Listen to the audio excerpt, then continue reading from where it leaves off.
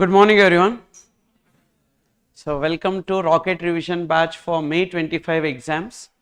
And so first things first, if at all you are thinking that this 4 days of Rocket Revision batch alone will be sufficient, wherein if you have not at all studied directly, if you are coming for this class, I am sorry because I can't do justice in 4 days. Okay, this is purely a revision batch. Those who are watching in YouTube also, I just wanted to clarify this because many students have messaged me in Telegram that sir, I have not at all prepared anything sir, this 4 days revision batch alone I will attend. Come on boss, CA is that easy or what? So I never knew that CA is that easy, so it is not possible that way. So maybe you have already attended some classes, then it will be like okay, you will understand.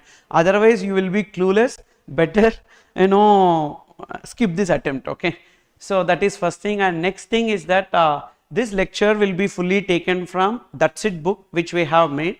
And suppose if you are already having revised book, you can easily see from there also, because more or less the portion will be the same. And That's It book also if you are having, it will be better. And whatever we are recording, all these things, like whatever we are taking now, it will be there in YouTube live and it will be there forever. So you can watch at a later point of time also. This timeline, like what is that, timestamps, the timestamps and all we will update later, so that you can just go to that respective chapter and you can revise it for that 1.5 days before the exam. This time we don't have that much of time, like previous etc. and all, 2 days leave and all we don't have, hardly 1 day leave only. So properly we need to strategize and prepare it.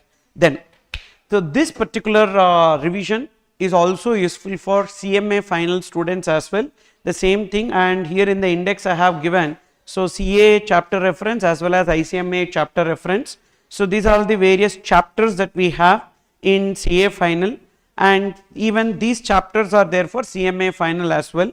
And in this, so how we are going to divide this 4 days revision session, I am just giving you a clarity. So day 1, that is today, we will be focusing on customs and FTP, because usually when you prepare, you will give last importance to customs and FTP. That's the reason why we are preparing it first. So that's the agenda for today. And next 3 days we will be focusing on GST. In that GST also, tomorrow session will be on other topics in the sense like our volume 2 topics, registration, tax invoice, offences and penalties, etc. and all. And then only we will go to the basic concepts, etc. So we are doing it in a reverse manner. Okay, so why like that? Because usually when you are starting watching the lectures also, beginning and all you will be having good flow, and thereafter in the middle it will go off. So therefore you would not have prepared properly. That's the reason why what's the point in taking the same thing again from the beginning. That's why we are just following this strategy. Okay, and so therefore today's discussion is from segment 23 to segment 32, that is taxable event under customs to foreign trade policy. And in this, if you see, there are like lot of amendments for May 25 exams, but mostly all these amendments are in the context of GST only. And this time we have around some, I think 57 amendments. There are around some 57 amendments for CA final May 25 exam. There are some more amendments for November exam also, but which I have given in the book, but I am not going to touch upon that, because as this batch is purely for May 25 exam, so this November 25 amendments I am not touching.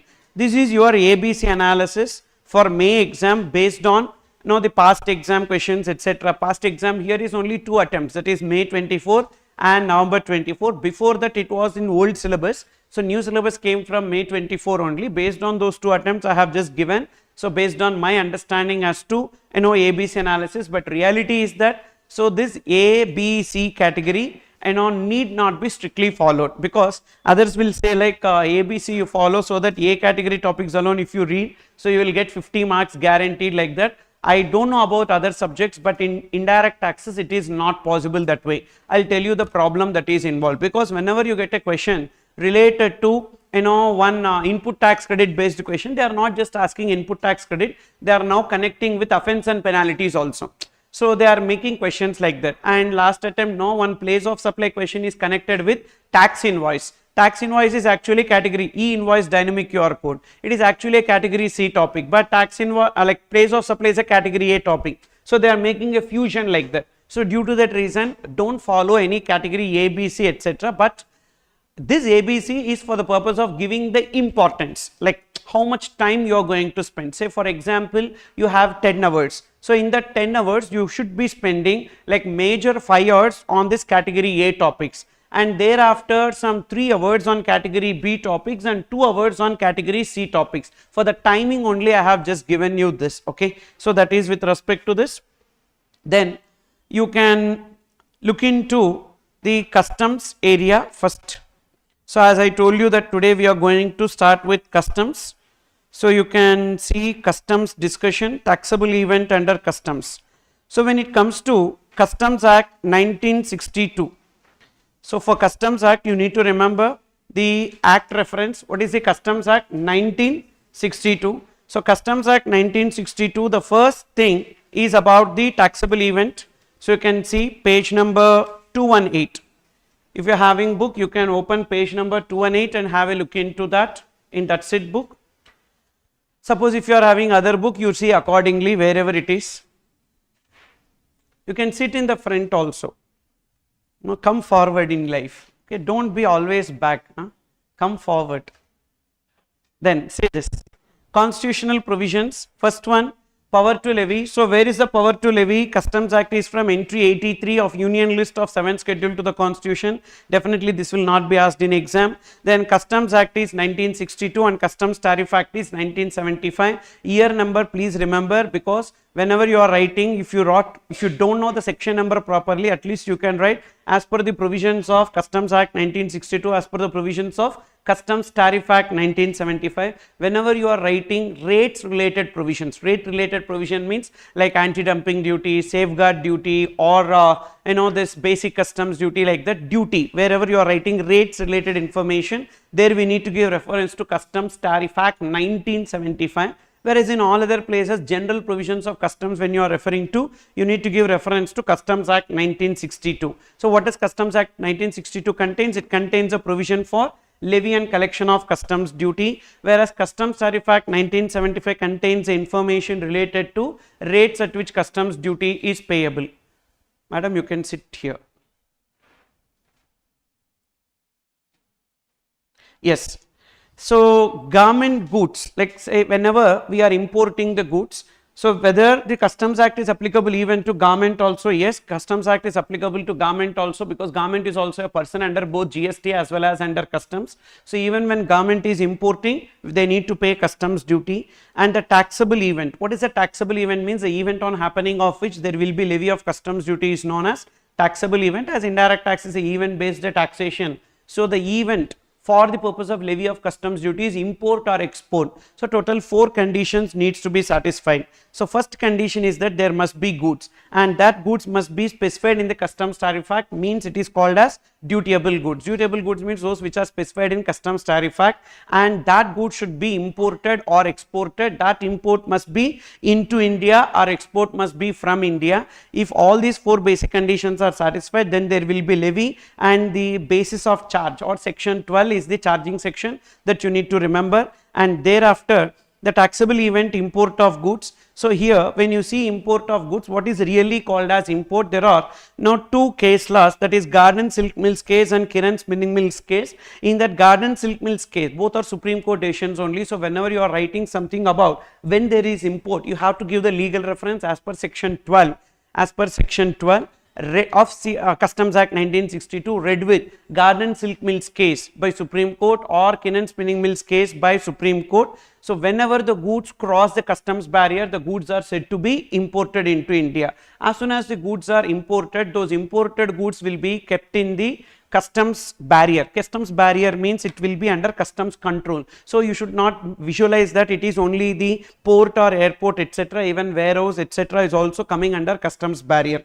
So whenever you are importing the goods, that imported goods cleared for home consumption, goods are crossing the customs barrier when bill of entry for home consumption is filed. Okay, that is as per Kiran Spinning Mills and Garden Silk Mills case. Simply remember, whenever the goods cross the customs barrier, how the goods cross customs barrier, whenever you file the bill of entry for home consumption or ex-bond bill of entry for home consumption, the goods will cross the customs barrier. There are two types of bill of entries. Total 3 types of bill of entries are there, but these 2 bill of entries we will be paying the customs duty. So total, what is bill of entry? A document which will be filed by the importer with the customs officer for the purpose of clearance of the goods is known as bill of entry. So bill of entry is broadly divided into 3. Bill of entry for home consumption. As soon as the imported goods are unloaded, it can be cleared to the importer's place, for which we need to file bill of entry for home consumption. Bill of entry for warehousing, or also known as inbound bill of entry or into bond bill of entry. So it is for imported goods which are taken to the warehouse without payment of customs duty. Those warehouses are licensed by the customs department, so it will be taken to the customs warehouse and it will be deposited there,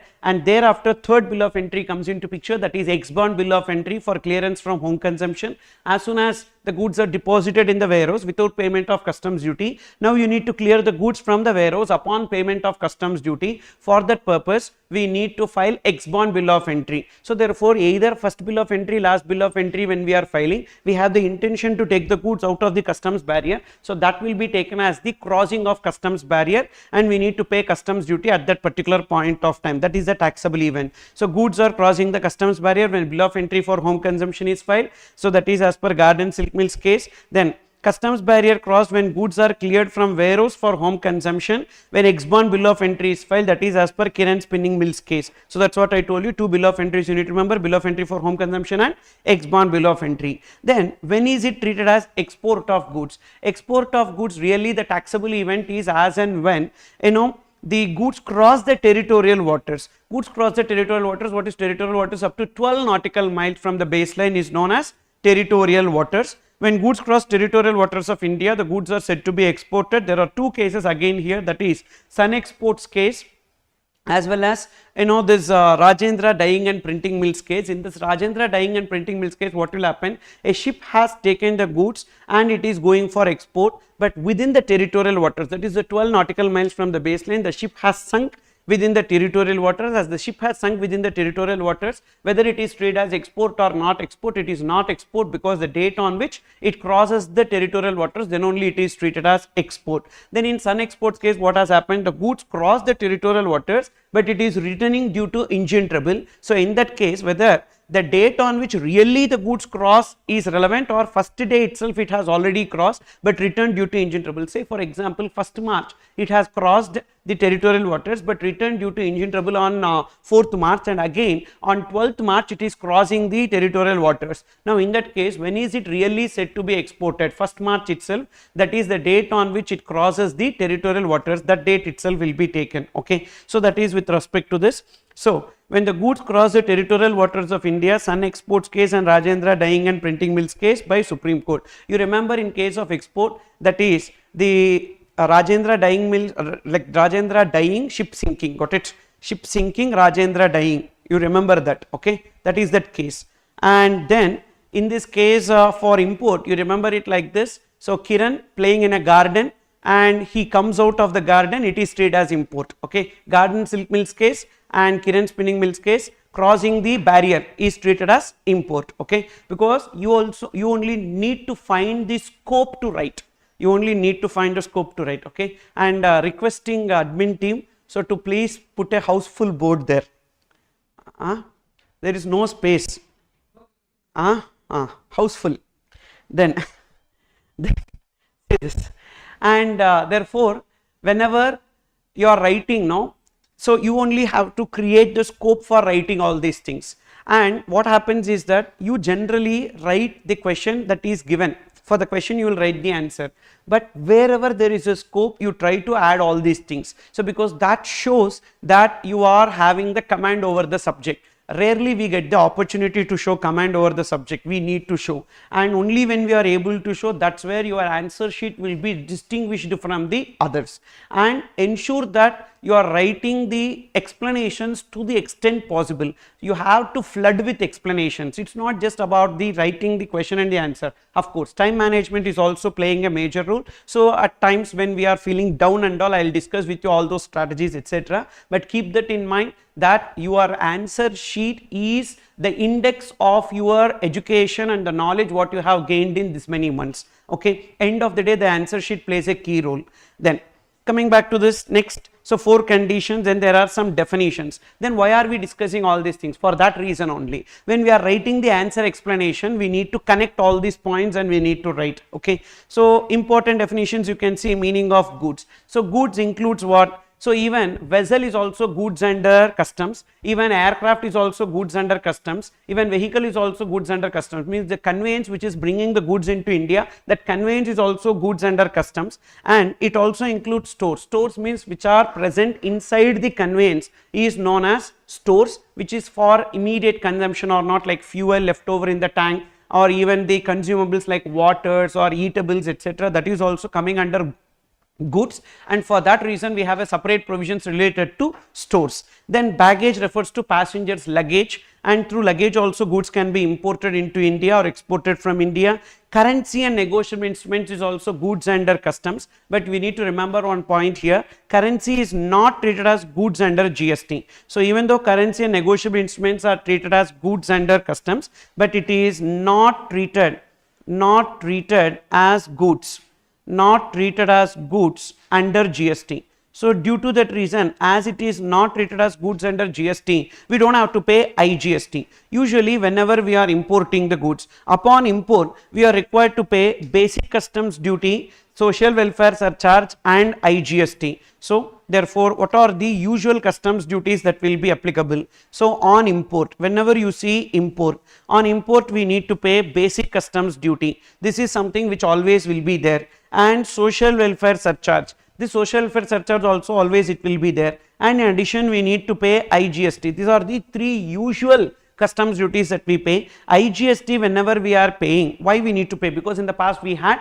CVD and SAD, countervailing duty to counterbalance excise duty, and SAD to counterbalance sales tax. As excise duty and sales tax got subsumed into GST, because of that reason we have IGST. So whenever currency is being imported, we need to pay basic customs duty and social welfare surcharge, but IGST not payable because it is not treated as goods under GST. Then next we have any other kind of movable property that will be treated as goods. And then stores. Stores refers to goods which are for consumption, whether or not immediately. So goods for use in vessel or aircraft and includes fuel, spare parts, other articles of equipment, whether or not for immediate fitting. So through stores also goods can be imported into India. This point again we have in stores, which says that suppose if there is a aircraft which is coming from outside India to India, in that aircraft there is some fuel left over in the tank, whether customs duty payable on the fuel which is left over in the tank? Yes, we need to pay customs duty on the fuel left over in the tank, because that fuel left over in the tank is also treated as import, and we need to pay customs duty provided the aircraft is used for domestic transportation. If that aircraft is still a foreign going vessel or aircraft, then in that case we don't have to pay customs duty on the fuel left over in the tank. So this point is there in stores. So that's what we need to understand. Even through stores also the goods can be imported and it will be chargeable to customs duty. Then import refers to, so bringing goods from outside India to India. This definition is common both in GST as well as in customs. So bringing goods from outside India to India is known as import, and taking goods from India to outside India is known as export. And India, for the purpose of customs, is only up to territorial waters of India. But for the purpose of GST, if you see, for the purpose of GST, for GST India is up to, for GST India is up to 200 nautical miles, 200 nautical miles from baseline. So 200 nautical miles from baseline, that is the meaning of India for the purpose of GST. But for the purpose of customs, India is only up to territorial waters, that is 12 nautical miles. So here you need to understand what is this 12 nautical miles, 200 nautical miles. If you take the baseline, from the baseline up to 12 nautical miles is known as territorial waters, and thereafter up to 24 nautical miles, 200 nautical miles, all these contiguous zone or exclusive economic zone, like that they say, customs officer can execute their powers up to Indian customs waters. So till Indian customs waters, customs officers will have power, but for the purpose of import or export, it is only 12 nautical miles, and beyond 200 nautical miles, any area that is there, that is called as high seas. So that is with respect to this, and exclusive economic zone up to 200 nautical miles and high seas beyond 200 nautical miles. But for the purpose of customs, India is only up to 12 nautical miles. All provisions of Customs Act will be applicable, but beyond 12 nautical miles and up to 200 nautical miles, the provisions of Customs Act only in relation to offences and penalties will be applicable, which means the powers of the customs officer to arrest a person or to seize the conveyance, etc. So few sections empowering customs officer to arrest or search a vessel, etc. are applicable, and beyond 200 nautical miles is known as outside India, that is high seas. Then customs area. Customs area means the area under customs station or warehouse and includes any area in which imported goods or exported goods are ordinarily kept before clearance by customs authorities, that is known as customs area. That is usually in every customs port or airport. Not every port and airport is called as a customs port or airport. So the only notified ports and airports where the goods are imported or exported is permitted is known as customs port or airport. In that customs port or airport, there will be some area which is under the customs control, that is called as customs area. Then Indian customs waters, already you know, up to 200 nautical miles. Then export goods, simple goods which are taken from India to outside India, and exporter and importer. If you see these two definitions, both are similar.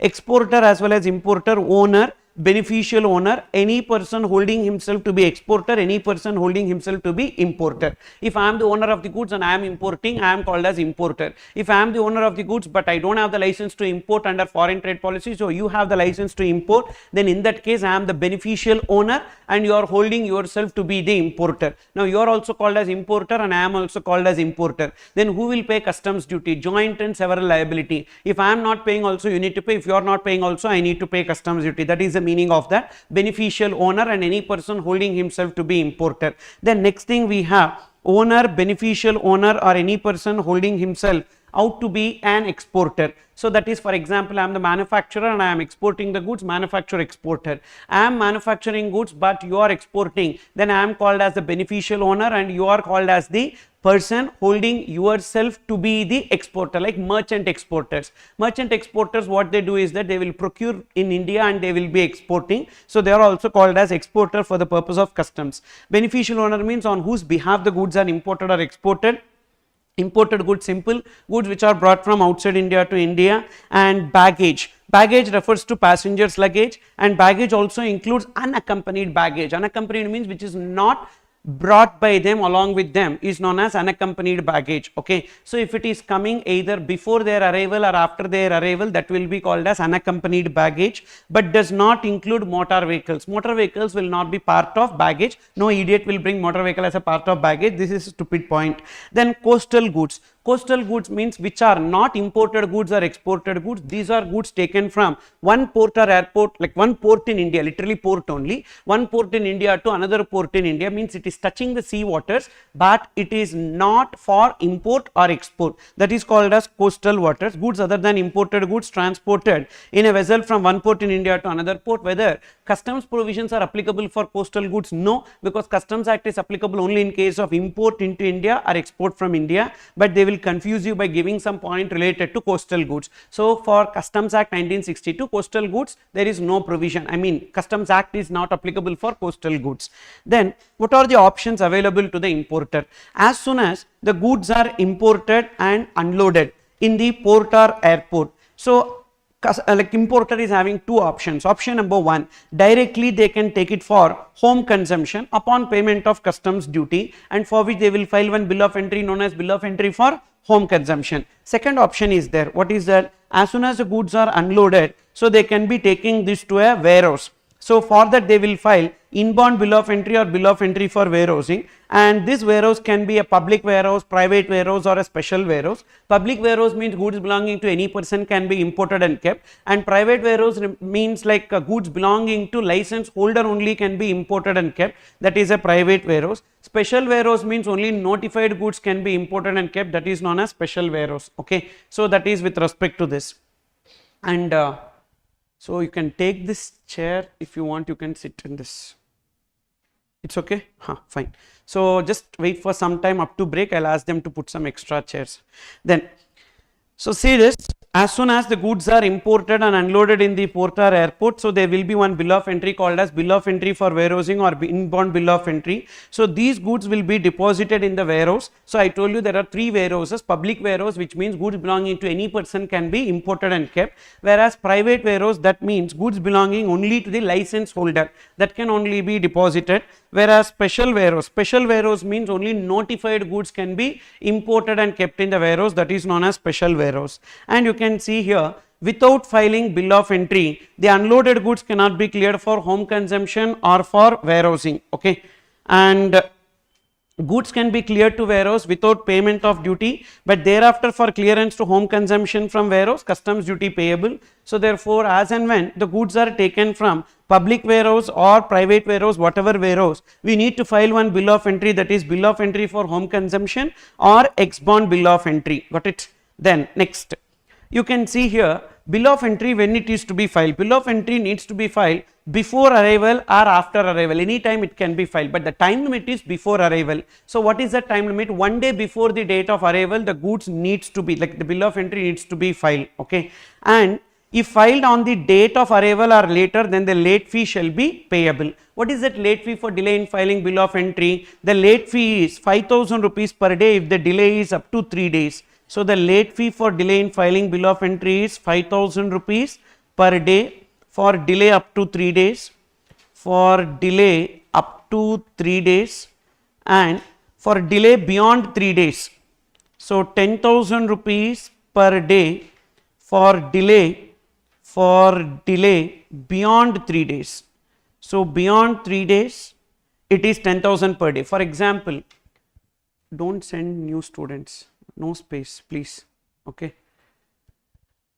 So 10,000 rupees per day for delay beyond 3 days. For example, if there is a delay by 7 days, for first 3 days, what is the late fee? 5,000 into 3, that is 15,000, and thereafter for remaining 4 days into 10,000, that will be 40,000. So 40,000 plus 15,000, that will be 55,000 will be the late fee. This is very, very important for MCQ purpose. For MCQ, they can create a question related to computation of late fee, there it can be tested. But remember, the time limit is before the date of arrival, okay. Time limit is before the date of arrival. For example, today is the arrival of the vessel or conveyance or aircraft. So before that day it should be filed. What if before that day is a Sunday or public holiday, etc.? There is nothing like that called working days, etc. for bill of entry. The bill of entry needs to be filed at any cost.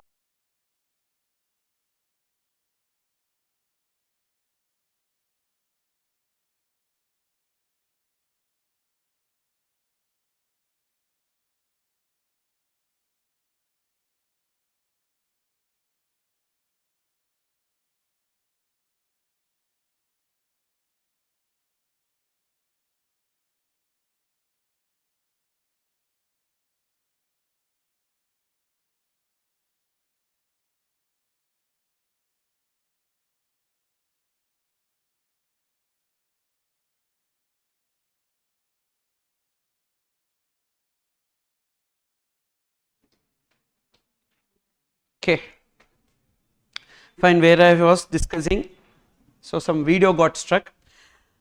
That is about as soon as the goods are imported, the imported goods will be kept in the warehouse. At the time when we deposited the goods in the warehouse, the goods were dutiable.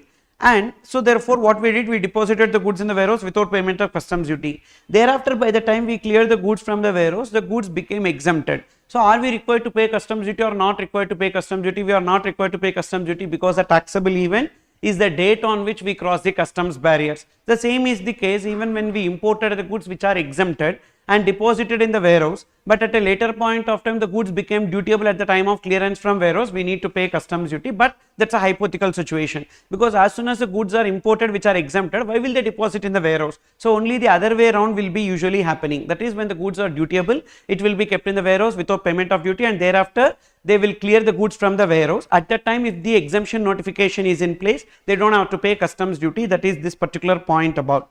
Then customs warehouse does not mean any warehouse belonging to customs department, but a warehouse which is owned by the person licensed by the customs department. There is nothing like that called owned warehouse. All warehouses are licensed by customs department, but there is one warehouse which is under the customs control. What is that warehouse called as? Special warehouse. Special warehouse will be under customs control, that too physical control will be there. Whereas in other cases, other two warehouses, what are the other two warehouses? I told you, public warehouse and private warehouse, which is under records based control. There won't be any physical control with respect to that.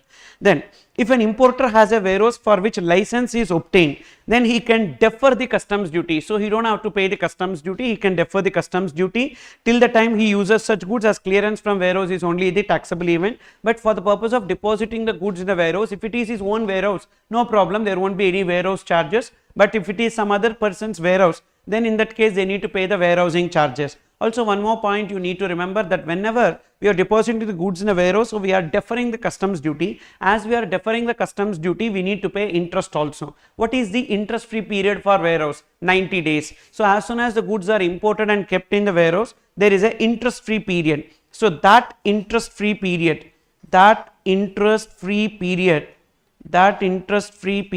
is 90 days. 90 days from which date? 90 days from warehousing order.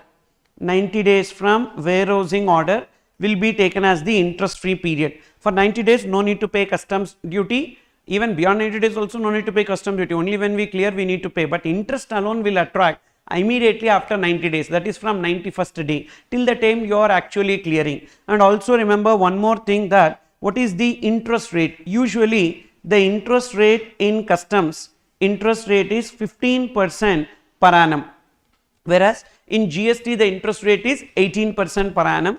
And whenever you are reading the question, be careful whether it is a GST related question or customs related question. So accordingly you need to take the interest rate. So always in customs the rate of interest will be 15% per annum whenever we are making the payment to the customs department. Okay. Then various documents involved you can see here. So these are the documents, that is in case of import, documents to be filed by PIC. PIC means person in charge of the conveyance, whereas documents to be filed by importer and documents to be filed by exporter. If it is vessel, then the document name is import manifest, aircraft arrival manifest, vehicle, it will be called as import report. This is the document filed by person in charge that contains the details of the goods which are present in the conveyance, that is called as this import manifest, arrival manifest or import report, IM, AM or IR. Same way in case of export, the person in charge has to submit EM, DM, ER, that is export manifest, departure manifest, export report, that contains the details of the goods present in the conveyance. And the document to be filed by importer will be always bill of entry only, whereas the document to be filed by exporter, in case of vessel and aircraft it is shipping bill, in case of vehicle it is bill of export. There is one noteworthy point, that is in case of export of goods upon payment of IGST under GST, so we will get the refund of IGST paid. Export of goods upon payment of IGST option, in that case this shipping bill itself will be taken as the application for refund. Okay.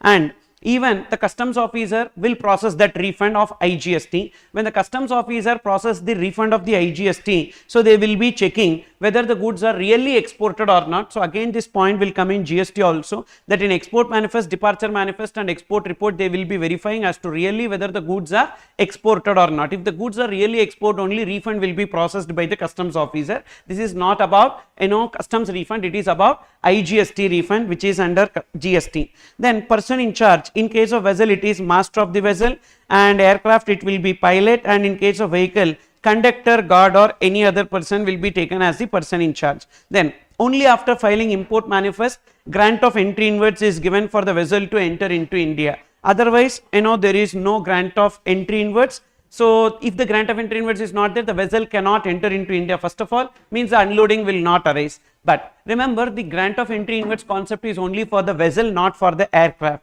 because aircraft can come and they can unload the goods only after they get the permission. But grant of entry inwards is for the vessel to first enter into India. The concept of grant of entry inwards not applicable in case of aircraft and vehicle, but arrival manifest or import report should be filed before arrival. Then only the goods are permitted to be unloaded.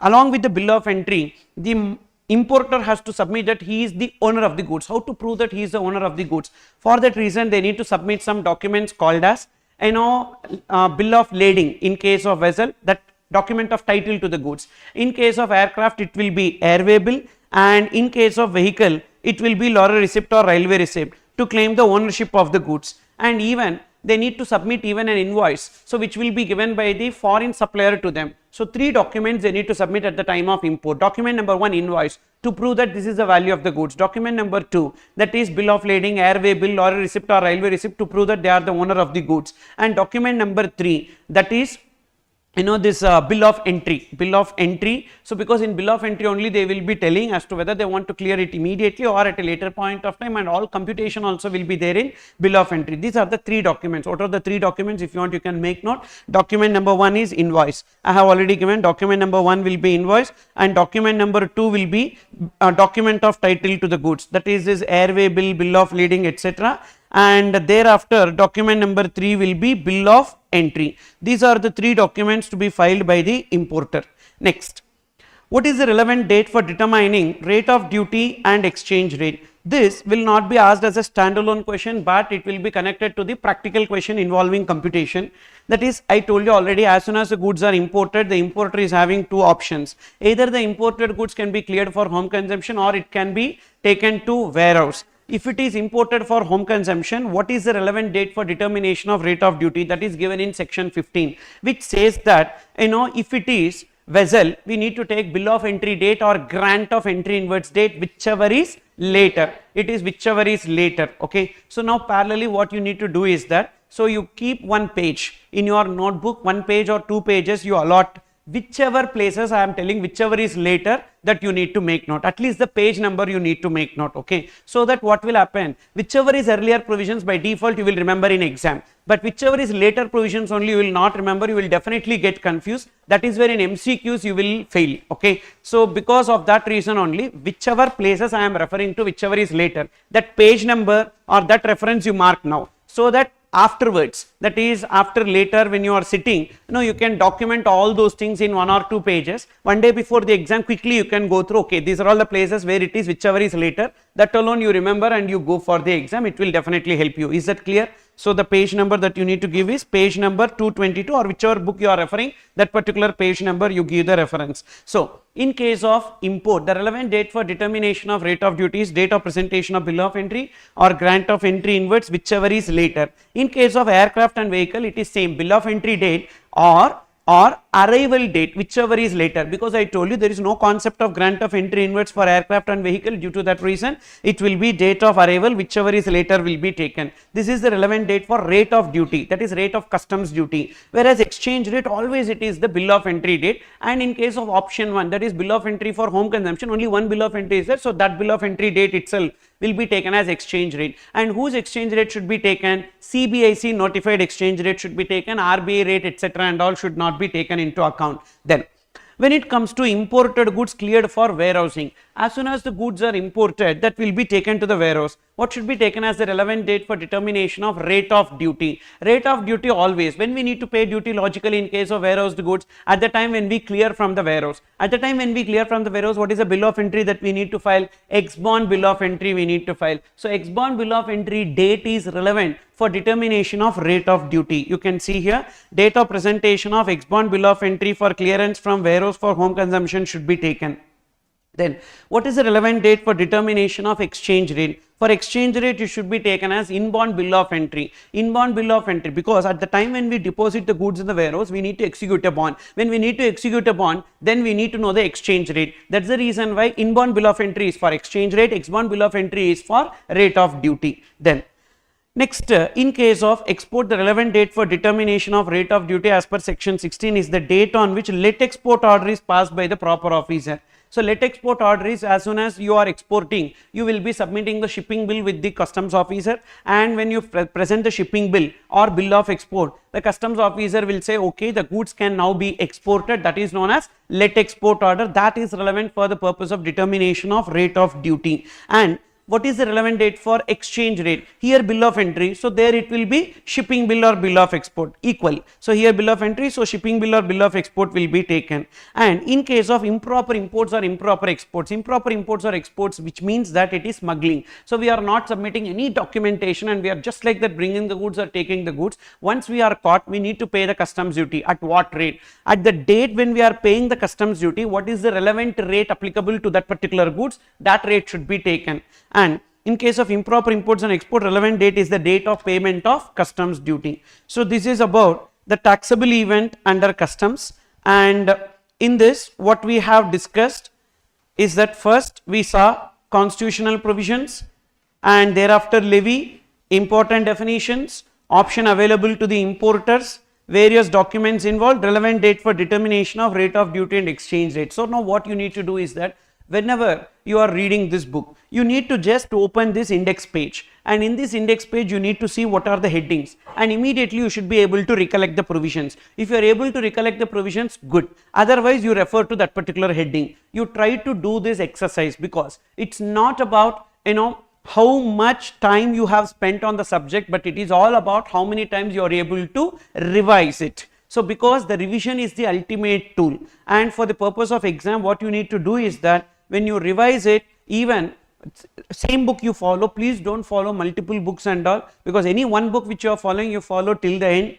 As in exam many times it happens, many students shared with me that as soon as they close their eyes, immediately they could recollect the entire page. The entire page will automatically come, and from that page, which page, what number, I mean what is the number, etc. and all will flash in our mind, sir, it happened for us. So that's the reason why use the same book and revise as many number of times as you can. Next thing is about exemptions from payment of customs duty. So in these exemptions we are going to see all these aspects. First one, power to grant exemptions. So exemptions are divided into two types, general exemption and special exemption. General exemption means central government in the public interest can give this general exemption. Special exemption is also in public interest, but the only difference is that general exemption will be by way of notification, official gazette, but special exemption is by way of special order. And general exemption, either they can give conditional or general. Absolute exemption, absolute exemption means no strings attached, completely it is exempted, whereas conditional exemption means it is exempted provided, like that they will put a condition. Whereas special exemption, exempt from payment of duty only under circumstances which are exceptional in nature. So whenever they cannot go to the parliament and get the parliament approval, immediately they will be giving special exemption by way of special order. Whereas general exemption, all these notifications which are published in the official gazette needs to be presented before the parliament, and they need to get the ratification related to that. Okay, then conditional exemption you can see here, valid up to 31st day of March, falling immediately after 2 years from the date on which grant variation in other than specified cases. Okay, so it is like conditional. What they are telling, so they are going to give the exemption up to 31st March, failing immediately after 2 years. Suppose within 2 years, if you are like sunset clause and all, they add up to this date only the exemption will be valid. This is an example of conditional exemption. And this is like special order. They will tell if the amount of duty leviable is equal to or less than 100, we don't have to pay duty. Like that, by way of special order they can be bringing this. These are just examples. And power to grant exemption from payment of duty is given in section 25. So section 25, they will be getting power to grant the exemption, but thank God we don't have the specific exemptions to remember in exam for customs purpose, that is which goods are exempted and all, we don't have to remember. Okay, but the power to grant exemption is given in section 25 by way of notification, official gazette. What is the effective date of this notification? Is it the date which is mentioned? Suppose if the date is mentioned, no issue. If the date is not mentioned, the date of its issue by the central government for publication in the official gazette, not the date when it is published. If there is a specific date mentioned, with effect from so and so date, this notification will come into force, like that if they say that date. If nothing is mentioned, the date on which it is issued for publication, but not the date when it is actually published. For example, it is issued for publication on 5th of March, but it is actually published in 8th of March. 5th of March will be taken as the effective date of notification. Again, this can be tested for MCQ purpose. And next, exemption through a special order, the date of its issue will be taken, and clarifications may be issued within 1 year from the issue of the notification, and this will have always a retrospective effect. So for example, if the notification is given on 7th of March and 7th March 2024, and after 9 months they have given one clarification related to this notification, will the clarification be effective from the date when it is issued, or it will be effective from the date of notification? It will be effective from the date of notification. And actually, coincidentally, these provisions are common even for GST. Okay, same provisions for GST, right there, same provisions for GST. Same provisions for GST. So therefore, if you remember in customs, the same will be useful for GST also. Then look into various exemptions here. In these various exemptions, first we need to understand this particular table. So section 13, section 23 subsection 2, 23 subsection 1 and section 22. So first let's try to understand what is that about each and every section. First we will see independently. Section 13 says that whenever the imported goods are kept in the port or airport, and if there is any petty theft called as pilferage, then in that case customs duty payable or customs duty not payable, customs duty not payable, and thereafter who will pay customs duty? So imported goods are kept under the control of a person called as custodian. So the goods will be under the control of custodian, and the custodian will be paying the customs duty with respect to this pilfered goods. And the custodian's obligation is that he need to restore back the goods. He will identify the goods and he will restore back the goods. As soon as the custodian restore back the goods, then this particular importer who initially did not pay customs duty, he need to pay the customs duty, and that money will be refunded to the custodian. It does not mean that only when the money is refunded to custodian, the importer has to pay customs duty to the customs department. Not like that. It is independent. The importer, as soon as the goods are restored back, he need to pay to the customs department. Thereafter, they will be giving it as refund to the custodian. Okay, but whether they refund to the custodian or not is not dependent on importer whether to pay customs duty or not. Okay, so you can see this. Section 13 talks about no duty on pilfered goods. Pilferage means what? Petty theft. Goods are pilfered, petty theft. And customs duty payable or not at all payable? Customs duty not at all payable, but it is payable by the custodian. Importer will not pay. And remarks, what will happen if the goods are restored? Customs duty is payable by the importer. Whether it is applicable in case of warehoused goods? No, it is not applicable for warehoused goods. Means at which stage this pilferage should have happened? This pilferage should have happened before order for clearance. You can see the previous page. As soon as the goods are unloaded in the port or airport, an order for clearance will be made, and thereafter either it will be cleared for home consumption or cleared for warehouse, and thereafter from there it will be cleared from warehouse for home consumption. So before the order for clearance, if there is any pilferage, so then definitely customs duty is not payable. So the pilferage should have happened before order for clearance. What if before unloading itself the goods are pilfered? First of all, there is no levy. So you keep this in mind. There is one very important case, that is Mangalore Refineries Limited case. In this case, what has happened? They have brought some fuel and the crude oil fell into the sea, and because of that, they have not paid the customs duty, but the customs department asked them, no, first you pay the customs duty, and whatever is the spilled over quantity in the sea, for that you claim some kind of benefit under customs. But for which they are telling it's a huge amount, we need to pay, cash outflow is more, so for that we don't have to first of all pay the customs duty. Finally, the Supreme Court is telling that yes, you are not required to pay customs duty. First of all, there is no levy. What is levy? The goods should have been imported into India. When it is not at all unloaded in India, why you need to pay customs duty? You are not required to pay customs duty. So that is this. So all these sections, whenever we are talking about at which stage it should have happened, so before unloading if it is happening, then we don't have to pay customs duty. After unloading if it happens, then these sections will be coming into picture. So there is no levy under section 12. Consequently, customs duty not payable as per Supreme Court decision when the goods are lost in transit. That is with respect to this. Then next, here you can see second, that's why so pilferage is not applicable in case of warehoused goods. Section 23 subsection 2 we will see later. Go to section 22, the next section, immediately next section after section 13 is 22. So for the section that we have seen is 12, 15, 16. 12 is levy and 15 talks about relevant date for rate of duty in case of import, 16 relevant date for rate of duty in case of export, section 13 is about the pilferage, section 22 abatement. All the sections I have given at the end of this book, and you can see the page number references also. So therefore, section numbers try to revise it once. Say for example, you are sitting idle and mind is not working. At that time, just close that information and see what are all those section numbers. At least that way you do, because many people will tell that writing section numbers is not important, etc. and all. Maybe they would not have studied properly in their CA final exam, and because of it they will tell like that, because all those people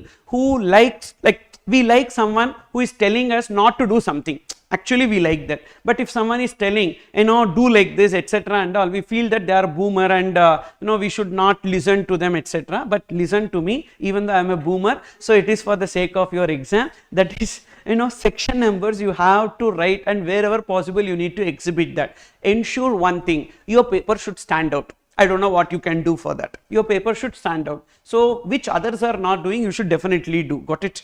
Say this. Section 22 talks about abatement. Abatement is applicable in case when the goods are damaged or deteriorated. Damage refers to the physical damage. Deterioration refers to reduction in the quality. So maybe because of many reasons, so effects of time or because of some other reason. So deterioration means there is a reduction in the quality, or even evaporation, that is also coming under deterioration. Evaporation case also can be classified there, but damage means literally a physical damage to the goods. But generally all these things like section 13, 23, 21 etc. and all should be after unloading, but this can happen even before unloading also, because see, when the damage or deterioration happens but the goods are really unloaded, but if the goods are destroyed the goods cannot be unloaded, but if damage happens also goods can be unloaded, if deterioration happens also goods can be unloaded, means there is a levy. So therefore, even if the damage or deterioration happens before unloading also, this section will be coming into picture. And what is the benefit? Customs duty payable at discount in proportion to the value of damaged goods. So therefore, we need to see how much is the value of the goods before damage, and based on that we need to pay the customs duty accordingly. For example, say the goods are imported, that is before damage. Before damage, if you see before damage, the value of the goods before damage, and what is the customs duty payable? What is the customs duty payable? Before damage, the value of the goods is say 15 lakhs. 15 lakhs is the value of goods before damage, and customs duty payable is somewhere like 3,84,000. Now, after damage, what happened to the goods you need to check. After damage, the value of the goods is somewhere like 8,45,000 is the value of the goods after damage. How this 8,45,000 can be ascertained? This 8,45,000 can be ascertained by way of auction. Okay, so customs officer,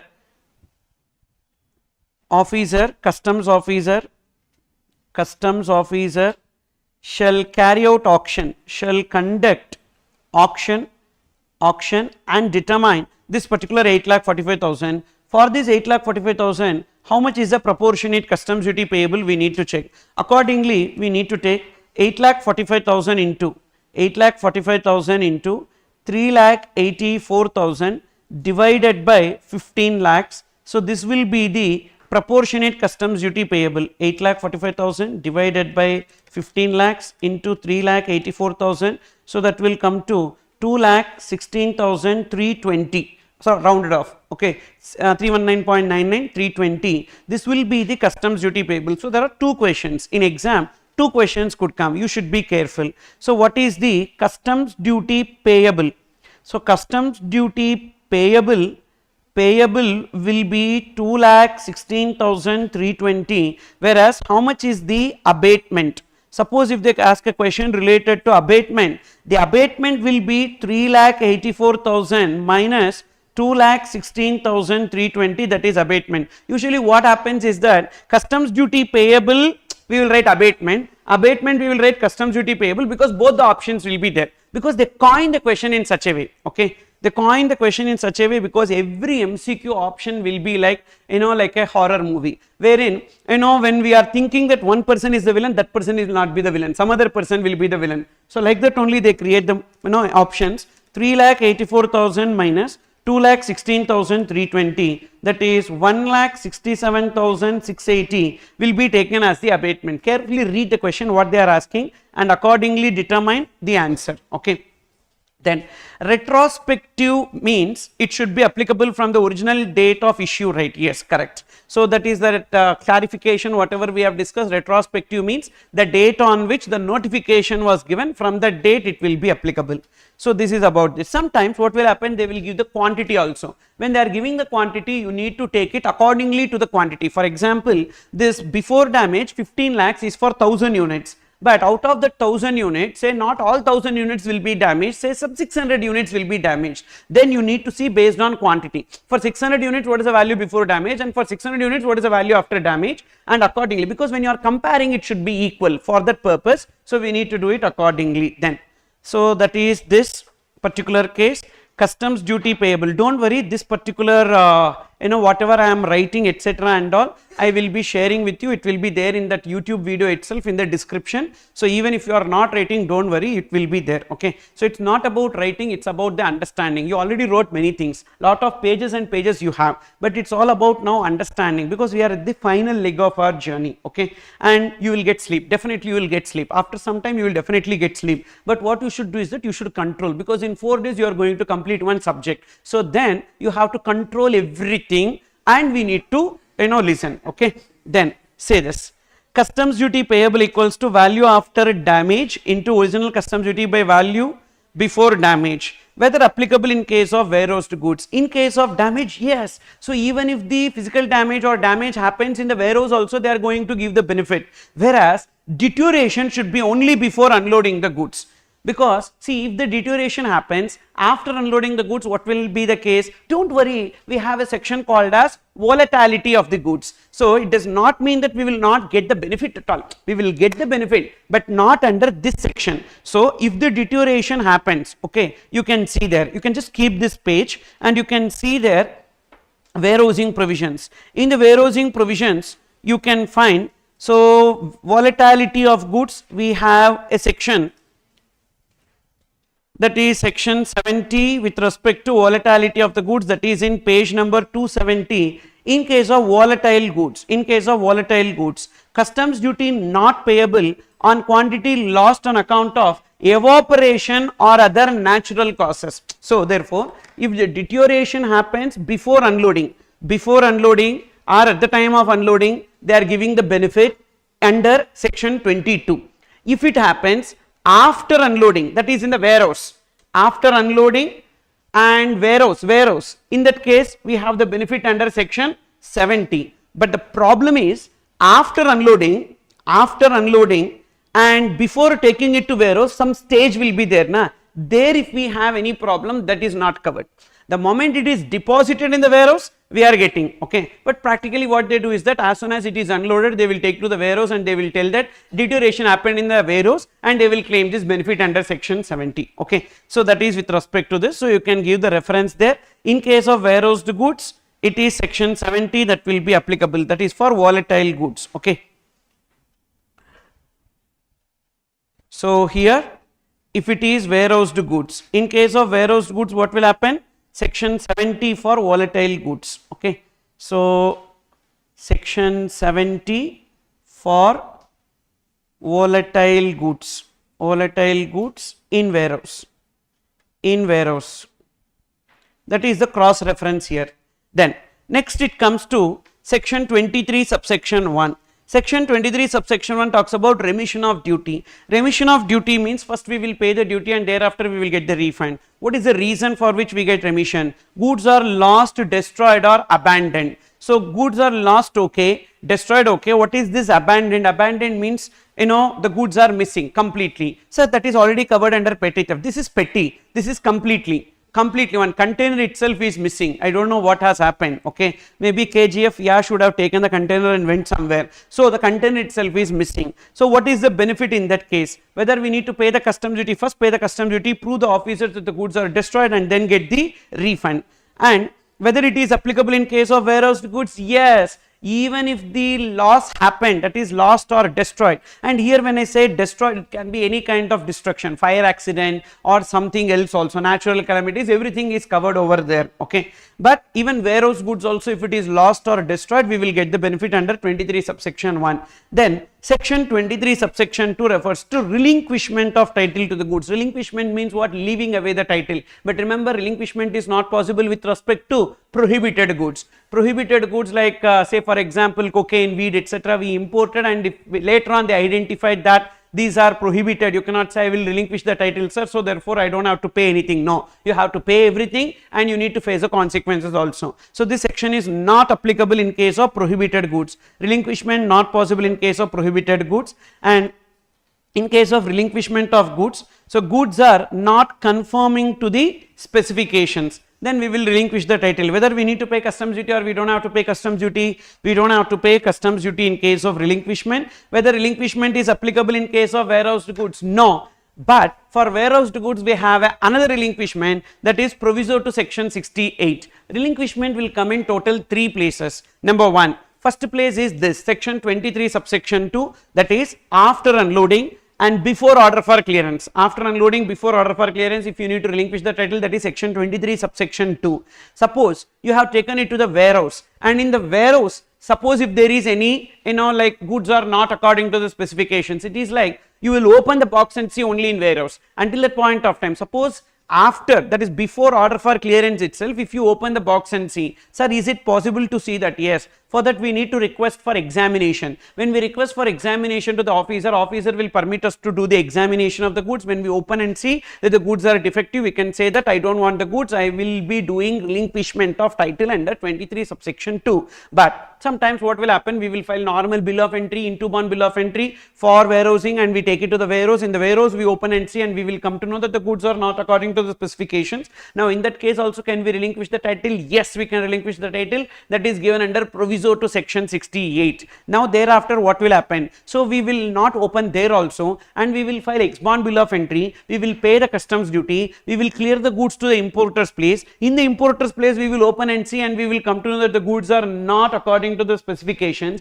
Then in that case already we paid the customs duty. Section 26A, refund we can claim. Section 26A we can claim the refund. 3 stages we have. This is first relinquishment of title. The other relinquishment of title what we have is in terms of warehousing, and thereafter again we have in section 26A also. So that place also we have. You can see this in page number 275. I gave a connection to that. What are the 3 places where we have relinquishment of title? Page 275 you can see. Page 275 of this book. It is there in refunds under customs. Goods are defective or not according to the specifications. Suppose after unloading and before order for clearance, if you know that the goods are not according to the specifications, then you can relinquish the title. Under 23 subsection 2, that's what we just discussed. Customs duty not payable, and it is not applicable in case of prohibited goods or improper imports. Suppose the order for clearance is made. That order for clearance will be either for home consumption or for warehouse. And thereafter, before actual clearance, that is in warehouse, you came to know that the goods are not according to the specification. That is with respect to warehoused goods. Customs duty not payable. So again, you can relinquish the title under proviso to section 68. Customs duty not payable because it is still in the warehouse. You have not filed ex bond bill of entry. And whether it is applicable in case of prohibited goods or improper imports, no, same concept. Suppose if it is after actual clearance, within 30 days plus 3 months. Within 30 days it can be extended for a further period of 3 months. So this plus 3 months and all I have given in book many places, like plus like that. So plus, you don't write like plus like that in exam, because last attempt one student wrote plus only. We created to that time limit for revocation of registration. So 90 days plus 180 days like that. What is this plus? ICA will not understand, the evaluator will not understand where from this plus and all came. You need to write like a legal language, that is, so it is within 30 days or further extended time period of 3 months, like that. Okay, please write, don't remember like this and literally vomit it there the same way. So please write properly. Okay, this SMS language, shortcut language, etc. and all, don't write in the answer sheet. Okay, because not everyone who is evaluating is a Gen Z kid. You understood or not? So they are old people. Yeah, try to understand. Then, so within 30 days plus 3 months, so we can relinquish the title under section 26A. And what will happen here? Already I paid the duty at the time of clearance itself, so therefore I will get the refund. How much refund I will be getting? 100% of customs duty paid I will get as a refund, not just like 95, 98 like that, not like duty drawback. 100% I will get as refund. But it is not applicable in case of prohibited goods. It is a common point in all 3 places. And improper imports also not applicable. Extra, you need to remember 2 more cases, that this section 26A is not applicable in case of perishable goods, also in case of used goods. The moment the goods are used does not mean to identify whether it is defective or not. Use here refers to the commercial use. Okay, use refers to commercial use. Use refers to commercial use, not just to identify whether it is defective or not that use, commercial use. Then in that case, so these are the 3 places. So therefore relinquishment of title can be tested anywhere, and you be careful with respect to your answer explanation. They will not give a theory question, but they will give you the application based question, like so and so person imported and they kept it this place and thereafter it happened like this, so determine which benefit under Customs Act is applicable, like that they will create a question. Then that is about this relinquishment. And how will this value be ascertained, that is in case of abatement, how the value will be ascertained after damage. Already I told you, customs officer shall conduct the auction and it will be ascertained. So that is what it is, value ascertained by the officer or gross sale proceeds in case of sale by public auction or tender or any other manner. Then next we have section 21, derelict jet stamp, float stamp. So this is referring to like all imported goods which are imported, and that imported goods like not in the same form, not like a original import, not in a regular fashion. So there is a ship which got derailed and some goods are thrown out of the ship to save the ship from sinking, that is jet stamp. And thereafter we have float stamp, those goods which are thrown into the sea will continue to float, that is called as float stamp. And wreck refers to damaged parts of the ship. All these things, if any person is bringing into the shore, they need to pay customs duty as if those goods are imported into India, unless those goods are exempted from payment of customs duty. That is the section 21. So they have not tested the section 21 so far, so leave it. Then we have a very important section, that is section 20. But before that, when which section will be applicable at which stage, you can see this particular chart. Before unloading, if there is any goods which are lost in transit, we don't have levy, so no need to pay duty. And after unloading and before order for clearance, all the 4 sections will be applicable. If the goods are pilfered, go for section 13. If the goods like not according to the specification, go for relinquishment. Even remission of duty under 23 subsection 1 and abatement under section 22 will be available at this stage. Okay, so all the 4 sections are available at this stage before order for clearance. Once the order for clearance is made and before actual clearance, so then in that case, if the goods are lost or destroyed, remission of duty. If the goods are damaged or deteriorated, abatement. Only 2 sections, means this section 23(1) and 23(1) and 22, these 2 sections are applicable only after order for clearance but before actual clearance. Before order for clearance and after unloading, so we will get both section 13 and 23 subsection 2 and 23(1) as well as 22. And here you need to remember one more point, only one section has got a special case wherein even before unloading, if it happens also, we will get the benefit, that is in case of damage or deterioration. Then section 20 we are discussing, that is concession with respect to re-importation of goods. So whenever we are re-importing the goods, like every time we import the goods, we need to pay customs duty. The goods may be going from India and it may be coming back, so then also we need to pay customs duty, that is as per section 20. However, there are 2 notifications. Through that notification they have given some concessions, that is notification number 45 of 2017 and notification of 60 2018. These are the 2 notifications you need to keep in mind. So notification 45 of 2017. So what it starts? It starts with import. Okay, it starts with import. First it will be import and thereafter export and thereafter re-import. First you are importing. Are we paying the customs duty? Of course. Whenever we are importing, we pay the customs duty. Thereafter the goods are exported. So whether it is exported on payment of customs duty, no, it is not on payment of customs duty, but it is exported, and when we export we got some kind of incentive. What is that incentive?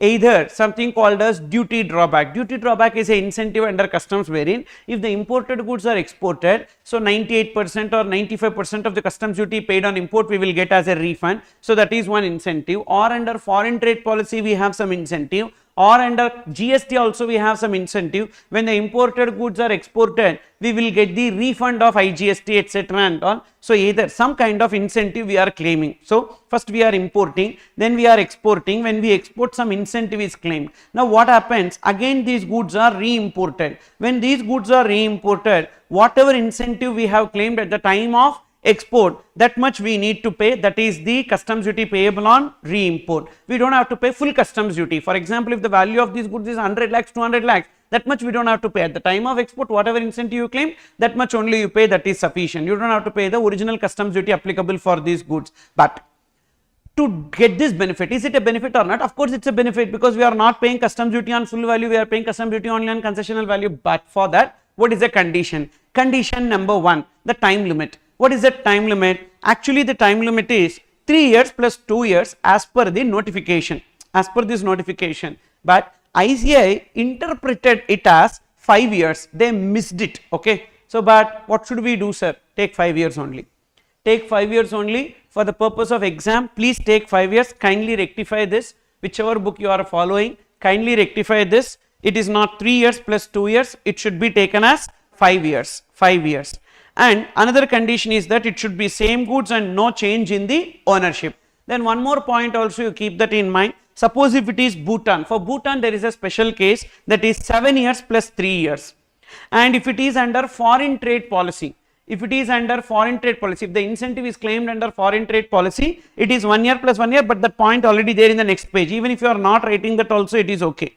That FTP you are not writing also, it is okay, but just the Bhutan point you write, because that FTP point already there in the next page. Two corrections you need to do. One is that 3 years should be changed to 5 years and plus 2 years, that is there, and Bhutan will be 7 years plus 3 years, okay.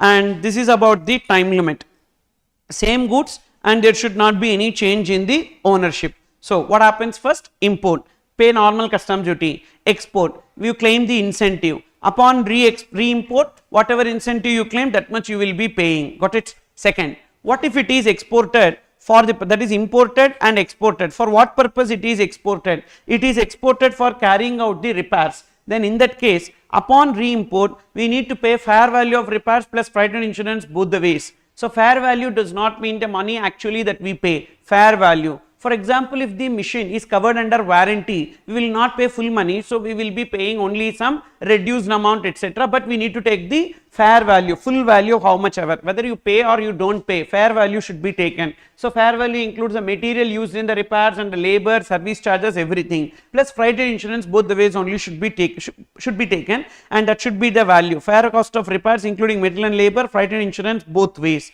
This is about this. What if you have imported, paid customs duty, at the time of export it is neither claimed incentive nor it is exported for repairs, and again it is re-imported, whether we need to pay any customs duty? No, we don't have to pay any customs duty, because that is a clarification which is given, which you can see in the next page, okay. So if goods are exported are not subject to any incentive, point number 4 you see, if goods exported are not subject to any incentive or exemption and not exported for repairs, then upon re-import, customs duty payable or customs duty not payable? Customs duty not payable, okay. Then next one, even IGST will be payable the same way. So this is the value, assessable value under customs. So that is common for basic customs duty, social welfare surcharge, IGST, everywhere it is the same way. Means not that IGST will be payable on full import value, even on re-import IGST also payable at the same concessional value only, and IGST payable on fair cost of repairs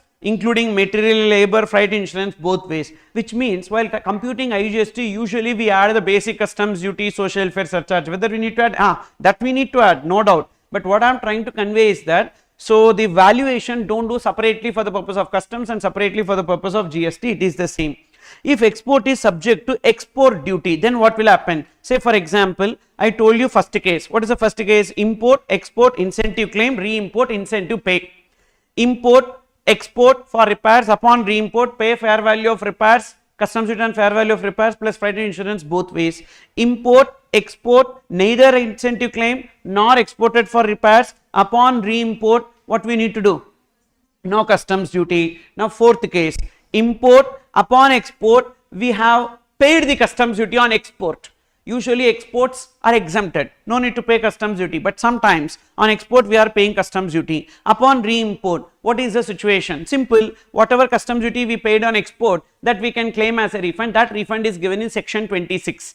That refund is in section 26. You can see, if export is subject to export duty, then upon re-importation, refund of customs duty paid can be claimed in terms of section 26. So this is there in the refunds. So you can check that refunds chapter, so which is in page number 274. In that I have given section 26. When the goods are exported on payment of duty and imported otherwise than as a resale, that is rejections or returns, etc., it is coming back. So first I am exporting and upon export I paid the duty and it is coming back, maybe because the sales returns happened or rejection happened, then in that case whatever customs duty that I paid on export, that I will get as refund. 100% customs duty paid on export I will get as refund. What is the time limit within which I need to get it back? That is from export, what is the time limit within which it is to be returned back? Within 1 year, not 6 months. 6 months is the application for refund. So within 1 year it should come back, okay. And as soon as it comes back to me, import. So from the date of import, within 6 months I will make an application for refund. So 6 months from the order for home consumption I will make application for refund.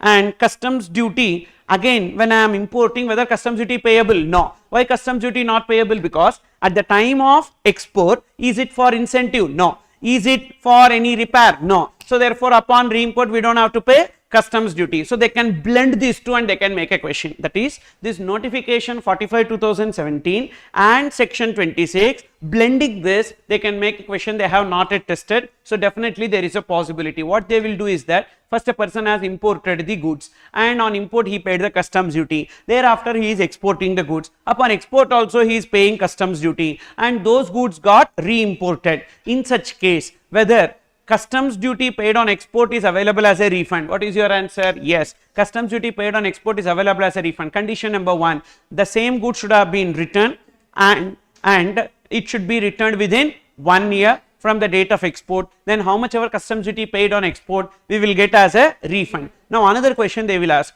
that another question will be on re-import whether any customs duty payable. You claim on export whatever customs duty you paid, that you are getting as a refund. On import whether you have to pay any customs duty because it is imported, re-import, whether you need to pay any customs duty? No. In that case the benefit of notification, as it is within 1 year, but the time limit is 5 years, correct, 5 years plus 2 years. So therefore it is within 1 year only it is coming back, and when it is coming back at the time of export we did not claim any incentive, and the time of export it is not for repairs. So whenever it returned we don't have to pay customs duty. That is this connection.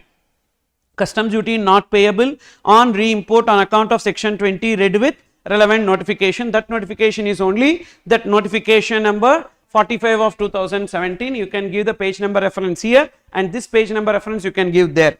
Next, what is the time limit within which the grant of refund should happen once we make application for refund? What is the time limit for making application for refund? As and when the goods are imported, within 6 months we need to make application for refund, and as and when we make application for refund, from there within 3 months they will grant refund but no interest. If they are not granting refund within 3 months, then interest will be payable at the rate of 6% per annum. In case of GST, this 3 months will be 60 days. We don't have 3 months and all, here only we have 3 months, okay. So in GST it is 60 days.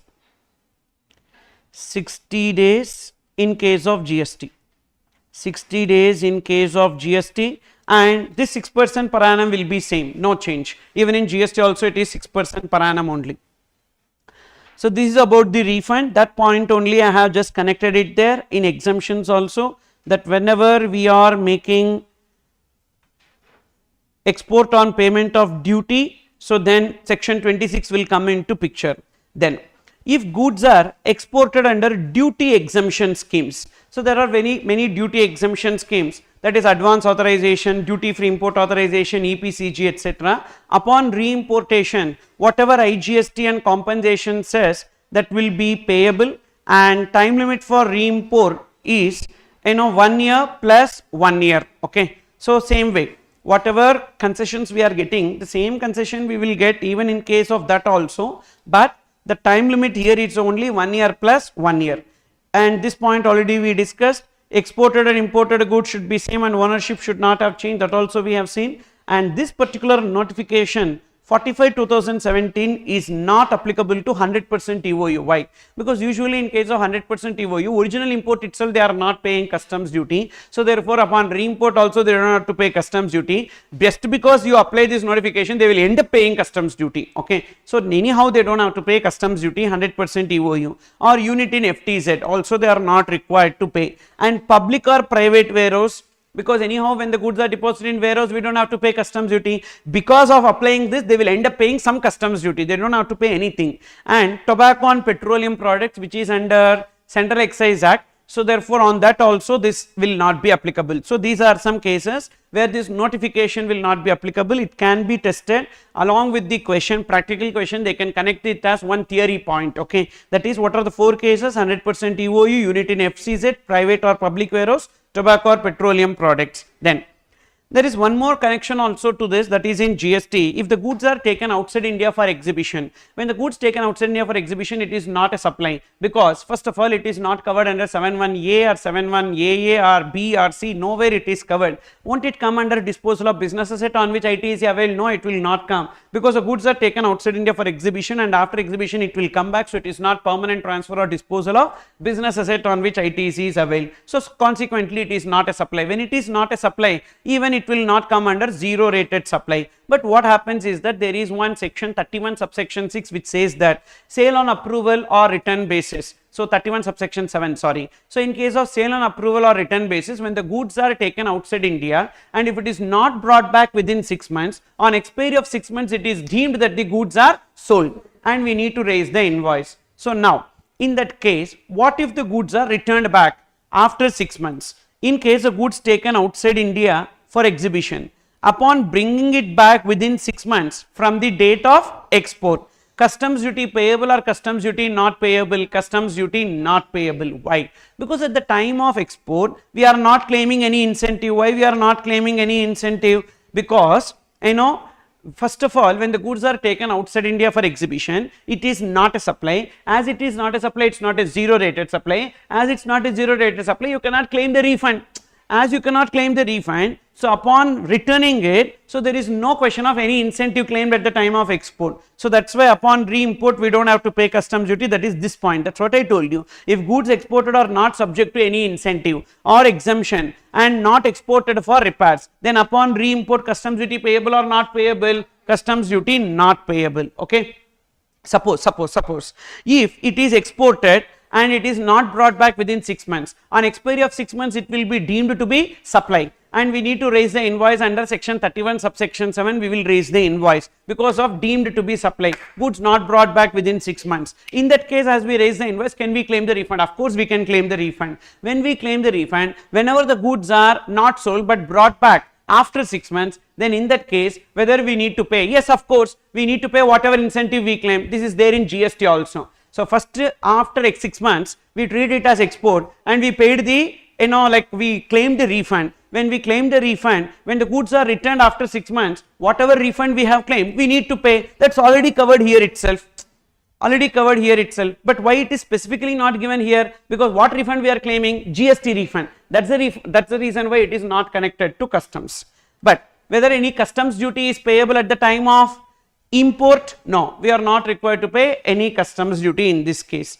Then, so maybe they can merge these two and ask in IBS for GST and customs related questions also. If not in GST also, there is a possibility of asking all these things in IBS. So when you prepare only 5 subjects, at least prepare that fully. You understood? You understood what I am telling? 5 only. At least that we will prepare fully. Anyhow, SPOM A and B, gone. Okay. At least this we will prepare properly so that any question that comes in IBS you will be able to write. Then notification number 60 of 2018. Here what will happen? First there will be export. There first it was import. Okay. Then it will be export. First export and thereafter it is import. Thereafter it is re-export. And here you are importing, na? You don't have to pay customs duty here. First you have exported the same goods imported, we don't have to pay customs duty here. But what is the time limit? From export to import, if it is reprocessing, refining, remaking, it should be 1 year. Usually manufacturing defects. Suppose because of the usage, then repair or reconditioning, then it will be notified goods 7 years and other goods 3 years, and in both the cases it is 10 years for Nepal and Bhutan. And what are those notified goods? Certain machineries, computers and color TV, etc. These are those notified goods. So first we are exporting and then it is imported, time limit 1 year. For repair, remaking, not for repair, reprocessing, refining, remaking 1 year, repairs or reconditioning, notified goods 7 years, other goods 3 years, 10 years in case of Nepal and Bhutan. Once the goods are imported and thereafter whether we need to pay customs duty on import? No. And it should be re-exported. What is the time limit within which it should be re-exported? 6 months plus 6 months. and imported goods and re-exported goods should be same, and importer at the time of importation executes a bond. What if it is not re-exported within the time limit of 6 months plus 6 months? Then customs duty payable on import. Also, what if it is not brought back within this time limit? Then also customs duty payable on import. See, first you need to remember the concession. Concession depend upon the conditions. If any one condition not satisfied, then we will not get the concession and we need to pay the customs duty. Then here from export to import, if there is any loss, process loss, in that case will it be okay? Yes. From export to import, if there is any process loss, again import to re-export, if there is any process loss, it is okay, that will be permitted. That is this, if any loss of imported goods is noticed during such operation, such loss shall be exempted from whole of the customs duty upon satisfaction of ACDC of customs.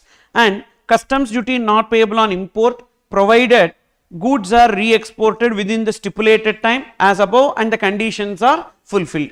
Then next, denaturing and mutilation of goods. As soon as we imported goods, and these goods may be having twin purpose, depending upon the purpose we need to pay the customs duty, and when by doing denaturing we will make it unfit for other purpose. So in class I gave an example of this H2SO4 sulfuric acid. Sulfuric acid used in laboratories will have a very nominal customs duty, whereas used in production will have a high customs duty. So we denature it and make it unfit for production, so that we pay only the lower customs duty, that is known as denaturing. Owner of the goods will make request for denaturing, example diluting the chemicals. And mutilation. Mutilation means usually some goods when it is imported in its original form, we need to pay high customs duty, whereas if it is imported in the form of parts, we don't have to pay like high customs duty, and nominal customs duty is payable. But what we need is only parts, but we are importing it as a machinery, a second hand machinery, etc. and all. So break the machinery and make it unfit for using as a machinery, only the parts required will be taken. So that is known as mutilation.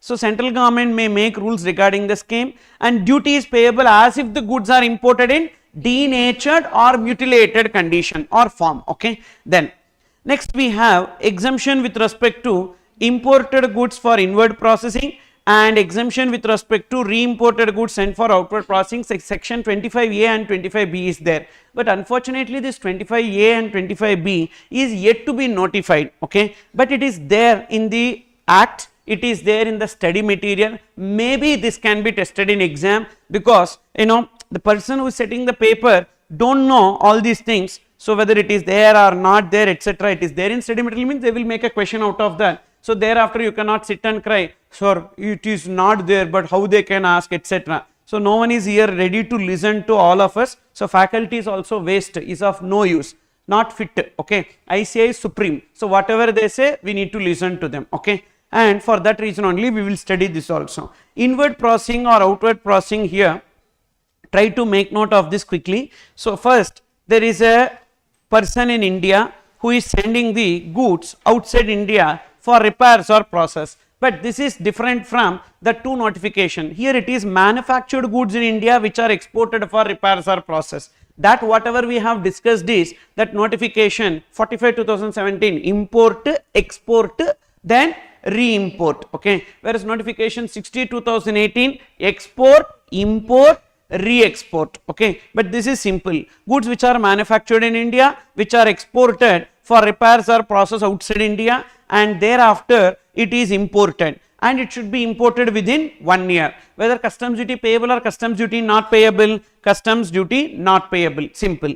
Same way, when the goods are manufactured outside India and it is brought to India for what? Import for repairs or process. On this import, whether we need to pay any customs duty? No, we don't have to pay customs duty, but for what purpose it is brought to India? For carrying out repairs or process, and it will be exported, and it should be done within 1 year. So then also we don't have to pay customs duty on this import. Both cases customs duty not payable on import, and both cases time limit is what? Only 1 year. And in both cases common condition is what that is it should be the same goods. Okay, that's what you can see here. Inward or outward processing. Inward processing means we do process in India. Outward processing means outside India. For repairs, further processing or manufacture, time limit in both the cases will be 1 year, 1 year from the date of import, from the date of export. Condition, it should be same goods, identifiable, same goods, applicable for notified goods, but that notified goods are yet to be notified. Okay, but this section is there, That is with respect to this. With this we completed exemptions under customs. Can I proceed?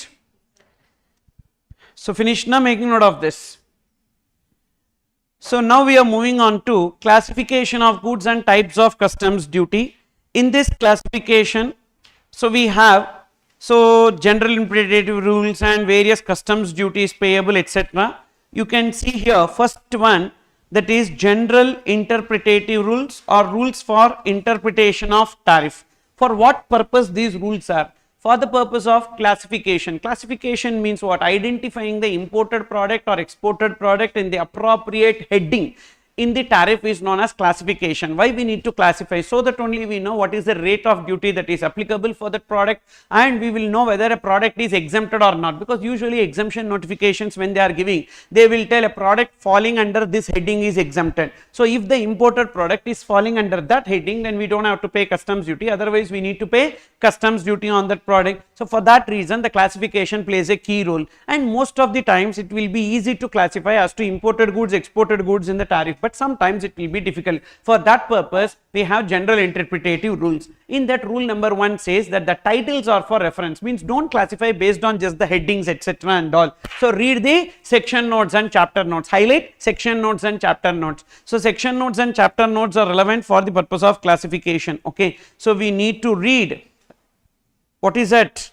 Relevant section notes and chapter notes. Okay, relevant section notes and chapter notes are relevant. Then rule 2a. Rule 2a says any reference to complete goods also includes incomplete goods or unfinished goods. For example, a car which is not fitted with tires, which is imported, will also be treated like car only, but not treated like parts of the car. It is treated like car import. So that is complete goods includes incomplete or unfinished goods. Then 2b says any reference to a material includes combination of that material with other material. For example, if I am importing an article which is made up of partly gold and partly copper, so even then it will be classified as gold and gold only, but it will not be classified as split and classify, not possible. So therefore gold jewelry imported will be classified as gold only, even though it contains copper. So any reference to a material includes combination of that material with other material. Then whenever there are two headings, one specific heading and one general heading, always we need to prefer specific heading over general heading. For example, so electric shavers which are being imported, there are two headings. One is like specific heading, shavers and hair clippers. Another heading is there, electromechanical self appliance, like that one, another heading is there. But this electromechanical self appliance is actually a kind of general heading, whereas shavers and hair clippers is a specific heading for the electric shaver that is imported. So that's why always prefer specific heading over general heading. Then rule 3b talks about classification as per essential character. So whenever we are importing composite goods means a particular product is a composite of multiple things, means it has lot of parts, and each and every part will come under different heading. For example, a geometry box which is imported, so we'll have different headings for each and every article, and where we need to classify, you see what is the essential character there, drawing instrument, so we need to classify it under drawing instruments, that is this. So classification based on essential character. It's not like multiple goods are imported. If multiple goods are imported, we have set of articles case. So that is, for example, we are importing a camera, we are importing a lens, or we are importing tripod, etc. These kind of goods, then we have anyhow a separate section, that is section 19. I am not talking about that. We are importing one article, but that article inside in the package we have multiple components. Okay, so for example, we are importing smartphone. That smartphone will have a cable, we have a case, will have a smartphone, and will have a charger, adapter, etc. and all. But what is the essential character there? Smartphone. So we will classify it as smartphone, that category. Okay, not that we are importing multiple articles, we are importing only one article which has multiple components. Okay, then next, if both the headings are specific, then we need to see latter the better. So that is, for example, we are importing a vehicle which can carry both goods and passengers. Then in that case, we have two different heading, one for carriage of goods, one for carriage of passengers. So which comes last in the numerical order, that should be taken. That is the latter the better. Then rule 4 talks about akin goods. Akin goods means similar goods. So whenever we don't identify the exact product, then in that case we need to see the similar article related to that. Example, so we have this sun microfilms which are used in car glass to paste it, so that should be compared with Venetian blinds, that is blinds used for protecting the sun glare, that blinds and curtains we use na, so there it should be classified. So that is this akin goods, that is similar goods. Then packing containers and packing materials, if it is a specific packing material which is used only for that product, it should be classified along with that product. For example, jewelry boxes can be classified only under jewelry, because jewelry boxes cannot be used for any other purposes, so it should be classified as jewelry imported only. Whereas in case if it is a normal plastic container or metal container, you check whether any separate heading is there for that. Under that separate heading it will be classified. Suppose if there is no separate heading, then we don't have to pay customs duty with respect to that. That is this. Packing containers and packing materials can be classified along with the main article which are sold. If it is general packing material, then classified under separate heading. Then rule 6 talks about goods can be compared for classification at the same level. So same level, which means that headings or subheadings can be compared with same level. Heading cannot be compared with subheading, heading and heading, subheading and subheading, like that same level only it can be compared. So these are some rules. And rule number, so it's like not required, but in case in MCQ somewhere if they are connecting, you should be knowing for that purpose, and you try to remember these points, because these points again will be tested in MCQ purpose only. Next, what are the various customs duties? All the sections which we are referring to is of Customs Tariff Act in this chapter, except section 19, which is articles liable to different rates. Let's complete that and we will come back to this. So we are importing multiple articles, and in case when we are importing set of articles and it is like a package we are importing, so frequently bought together, like that. Okay, so when you are buying one product on Amazon, it will say frequently bought together, like that. So we will combine it and we will import, like that. As a package we are importing, what should be taken as the rate? This is like similar to our composite supply, mixed supply, which is there in GST. Import of set of articles, first we need to check, and this section is section 19 of Customs Act, not Customs Tariff Act. This is section 19 of Customs Act 1962. So if it is article liable to ad valorem duty, ad valorem duty means what? When duty is payable as a percentage of value. I already gave that below. Customs duty payable as a percentage of value, that is known as ad valorem duty. What is the opposite of ad valorem duty? Specific duty method means customs duty payable on the basis of units of measurement. For example, on import of marble slabs, we need to pay based on square feet. On import of TVs, we need to pay on inches, number of inches. Like that, depending upon the product, we need to pay customs duty on the basis of units of measurement, that is known as specific duty method. Whereas ad valorem is on the basis of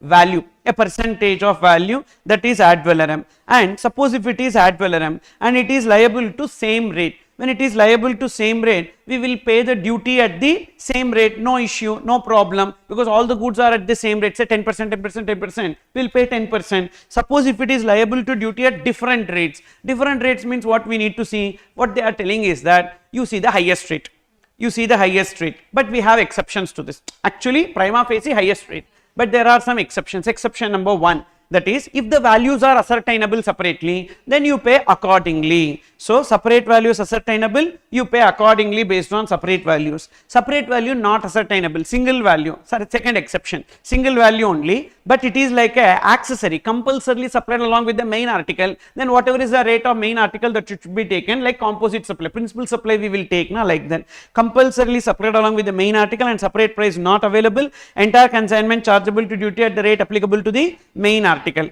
Then capable of supply separately but separate price not available, that's what, balancing cases we need to take the highest rate. So just 3 points you need to remember: separate value ascertainable separately, separate value not ascertainable, then compulsory accessory, then in that case principal supply rate, that is main article rate. In all other cases it will be highest rate.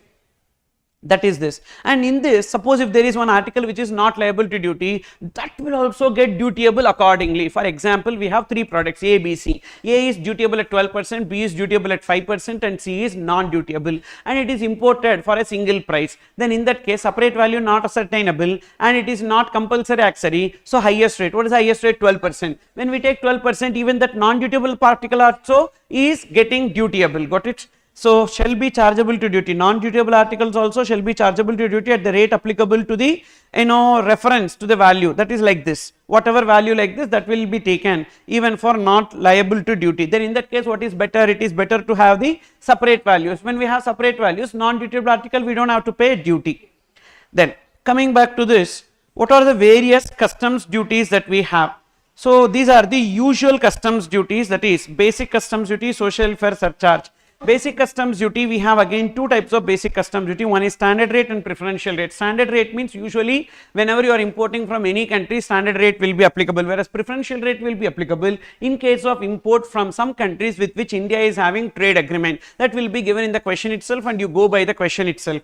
And so applicable rate given in the question on assessable value under section 14 of Customs Act. So first we need to determine the value, on that value we need to multiply this rate. Then social welfare surcharge. Always this will be payable at the rate of 10% of basic customs duty, whether it is given in the question or not given in the question, we need to go by this only always. Then IGST and GST compensations, it will be given in the question itself, only when it is given in question you take, otherwise not required. And IGST will be at the rate notified, maybe 18%, 12%, etc. and compensation is also at the rate notified, but on what it should be computed. Remember, while computing IGST and GST compensations, all customs duties we need to include because of section 15(2)(a). Section 15 subsection 2 clause A of CGST Act says that all taxes, duties and cess by whatever name called other than GST should be included in the value. Due to that reason we add everything and finally we need to compute IGST and GST compensation cess. While computing GST compensation cess, whether IGST needs to be included? No. So both will be computed on the same value. Remember, here cess is not computed on tax, cess is computed on value only. So by mistake, like your HEC, health and education cess, don't put it here and don't compute this compensation cess on the GST. Gone. Okay, gone. Entire answer gone. Better luck next time like that. Okay. So GST rate in force on what? Same. Assessable value plus all customs duties. Next. And also here rounded off will be 1 rupee, not 10 rupees. 1 rupee, 1 rupee. So too much of DT impact will come in IDT, but 1 rupee only, rounded off to nearest to 1 rupee, both GST as well as customs. Don't round off to 10 rupees. Next, see note 1. In the past, on imports we used to have countervailing duty under 3(1) in order to counterbalance the excise duty, SAD to counterbalance the sales tax. However, now on account of GST, its applicability is limited only to few goods. And what are those few goods on which this CVD and SAD will be even applicable? Today it is applicable. For that we need to understand, what are the goods on which this will be applicable. So you tell me what are the goods on which this will be applicable. First, whenever there is alcoholic liquor for human consumption, take page number 234. Whenever there is alcoholic liquor for human consumption, we need to pay excise duty. If it is manufactured in India, we need to pay excise duty. Even today, after implementation of GST, we need to pay excise duty and we need to pay CST and VAT. And excise duty is subsumed into GST. So in the place of excise duty, so we should be having GST, correct or not? But this is which excise duty we need to pay on alcoholic liquor for human consumption? State excise duty. So but state excise duty not subsumed into GST, only central excise duty subsumed in GST. So that's the reason why today, even though there is GST, but on import of alcohol we need to pay CVD. Then sir, CST VAT means we need to pay SAD, but no, SAD is exempted. So which means CVD is applicable, only CVD is applicable on import of liquor. Are we importing liquor? N number of brands we are importing, okay, Jack Daniels, Antiquity, Old Monk, Napoleon, etc. All these are imported, on that we need to pay CVD. And locally manufactured, anyhow state excise duty in CST and VAT is payable, not out of experience, out of general knowledge. Then petroleum products. Petroleum products, we have 5 petroleum products. What are they? Crude oil, petrol, diesel, aviation turbine fuel and natural gas. Which diesel? High speed diesel or light diesel? High speed diesel, okay. And present on manufacture we need to pay excise duty. Which excise duty? This is central excise duty or state excise duty? Central excise duty. But central excise duty is even today levied, yes, on petroleum products. So due to that reason, CVD is there on import, CST and VAT. So for that we have SAD. Then tobacco and tobacco products. On tobacco and tobacco products we have special case, that is we need to pay central excise duty as well as GST. So therefore, as there is central excise duty, parallelly we have CVD. As there is GST, we have parallelly IGST. This is in case of domestic, that is in case of import. Then all other goods. On all other goods, domestic we have only GST. So on import we will have only IGST. From this, what is the conclusion? So what are the goods for which CVD is applicable? So CVD is applicable to only 3 goods, correct? CVD is applicable only for 3 goods. What are the 3 goods for which CVD is applicable? Alcoholic liquor, petroleum products, alcoholic liquor, then number 2, petroleum products, and number 3, tobacco and tobacco products. So for these 3, CVD is applicable. Then SAD applicable to. SAD is applicable to. What are the goods for which SAD will be applicable? Petroleum products. Only one. Petroleum products. So whenever you see in the question these goods, then only you apply CVD, SAD. Otherwise, we don't have to apply CVD and SAD. Rate and all will be given in the question itself. So that is this part, and therefore you understood this point as to what are the goods for which this is applicable, etc. Note 1 and note 2. In case of export, only basic customs duty is payable if exports are chargeable to duty. Social welfare surcharge, no. Social welfare surcharge not applicable on export, no additional customs duty on export. Only this. What about IGST? Depends. Depends upon the option that you choose. Export upon payment of IGST or export without payment of IGST. But remember, whenever you pay customs duty on export, definitely it is option 1 only. That is, pay IGST and get the refund. Because when you export without payment of customs duty only, you will get option 2. Export upon payment of customs duty, option 2 is not possible. What is option 1? Option 2. Option 1, that is in case of 0 rated supplies under GST. Option 1, pay IGST and get refund of gross IGST. Option 2, export without payment of IGST under bond or LUT and get refund of ITC with respect to inputs and input services. But one of the disadvantage of option 2 is that, like if you are exporting goods upon payment of customs duty, option 2 not possible. You need to go for option 1, means you need to pay IGST, and that IGST paid only you should get as a refund. Okay, so that's what here. In case of export, only basic customs duty is applicable. If exports are chargeable to duty, then under GST only option 1. Under GST only option 1. Only option 1. Okay. Next, note 3. In case of warehoused goods sold by way of transfer of warehouse receipt. Generally, what will happen, as soon as the goods are imported, those goods are imported and kept in a warehouse without payment of customs duty, and we get a warehouse receipt. That warehouse receipt we can transfer to some other person. When we transfer it to some other person under GST 7 subsection 2 read with schedule 3, it is excluded from supply. Sale of warehouse goods is excluded from supply. For example, I am importing for $10,000. I kept in the warehouse without payment of duty, and now I sold it to you by way of transfer of document to title for $12,000. Now on $12,000, I don't have to pay GST because it is excluded from supply. But for the purpose of customs, who will be treated as importer? The original importer or the subsequent buyer? The subsequent buyer will be treated as the importer, and the subsequent buyer should pay the customs duty on what? 10,000 or 12,000? 10,000. 10,000, not on 12,000. 10,000.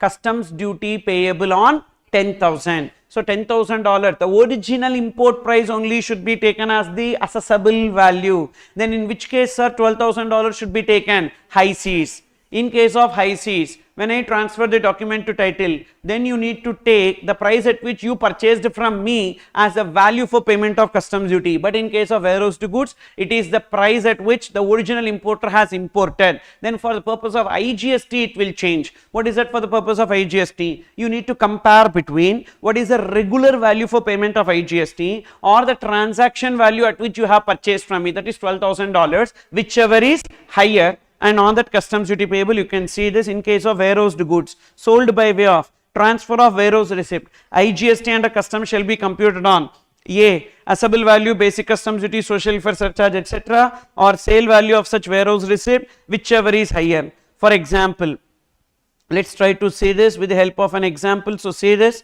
First, I have imported the goods. Same example I am taking. Import, original import price. Original import price is $10,000. Original import price is $10,000, and sale price of warehoused goods. Sale price of warehoused goods sale price of warehoused goods is say $12,000 and we have basic customs duty. We have basic customs duty, that basic customs duty at the rate of 10%, social welfare surcharge at the rate of 10% and IGST at the rate of 12%. Now, what should be taken as the customs duty? And say Mr. A imported and transferred documents to Mr. B. Transfer documents to Mr. B. Now, who will be called as importer? Mr. B. So, what is the customs duty? What is the customs duty payable by Mr. B? What is the customs duty payable by Mr. B? So, Mr. B only will be taken as an importer in this case. So, first we need to see assessable value.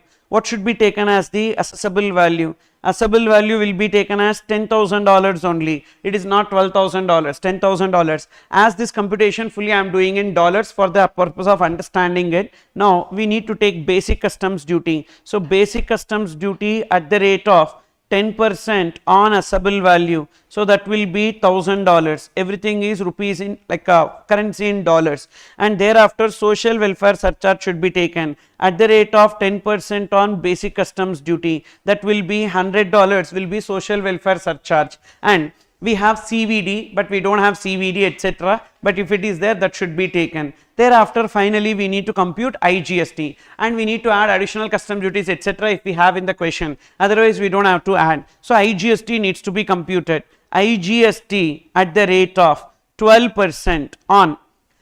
Before that, how many of you are watching like attending IDT for the first time? Definitely you will find it difficult. Okay, be prepared. Don't scold my family members and all. Okay, so what can I do? I can't do anything with respect to that. Because only a student who has learned the subject will be able to understand whatever I am speaking. Otherwise, everything will be like a bouncer only. Okay, and you don't know which ball it is coming, and for that reason, fine. So, IGST at the rate of 12% on what? 12% on what? It should be computed on what? So, assessable value, basic customs duty. So, there are two things. This is warehoused goods. This is warehoused goods. First, Mr. A has imported the goods and he deposited in the warehouse, and thereafter it has been sold to Mr. B. So, therefore, it is not actually sale by A to B documents like or goods, documents, not goods. If goods are sold, it would have been different, but documents are sold. As documents are sold only, Mr. B will become the importer. Means who will file the bill of entry, ex-bond bill of entry? Definitely Mr. B only will file ex-bond bill of entry, file ex-bond bill of entry for home consumption. Okay, that's why he need to do the computation. In that case, the regular way we need to take. What is the regular way? Assessable value plus basic customs duty plus social welfare surcharge, that comes to 10,000 plus 1,000 plus 100, that is 11,100 will be taken, or we need to compare it with GST on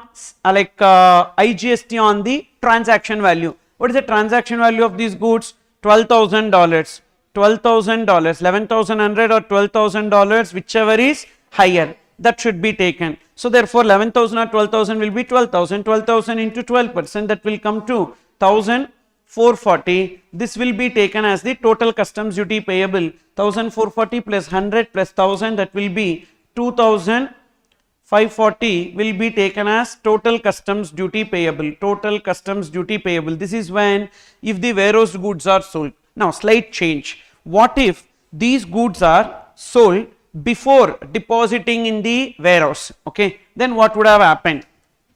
If Mr. A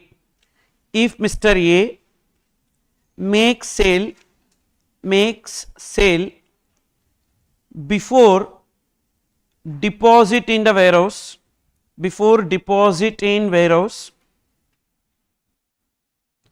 by transferring documents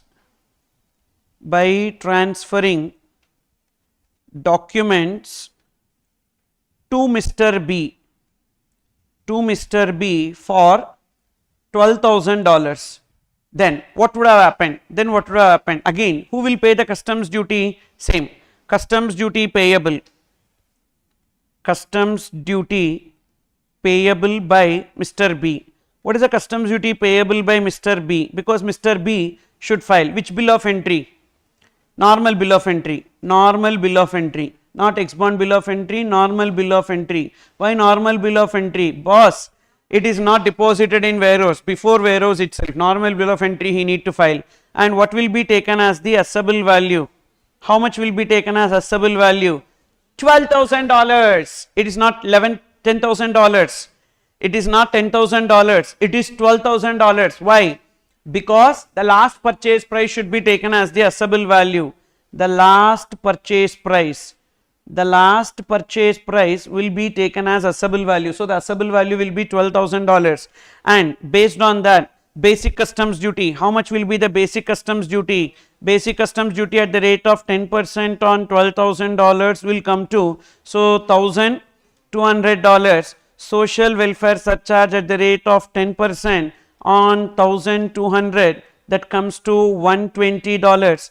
And next we have IGST. Now we should compare, no, don't do the comparison, normal. IGST at the rate of 12% on normal you do, that is 12,000 plus, so 1,200 plus 120, okay. So total you take 12,000 plus 1,200 plus 120 into 12,000, 1,200, 120 into 12%, that will be 1,598.40. So total customs duty, let's round off to nearest 1 rupee. So 1,598 only, plus 120 plus 1,200, that will be 2,918 will be taken as the total customs duty payable. So completely it changed. The customs duty is increasing. Why customs duty is increasing from 2,540 to 2,918? Because the assessable value has changed. The assessable value itself has changed, so that has impacted. So that is the difference. What if?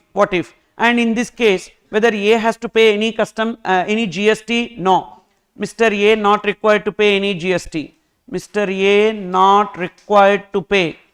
Not required to pay any GST. Why not required to pay any GST? Because it is excluded from supply, 7 subsection 2. What about this case? Mr. A is required to pay any GST. Mr. A not required to pay GST, okay, because it is again excluded from supply. This is sale of warehoused goods. This is sale of warehoused goods under customs, which is PALD slow, in that slow W, and this is actually sale of goods on high seas, that is sale before import. Both case it is excluded from supply, due to that reason GST not payable. Now if Mr. A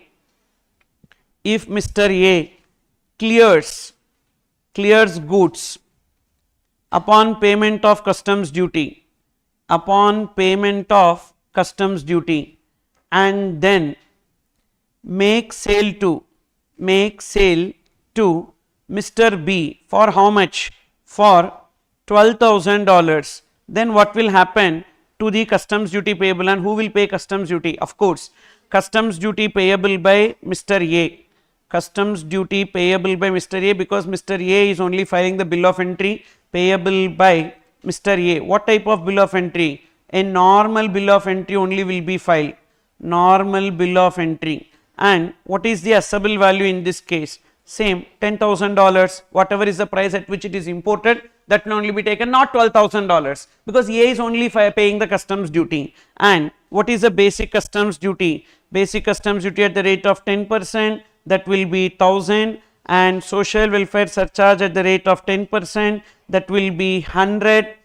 And next we have IGST. IGST will be computed at the rate of 12% on what? 12% on 11,100. So 11,100 into 12%, that's it, 1,332.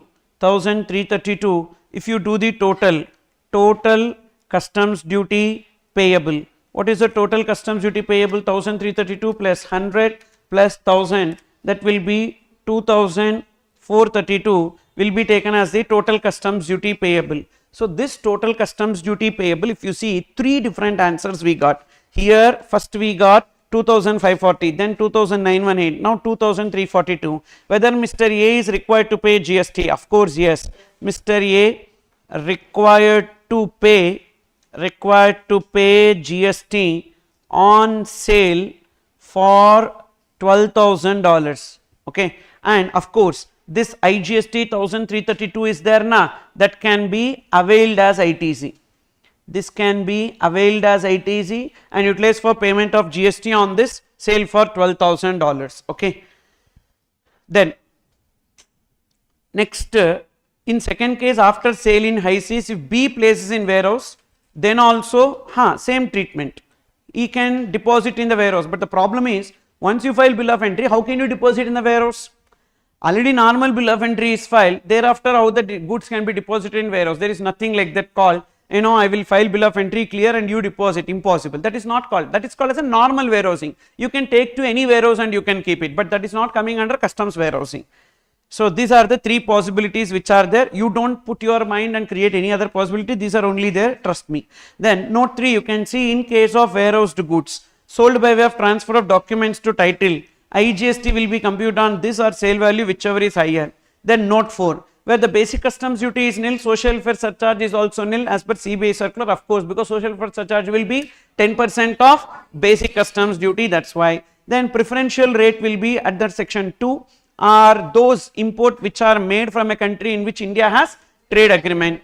And for computation of IGST, GST compensations, additional customs duties like safeguard duty, anti-dumping duty, anti-subsidy duty shall be included. So these are the three differences. Just now we did the working. So what is taken as assessable value under customs in case of sale of goods on high seas? What will be taken as assessable value? The last purchase price. And how it will be computed normally? Normally IGST will be computed, that is assessable value, basic customs duty, social welfare surcharge. Then next, sale of goods in warehouse. In that case what we need to do? So the assessable value will be original import price only, but for computation of IGST we have a different treatment. What is that? Either we need to take the normal way, assessable value, basic customs duty, social welfare surcharge, etc., or the transaction value at which such sale happened, whichever is higher.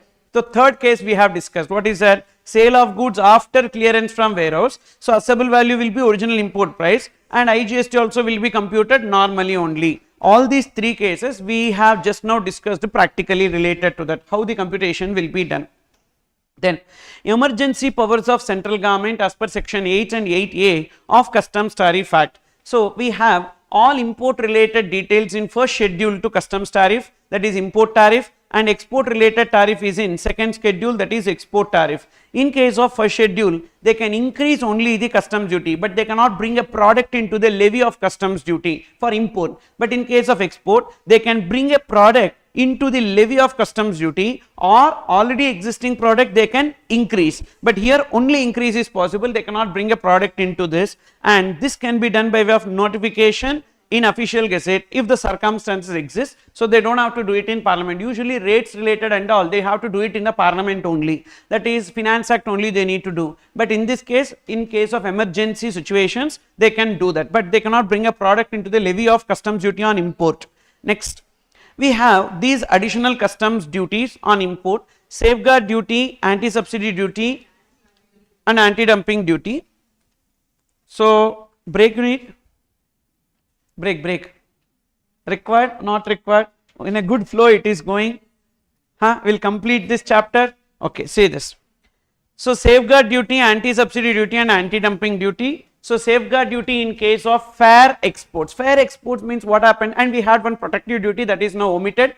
They have removed that protective duty completely, and we have only 3 additional customs duty. Safeguard duty when the goods are imported in large quantities. It is not the mistake of the exporter, it is a mistake of the importer only. So why the exporter needs to be penalized for that? So that's the reason why it is called as fair export made by the exporter. Whereas anti-subsidy duty is applicable in case when the country, foreign country, is giving subsidy to the exporter, and because of that subsidy the exporter is selling the goods to India at a lower rate, cheaper rate. So then in that case it is not a fair export, it is an unfair export, because the country, the foreign country, is giving a subsidy to the exporter. So this is an unfair export. So unfair export by who resorted to this unfair trade practice? By the exporting country, not exporter, exporting country. Had the exporting country not given the subsidy, he would not have sold it to India at a cheaper rate. Then in case of anti-dumping duty, when there will be anti-dumping duty, when the goods are imported at a cheaper rate and that is exported by the exporter at a price less than their selling price, then they are trying to do the dumping. It's a fair export or unfair export? Unfair export.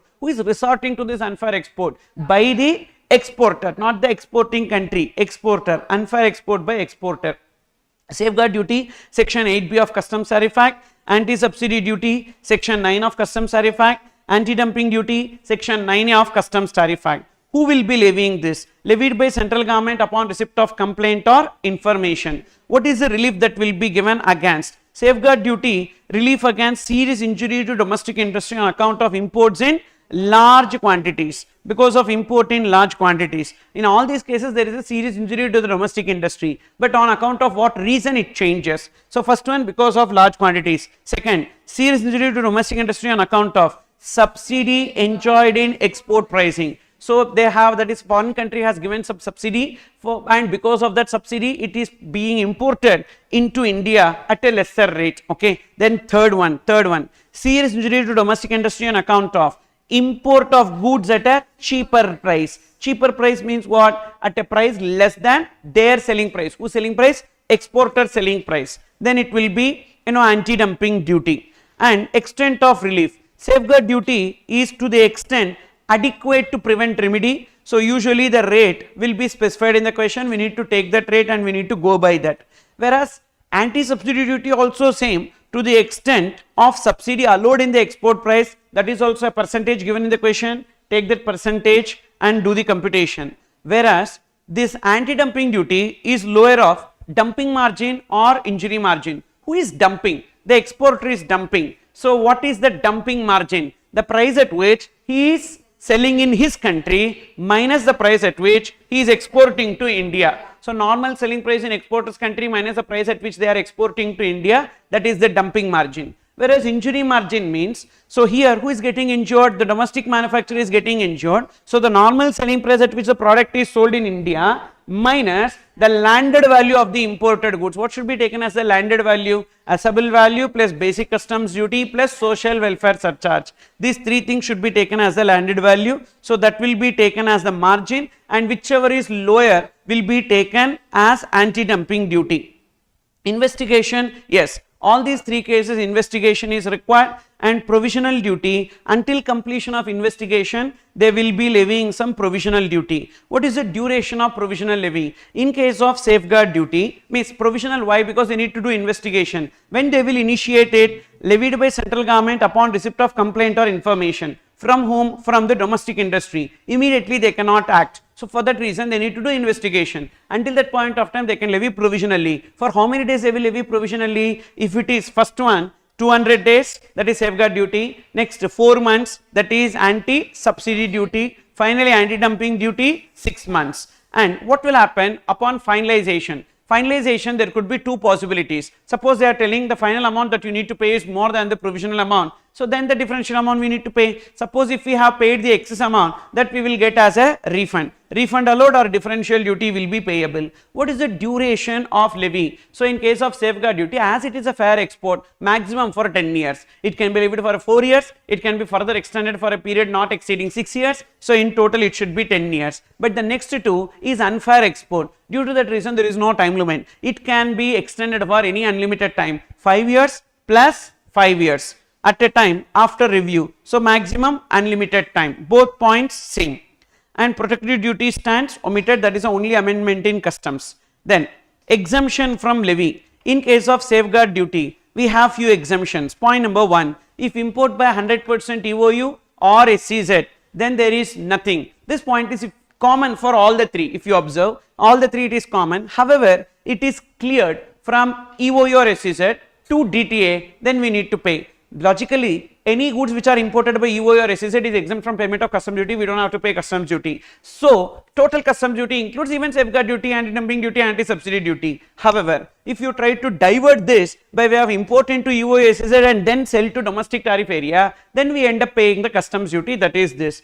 So therefore, however, it should not be cleared to DTA from there. Second exemption, First exemption is import by 100% EOU or SEZ. Second exemption, if the goods are imported from a developing country, a developing country means only one developing country, and we are not importing from other developing countries, we are importing only from one developing country and rest of the imports are from developed countries. Now you see what is the percentage of import from this developing country to total. If it is less than or equal to 3%, then on that import from developing country only safeguard duty is not payable.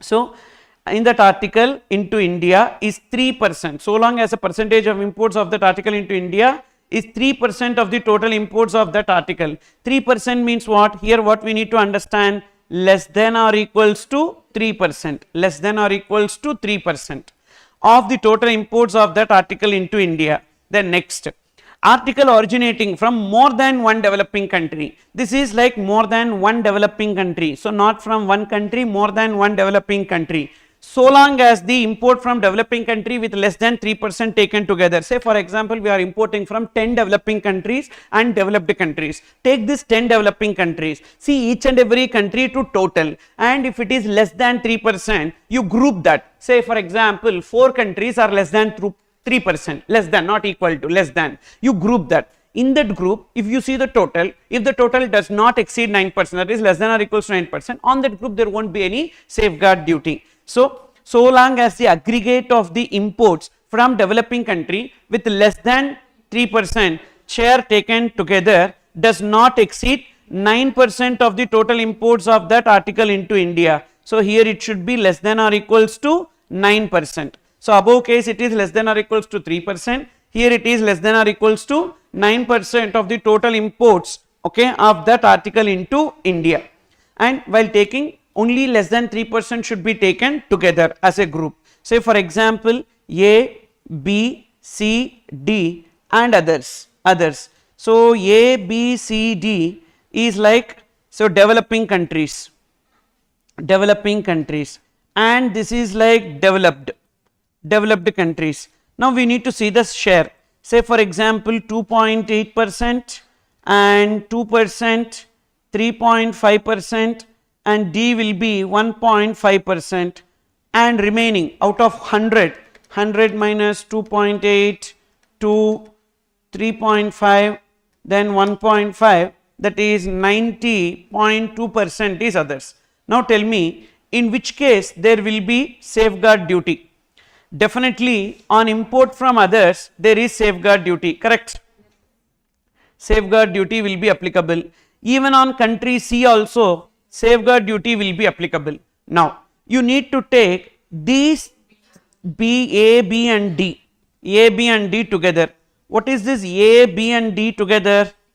A, B, D and together it is 6.3%, which does not exceed 9%. So therefore safeguard duty or no safeguard duty? No safeguard duty, okay. So we are importing from 4 developing countries A, B, C, D, and developed countries others. Developed country 90.2, always safeguard duty will be applicable, whereas in this developing also you see any country with more than 3% or equals to 3%, definitely safeguard duty applicable. You just group it which is less than 3% taken together, that is less than 3% taken together, it does not exceed 9%, so safeguard duty will not be applicable in this case. Is that clear? Then next, so these are the points, and one more point we have, that is number 4, import from specified countries. If imported from some notified countries, that will be given in the question itself, then also there is no safeguard duty. These are the 4 relaxations for safeguard duty. One EOSZ, second one that one developing country, next one all developing, more than one developing country, and finally import from specified countries. Whereas here also we have 4. Here also other 2 cases also we have 4 points. First point same, that is import by 100% EOU or SEZ, however it is clear to DTA, then they need to pay.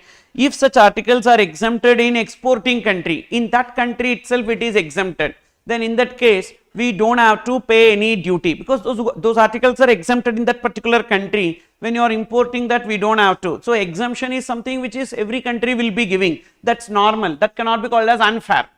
That cannot be called as unfair, because it is a fair. Exemption is something which the country will give. So why are you calling it as unfair? It's fair only if exports are exempted in the exporting country. Imports from member country of WTO. So unless it is needs to be levied, prima facie it cannot be levied. So because they are member countries, unless there is a serious injury, and that is only after carrying out investigation they can levy, otherwise they should not levy. Import from specified countries. Okay, so here import from member country of WTO in brackets write down unless there is serious injury, unless there is serious injury, not threat, serious injury, really there should be injury, means only after investigation it can be levied in case of import from member countries, but in case of specified countries always no anti-dumping duty or no anti-subsidy duty. Then next, retrospective levy. Can they levy it retrospectively? Yes, up to 90 days prior, only these two, but not safeguard duty. Safeguard duty cannot be levied retrospectively, these two only, up to 90 days before the date of notification. And say this can be levied for a period of 5 years, these two you see, anti-dumping duty and anti-subsidy duty can be levied for a period of 5 years plus 5 years at a time after review, means every 5 years they need to do the review. Say for example 5 years over they could not do the review, can they extend it? Yes, they can extend it, automatically it will be extended by 1 year if not decided whether to extend or not within the expiry of 5 years, and thereafter in that 1 year they need to decide, if not it will be end, the notification will be end, otherwise it can be extended. And in case of imports in large quantities, government can also resort to tariff rate quota model. Tariff rate quota model is like, for every person they will be giving a quota, this much only you can import, and beyond that if you are importing you need to pay some additional duty, like that they can bring in. Okay, that is tariff rate quota, fixing the maximum quantity of imports as a safeguard measure instead of safeguard duty. So that is also like all the safeguard duty provisions are applicable to the tariff rate quota model also. Then anti-subsidy duty and anti-dumping duty is mutually exclusive, means if anti-subsidy duty is there itself they are already giving a duty to make the price equal, so again on the top of that anti-dumping duty will not come, so that's why these two are mutually exclusive. In case of anti-dumping duty, if sale price in exporting country is not available, because if you see dumping margin is the sale price in exporting country minus the price at which it is exported to India. What if they are not selling in their country? If they are not selling in their country, we need to see at the price at which they are exporting to a third country. So the export price to a third country should be taken, and if that is also not available, then we need to determine cost of production plus usual profit margin in that exporter's country. So this, in case of anti-dumping duty, if sale price in exporting country is not available, the export price to third country is considered. Already they tested this in one attempt, okay, already they tested, but another point they have not yet tested, they can ask this now. In the absence of export price to the third country, then cost of production to exporters and usual profit margin is relevant. Then there is something called as circumvention of anti-subsidy duty and anti-dumping duty. Circumvention means what? Escaping from it. How can we escape? By changing the name and description. So for example, import of product A attracts anti-dumping duty. So what we will do, we will change the name to product B or change the description so that we will escape from payment of anti-dumping or anti-subsidy duty. Then number 2, so bringing it in unassembled or disassembled condition. So only when you import in finished product condition you need to pay. So we will import it in unassembled condition in multiple ports. So one part will be imported in one port, and thereafter we take the clearance and then we will merge. So that is called as import in unassembled form or disassembled form. That is also one way you can escape. And changing the country of origin. For example, import from China attracts anti-subsidy duty. From China it will go to Singapore or Malaysia, and from Malaysia we will import and we will tell that, so we are importing from Singapore or Malaysia, so that we will not pay the anti-dumping duty or subsidy duty. In that case, when any person tries to circumvent this, they will not again carry investigation, go to parliament and come out with a new notification. The same existing notification can be made applicable to these goods for which you have altered, these goods for which you have changed the country of origin, these goods which are imported in unassembled or disassembled form. Is it clear?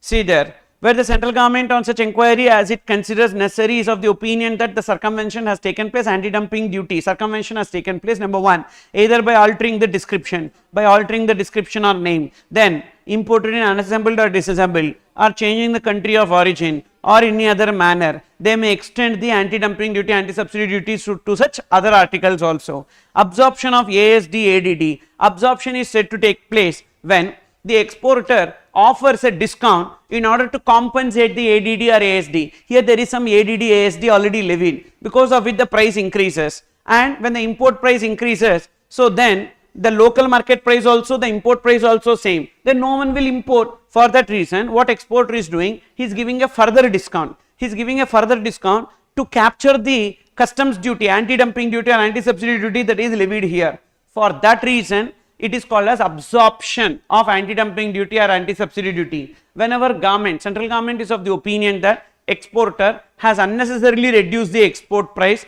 in order to absorb the effect of this anti-dumping duty or anti-subsidy duty without commensurate value addition. There is no real value addition, the same product, but they have reduced the export price. Then they can revise the anti-dumping duty to whatever extent that idiot has reduced. Say $10 he reduced means here they can increase it by $10, so that they want to maintain that price. Okay, so see there.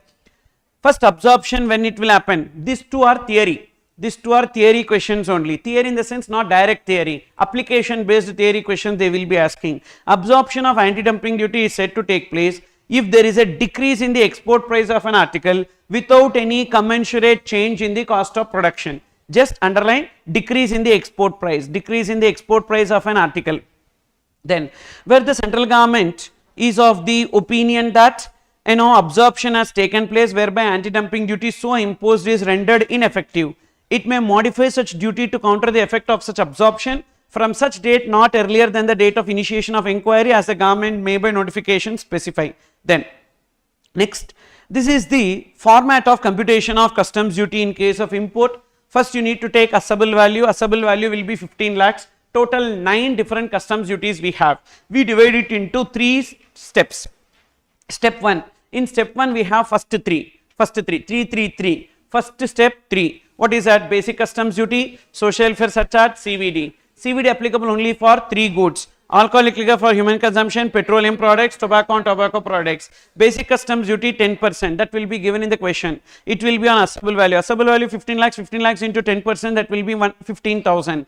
Then social welfare surcharge will be 15,000 into 10%, 1,500. Then CVD will be computed at the rate of 12.5%. That is also given. That is also given on what? On basic assessable value, basic customs duty, social welfare surcharge. Remember that in mind. So CVD will be computed on what? Assessable value, basic customs duty, social welfare surcharge. Only if given in the question we need to do that, and the sum of these 3 will be taken as customs duty exclusive of additional customs duties. Then step 2. In step 2 we are taking 3 additional customs duties. Just now we saw safeguard duty, anti-dumping duty and anti-subsidy duty. Safeguard duty and anti-subsidy duty will be computed at the rate given on what? Assessable value or landed value. Landed value is assessable value, basic customs duty, social welfare surcharge. And in case when they give only the rate without mentioning assessable value or landed value, which should be taken, we need to take assessable value only. That's an assumption. Okay, if you see at the end of this book I have given, beginning of this book and the end of this book I have given important assumptions should be taken while solving the questions. In that list of assumptions I have clearly listed out that while computing anti-subsidy duty and anti-dumping duty, what is the assumption number? 24, assumption number 24. In that assumption number 24 I have given while computing anti-dumping duty or anti-subsidy duty. So we need to take assessable value when the question is silent about which value to be taken, because that's what many times ICA has taken in many past exam questions for that reason. So these are the assumptions which you need to follow, because these assumptions are based on solving many questions. All past exam etc. When there are different treatments, ICI will follow one treatment. So that treatment related assumption only I have given there. Okay. Now next, so we need to take anti-dumping duty, which is lower of dumping margin or injury margin. So that we will take. When you add all these 3, we will get customs duty exclusive of IGST and compensation cess. Then step number 3. In step number 3 we need to take only IGST, GST compensation cess and SAD. IGST will be at what rate? Will be at the rate of 12%. That should be given in the question itself. On what? On assessable value. Whatever assessable value plus everything up to step 2. That is 16,500. What is assessable value? 15 lakhs. 15 lakhs plus 16,500 into 12%. Okay, 15 lakhs only na? Yes, 1,50,000. Assessable value is not actually 15 lakhs, it is 1,50,000, because if you see the basic customs duty is computed as 15,000, so 1,50,000, 1,50,000 plus 16,500 on the 12%, that comes to 19,980, and compensations will also be computed the same way, and SAD also will be computed the same way, but SAD is applicable right now only for petroleum products. Now when you add all these things, that will be called as the total customs duty payable. Can this IGST be taken as ITZ? Yes. But compensation cess can be taken as ITZ? Yes. So can be availed as ITZ. This IGST can be availed as input tax credit. What about this compensation cess? Compensation cess also can be availed as ITZ if there is compensation cess on output liability. Is it clear? So can be availed as ITZ if, can be availed as ITZ if cess is in gross liability. If cess is in gross liability, means on my outward supply also I need to pay GST, then I can take ITC on my inward supply, that is in this case compensation cess, because compensation cess can be utilized only for payment of compensation cess on output tax, okay, or output liability. Then next, that is with respect to this. Then agriculture and infrastructure development cess, like that one additional cess is there, it is levied only on specified goods, that is apples, chenna, etc. at notified rate. It will be given in the question. When they give, what you need to do, we need to take it on assessable value, always on assessable value, and it will be computed where is it computed? Part 1. So along with this basic customs duty, social welfare surcharge itself, in the block 1 itself we need to include AIDC, you can see there, and which is part of block 1, which is that block 1, first step we saw na, that block 1 in computation of customs duty. For safeguard duty, compute on assessable value if question is silent, already I told you this point. So with this we completed customs duties, types of customs duty. So 3 chapters we have discussed: taxable event, exemptions, classification of goods, and computation of customs duty. We will take a small break and then we will continue with the valuation, okay, which is a very important area. We will meet after 15 minutes.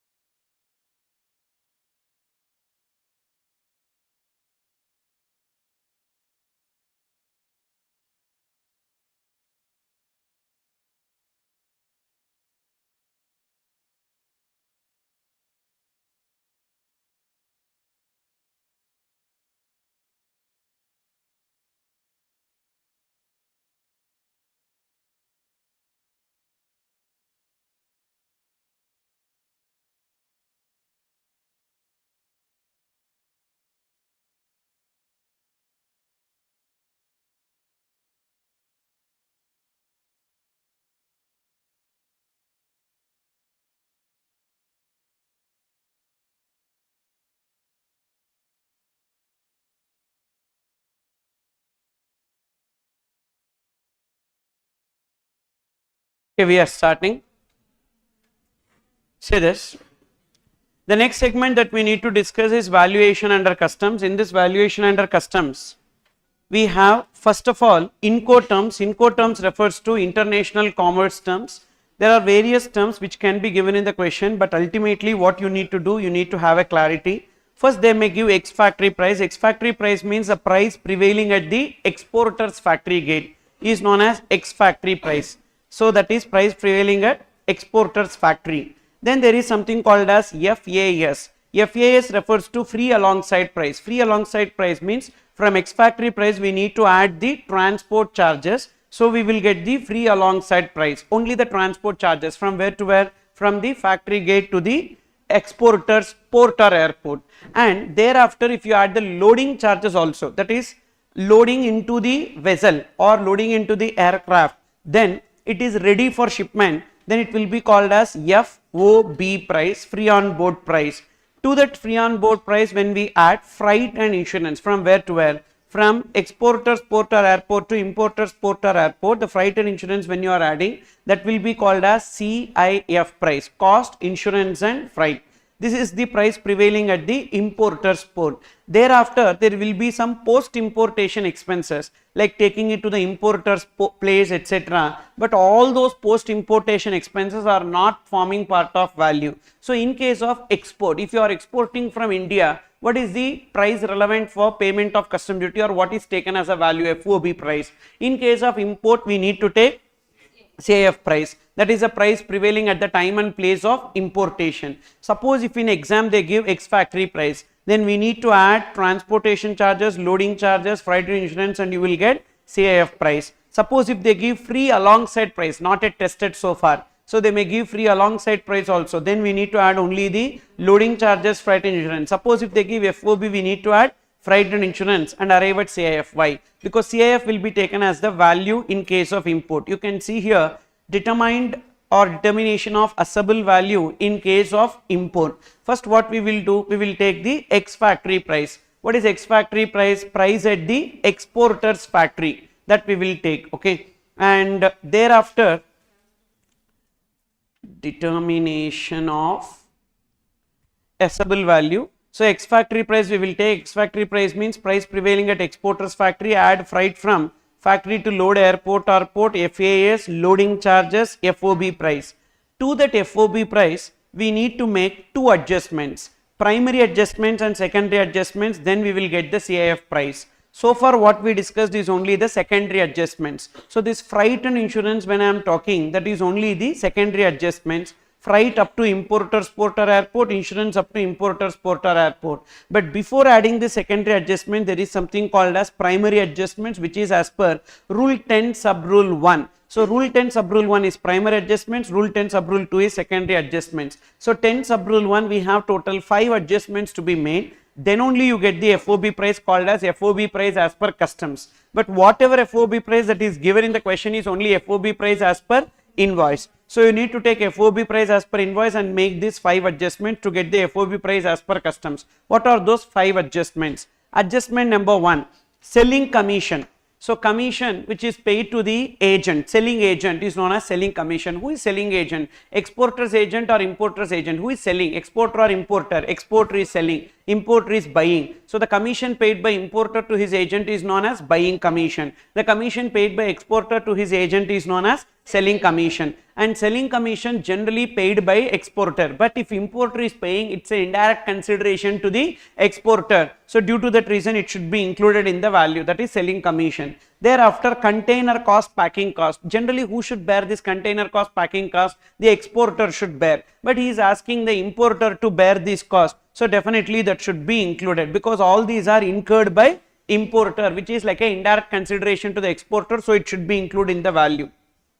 That is the first primary adjustment. Second primary adjustment, is related to direct material, consumables or molds and dyes or intangibles. First, direct material, some raw material which is sent by importer to the exporter, or some consumables which are sent by importer to exporter, or some molds and dyes which are sent by importer to exporter, or some intangibles which are sent by importer to exporter. All these are used by the exporter in manufacture of finished goods, and that finished goods are being imported. Now definitely the exporter will charge only the conversion cost, he will not charge the full amount, because he got the raw material freely, he got the consumable freely, he got the intangibles freely, and he got molds and dyes freely. Due to that reason, that cost he will not recover from importer. But if you see logically, we need to pay customs duty on the value of the imported goods. So while determining the value of the imported goods, whatever money that exporter charges is only the conversion cost, but to that we need to add all the other things which are going from India to outside India. For example, the raw material is $10 and he is charging $15. Definitely in that $15, the $10 is not there. He is charging $15 only for conversion from raw material to finished goods. So this $10 also should be added. So 15 plus 10, it will be $25 will be taken as the value, assessable value, like that. So direct material, consumables, molds and dyes, intangibles, but these intangibles should be procured where? Procured outside India. What if the intangibles are procured in India? If the intangibles are procured in India, even though it is given by importer to the exporter, using that intangibles, if the exporter makes the finished goods, this will not be included. So they are giving a relief. So in order to encourage the importer to procure the intangibles in India, they are bringing this relief. Suppose if the intangibles are procured outside India, this relief will not be available. So definitely that will be including the value of the imported goods, because of which the value of imported goods will increase and customs duty burden also will increase. So supplied by importer to exporter, either free of cost or at concessional rate. Actual cost or apportioned cost should be included. What is apportioned cost means? For example, some molds and dyes are given by the importer to the exporter. Using that molds and dyes, they make some 1000 units. The cost of these molds and dyes is 10 lakhs. So 10 lakhs divided by 1000 units. So that will be absorbed into the cost. So that is called as the apportioned cost. Then next one, royalty license fee payable for imported product as a condition as per contract. So generally some royalty will be payable for every product that is imported, because that royalty is payable to the person who owns the IP related to that product, intellectual property of that product. So this royalty is also payable for imported goods only. For example, if I am importing an engine from a foreign manufacturer to use that engine in making an automobile in India, for that engine I need to pay a royalty, because the patent related to that engine is owned by some person. I need to pay a royalty. That royalty is also towards the value of the imported goods. So definitely that should be included in the value, that is this. Royalty license fee payable for imported product as a condition as per contract. Royalty license fee proceeds payable for resale or disposal or use of imported goods. What is this? Like whenever for imported goods, anything that is paid, this is as per condition as per contract. This is for resale, disposal or use of imported goods. Both the royalty for the product, royalty for usage of the product, both royalties we need to. Royalty for the engine, and that engine if I am using and selling a car, because of sale of car, that foreign company, say for example I am importing an engine from Ford, and when I am using that Ford engine and making a car and selling, definitely the Ford Limited's car sales in India gets affected. So for which they are asking another royalty, one for royalty on the engine, another for usage of that engine in sale of car. So their profit is getting affected. For that also I need to pay royalty. Both the royalties will be included. Okay. So this is royalty for imported goods. This is royalty for usage of the imported goods. Then 5, all expenses incurred by exporter and charged to importer. And these expenses are incurred by the exporter. When he incurred before import, definitely whether it is a condition or not as a condition of sale, it should be included. But after import, example installation charges. These installation charges are payable by the importer to the exporter after import, but it is payable as a condition of sale. So definitely it will be included after export as a condition of sale. These are the 5 adjustments we need to make to get the FOB price as per customs. To that FOB price as per customs, we need to make the secondary adjustment. So we get the CIF price or assessable value under customs. This should be taken.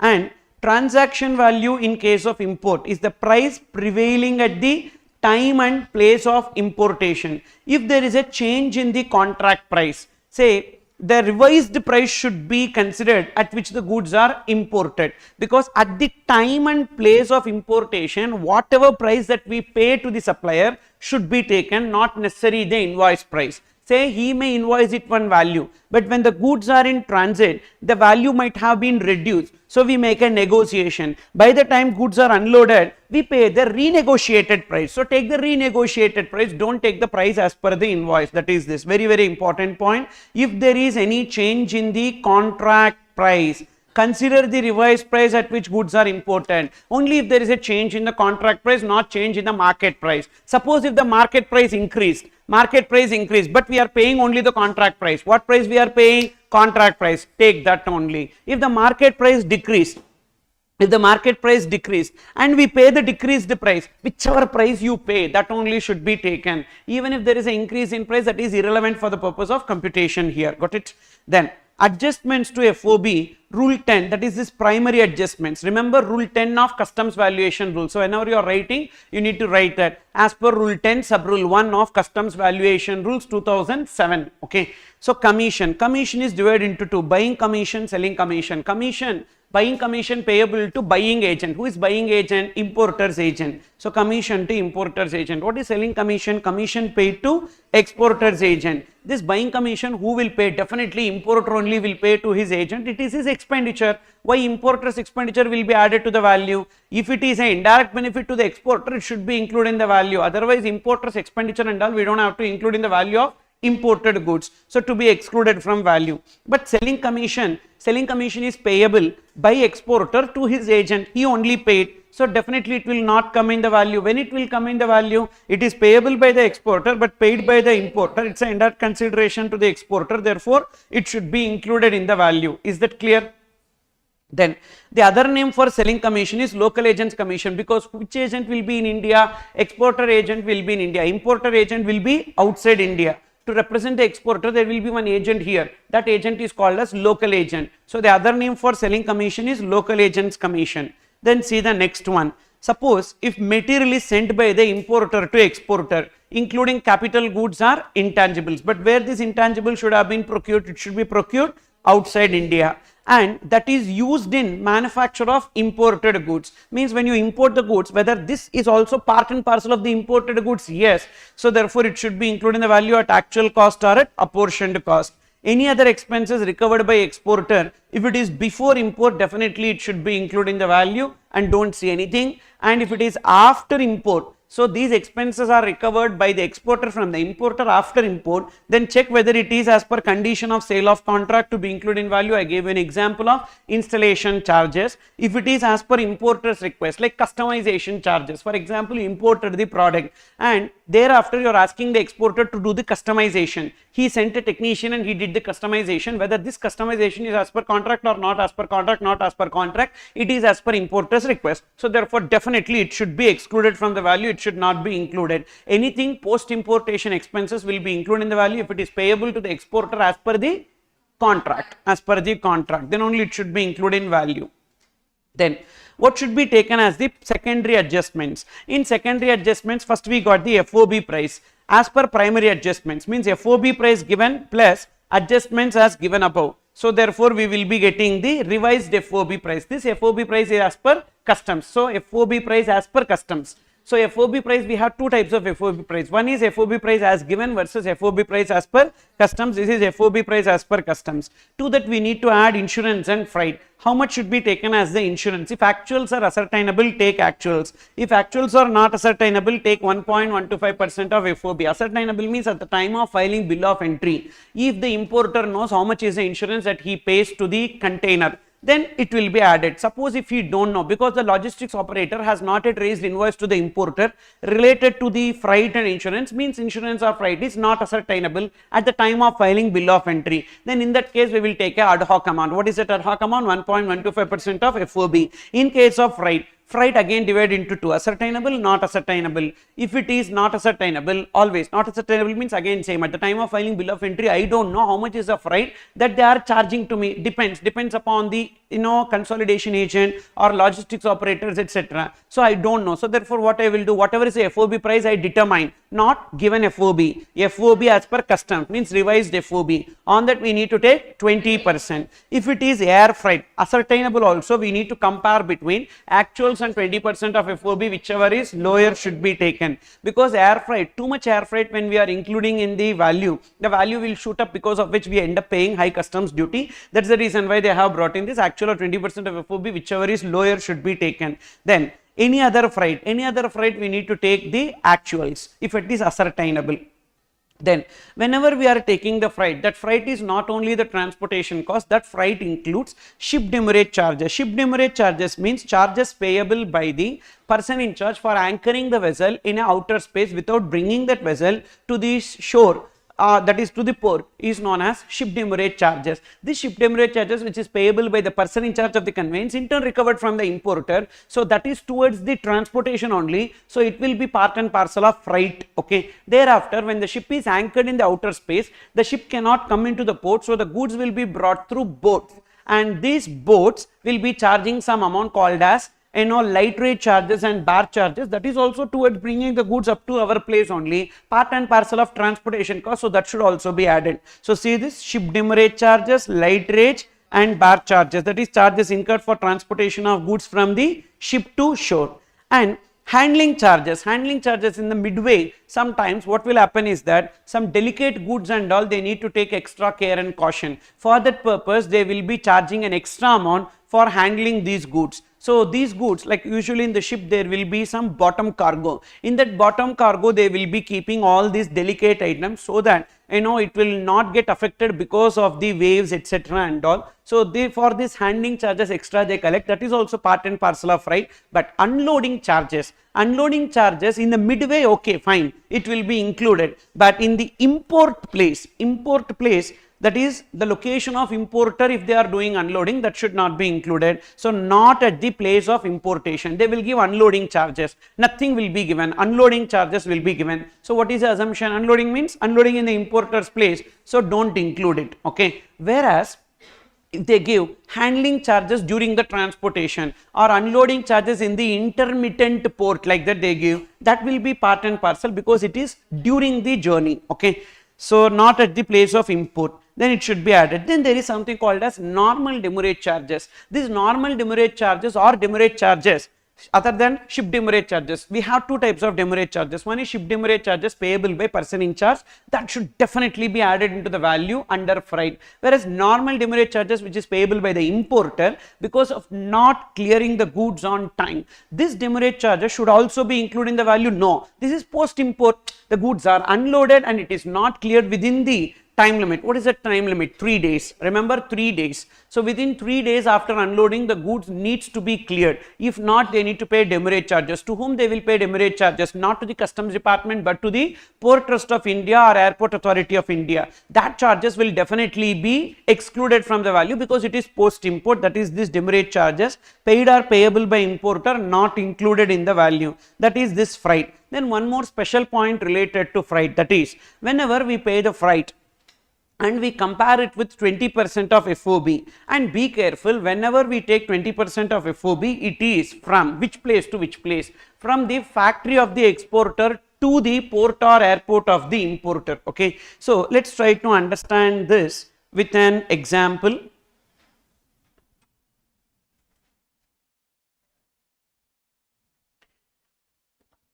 Yes. So that is from the port of the factory of the exporter. So at the exporter's factory gate, factory of exporter to the port of importation,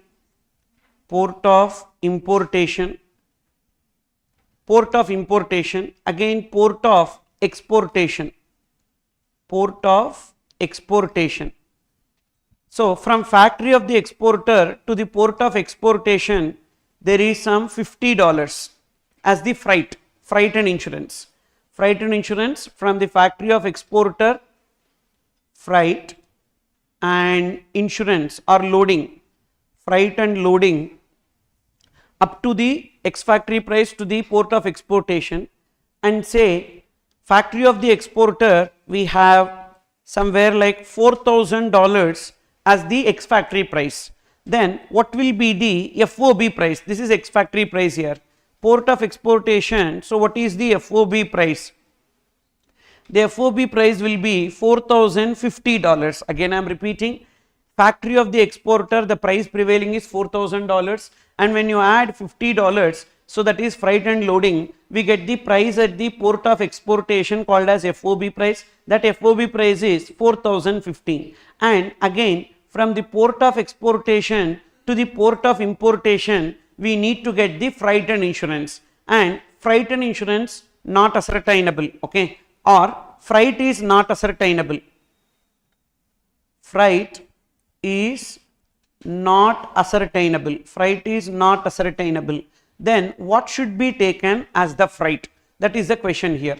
What should be taken as the freight? What should be taken as the freight? When the freight is not ascertainable, usually you will take 20% of FOB. So what is the 20% of FOB?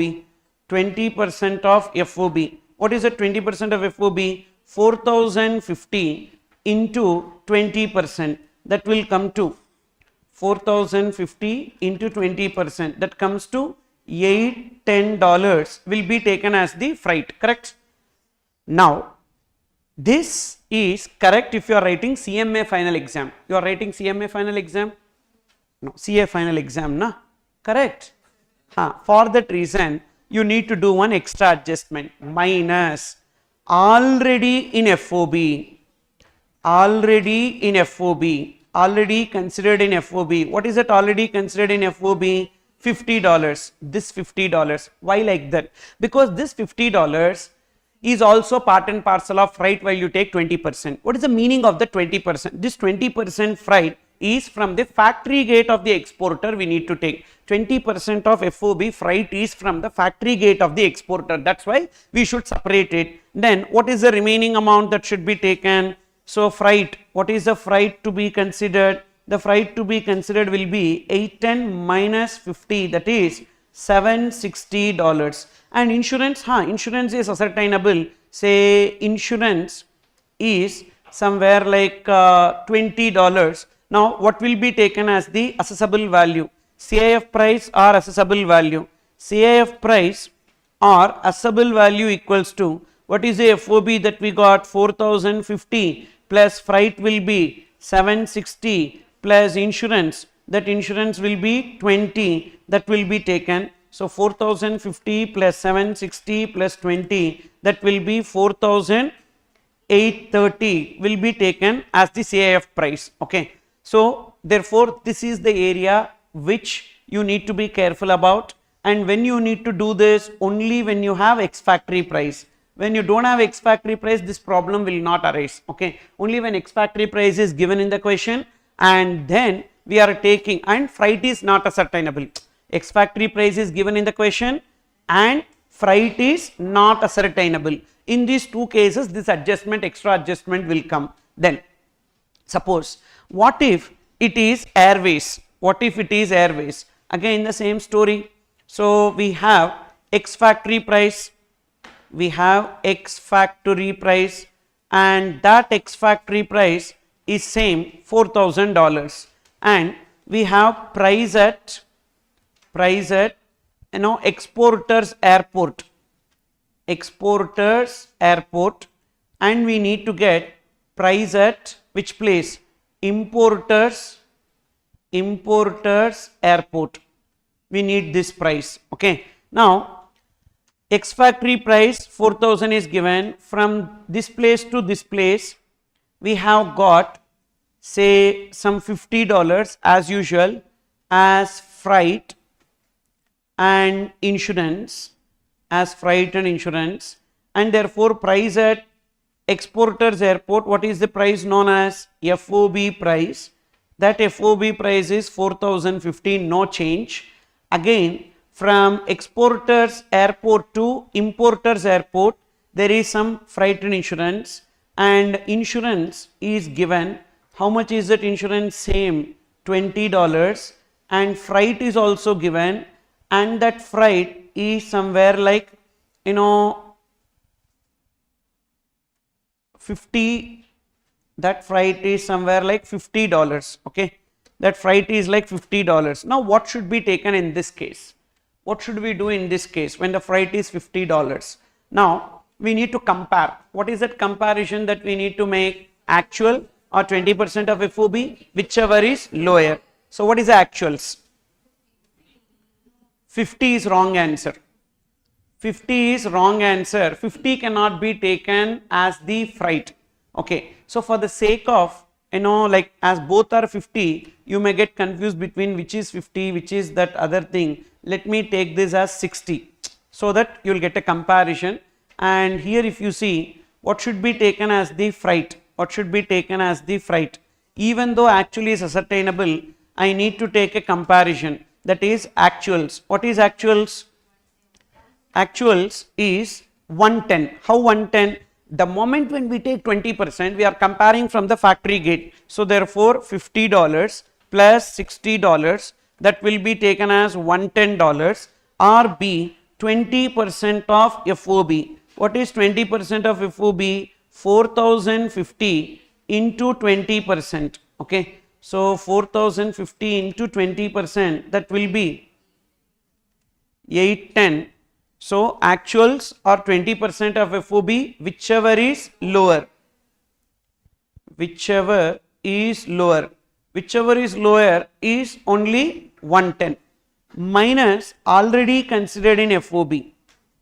Already in FOB. What is that already in FOB? $50. So therefore we will be taking freight as 60, actual itself. Sir, only directly we can take actuals now, sir? No. Sometimes what will happen, the 20% of FOB will be less than this. The 20% of FOB may be less than this. Then in that case it will change. Okay. And what should be taken as the assessable value or CIF price? CIF price or assessable value, simple, that is 4000 plus, 4050 plus, we will be having freight 60 only we will take, and insurance will be 20, that is 4001. So 60, 70, 80, 130. Okay, 4130, 4050 plus 60 plus 20, 4130 will be taken as the CIF price or assessable value. Sir, then always actual will be equals to like this? No, it will change. Suppose if the actuals instead of 60, what if it is somewhere like 850? If the actuals is 850, then when the actual is 850 plus 50, 900 or 810, whichever is lower will be 810. 810 minus already in FOB 50. So 810 minus 50, that will be coming to 760. So 760 will be taken as the freight. The method don't change. The format don't change. You need to stick on to the format. Again, when we will do this additional computation, again when X factory price is given, even though it is freight, but which freight it is? Air freight. Which freight it is? Air freight. So in these two places, that is whenever the X factory is given and it is a normal freight, but the normal freight is not ascertainable, or X factory price is given and it is air freight, then we need to do this way. Okay, that is the computation to be taken, and you can see this related discussion here. So customs valuation when the X factory price is given. So have a look into that. What is it they are telling? First branch, you see, first branch, freight from exporting country to India is available. Then if it is air freight, available, freight is available, but it is air freight. But what we need to do? 20% or actuals, whichever lower should be taken. While taking actuals, clearly see there, while taking actuals, what we need to do? While taking actuals, we need to take from the factory gate of the exporter. Okay, so while taking actuals, we need to take from the factory gate of the factory to importers airport. What is the factory to importers airport? That is 50 plus 60, 110. Okay, then or B 20% of revised FOB, whichever is lower, minus freight from factory to load airport minus loading charges, that should be separated. Okay, So that should be taken as the air freight. If it is other freight, there is no 20% comparison. So as there is no 20% comparison, we will take the actuals. When freight is from exporting country and it is not at all ascertainable, when it is not at all ascertainable, by default you need to take 20%. Wherever 20% comes, the same story again, that is freight at the rate of 20% of revised FOB minus, we need to separate freight from which place to which place, factory to the load airport or port minus loading charges in the load airport or port. This is something definitely they can be testing while doing the computation related to value, either in IBS or in like normal IDT paper, anywhere. But this is something which is so crucial. Please remember this for exam purpose, and trust me, this is the way in which valuation needs to be done. And if you solve the study material question or in our solved workbook also, you will find it as to whether it is correct or not then. And sir, what about problem solving, sir? So mighty 50 questions I need to solve. So but my objective is first to complete the portion. So first let's complete the portion, and then if time permits we will solve, otherwise I will post that video separately. But my objective is to, because amendments are also there, and amendments also I need to explain you clarity with a clarity, and for that reason please let me focus on doing this. But wherever really required, a computation is required to make you explain, I will write this small concept illustrations to make you understand. Okay, now say this customs valuation rules 2007 in case of import. First we need to go by the transaction value. What should be taken as the transaction value? That's what we have seen, CIF price prevailing at the time and place of importation. But sometimes the transaction value will be rejected when, if the transaction is between related parties. So related, or if the price is not sole consideration. You can see there, above adjustment shall be made as per rule 10. Customs officer shall not have any doubt about the truth and accuracy of the declared value. Underline, shall not have any doubt. Shall not have any doubt. If the customs officer is having any doubt about the truth and accuracy of the value, can the customs officer reject the value? Yes, he can reject the value and he will do the computation. Remember, in customs, this valuation rules and all will not be done by the importer. This valuation rules will be done by the customs officer. But in GST, we have valuation rules. In GST also, rule 28 related parties, rule 27 price is not sole consideration, etc. But that will be done by the taxpayer in GST, but here it is not done by the importer or exporter, it will be done by the customs department. So customs department may reject the value which is declared by the importer, that is transaction value, on account of truth and accuracy, suspicion about the truth and accuracy. In that case, the customs officer only should determine the value. Or another reasons. What are the other reasons? 4 conditions should be satisfied. Unrestricted sale means, suppose if the exporter is putting any restriction on sale of these goods in India, then customs officer will invoke valuation rules. Number 2, unconditional sale. If the exporter puts any condition on us to sell this, then also customs officer will invoke valuation rules. Then if it is unrelated persons, what if it is related persons, then also this transaction value not applicable. And price must be sole consideration. What if price is not sole consideration? Means apart from price there is some other consideration flowing from the importer to the exporter, then price is not sole consideration, then also valuation rules will be invoked. Okay, so what are the 4 conditions for transaction value? It should be unrestricted sale, unconditional sale, unrelated sale, and price must be the sole consideration. Anyone fails, the valuation rules will come. What is that valuation rules? Customs valuation rules 2007. First one is T, that is transaction value. Next one, TISDCR is what you need to remember. T for transaction value, I for identical goods, yes, TIS, S for similar goods. Then next we have DCR, D for deductive value, C for computed value, and last residual value or best judged value. First we will see identical goods. So far we understood the transaction value. If transaction value fails, only identical goods will come. All these are valuation rules 2007. First one, transaction value, is rule 3, and then rule 4 is identical goods. What does it say? Identical goods are also imported goods, and these imported goods have the same physical features and quality. It should be same to same, then only it will be called as identical. No minor modifications, also exactly the same, the replica kind of. And it should also be imported, and it should be imported from the same country. For example, the goods in the question for which the valuation is invoked is imported from Germany, and this comparable goods should also be imported from Germany. You can see imported goods, same physical features and quality and reputation, produced in the same country in which goods being valued were produced by the same person, preferably not compulsory. So this fourth point alone is optional, produced by the same person. For example,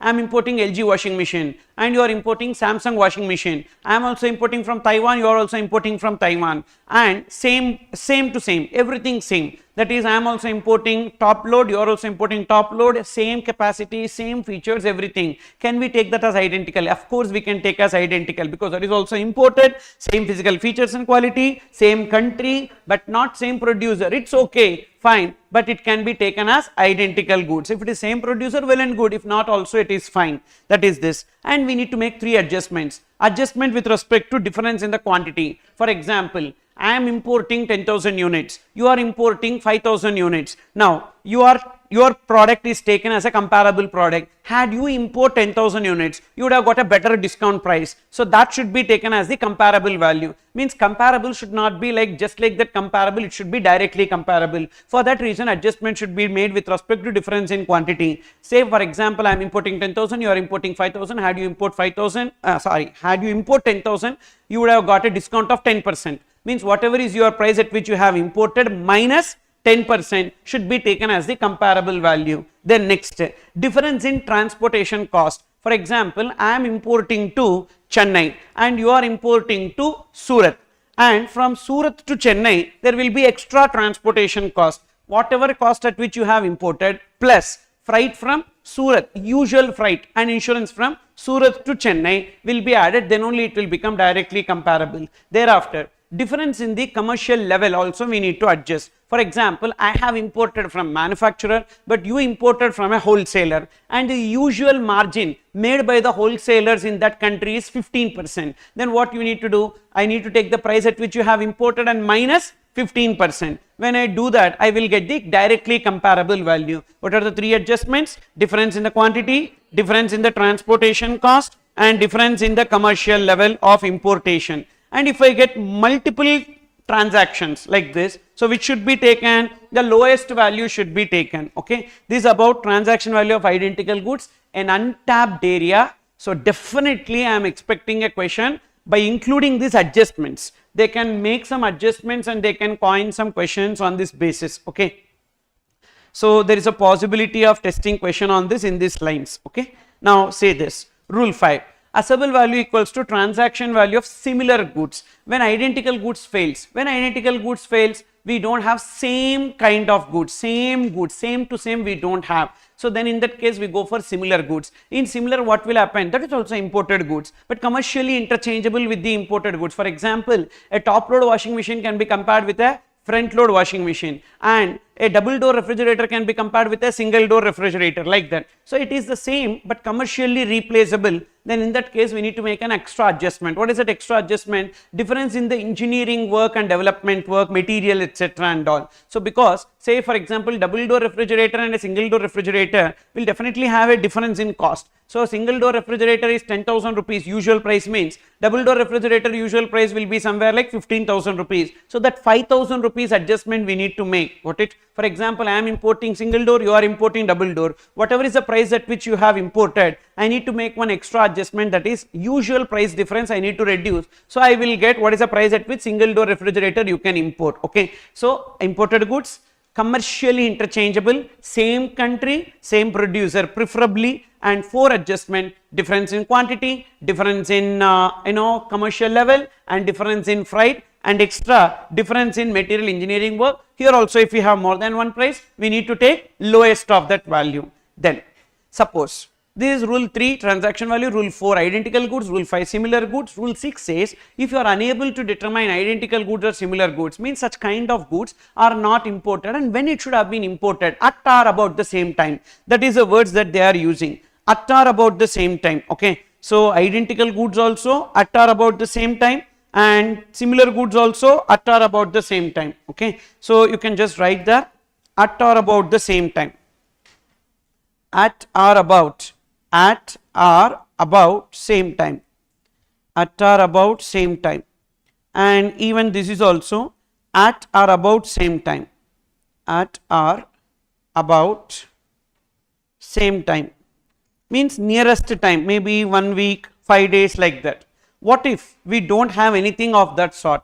Then we need to determine the value as per rule 7 or rule 8 in any order. There is no priority there. Either we can go for deductive value or we can go for computed value. We need to select, that is importer needs to select, and importer whenever he selects, that value can be taken. And computed value means what will happen? It's a top down approach. Top down approach means, so we will see the raw material cost that is prevailing in the exporter's place, and we will add every other cost, raw material, labor, overheads and processing cost, administration cost, and then even we will add his selling profit margin, that exporter's profit margin, and then freight from factory to the load airport or port, thereafter loading charges, then freight and insurance, everything we add to bring it up to our place. So all costs will be added. Post importation cost we will not add.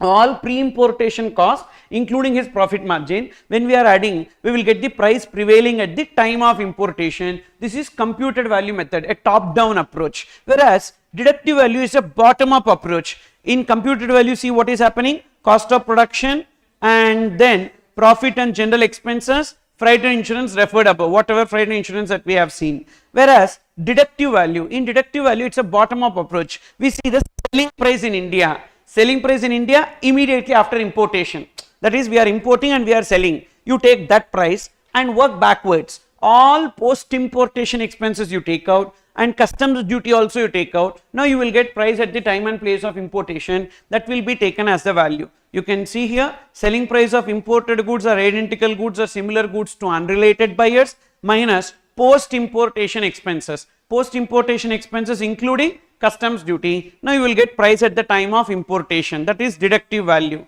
And this time I don't know, my intuition is telling either deductive value or computed value, one question will be asked. Okay, so for 4 marks there is a chance out of these two, because long time they have not touched it and regular question on valuation they have been asking. Out of these two any one question is possible.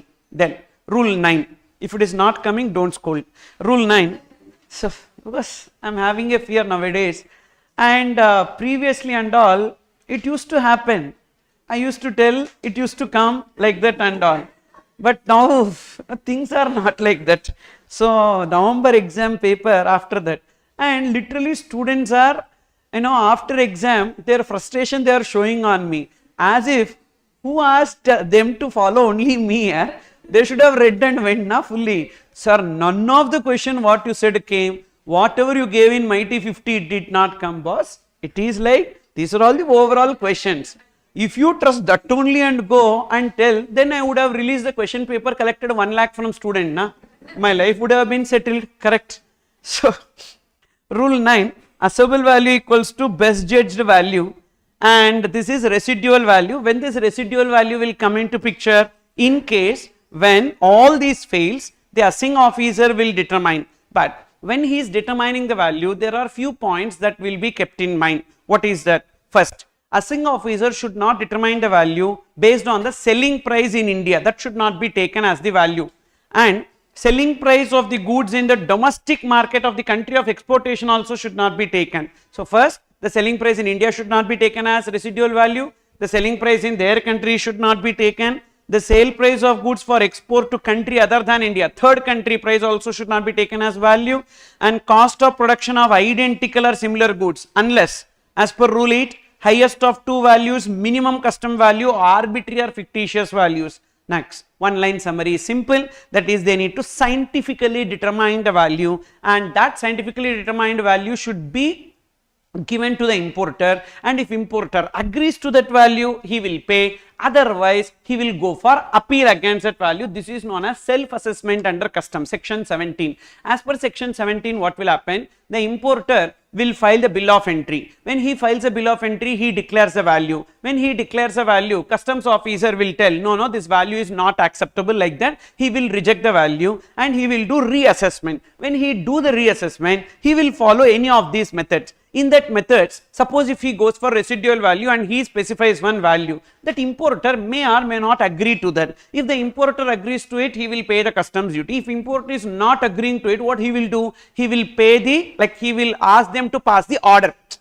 ask them to pass the order but still pay the duty under protest. That is called as payment of duty under protest, because he need this goods, he need his goods to be taken to his place. So that's the reason why he will pay the duty under protest, but he will ask the officer to pass a speaking order. Against the speaking order he will go for appeal. What is the time limit within which the speaking order should be passed? Within 15 days. Within 15 days it should be passed. That has a connection from here to self-assessment. You can see self-assessment, which is in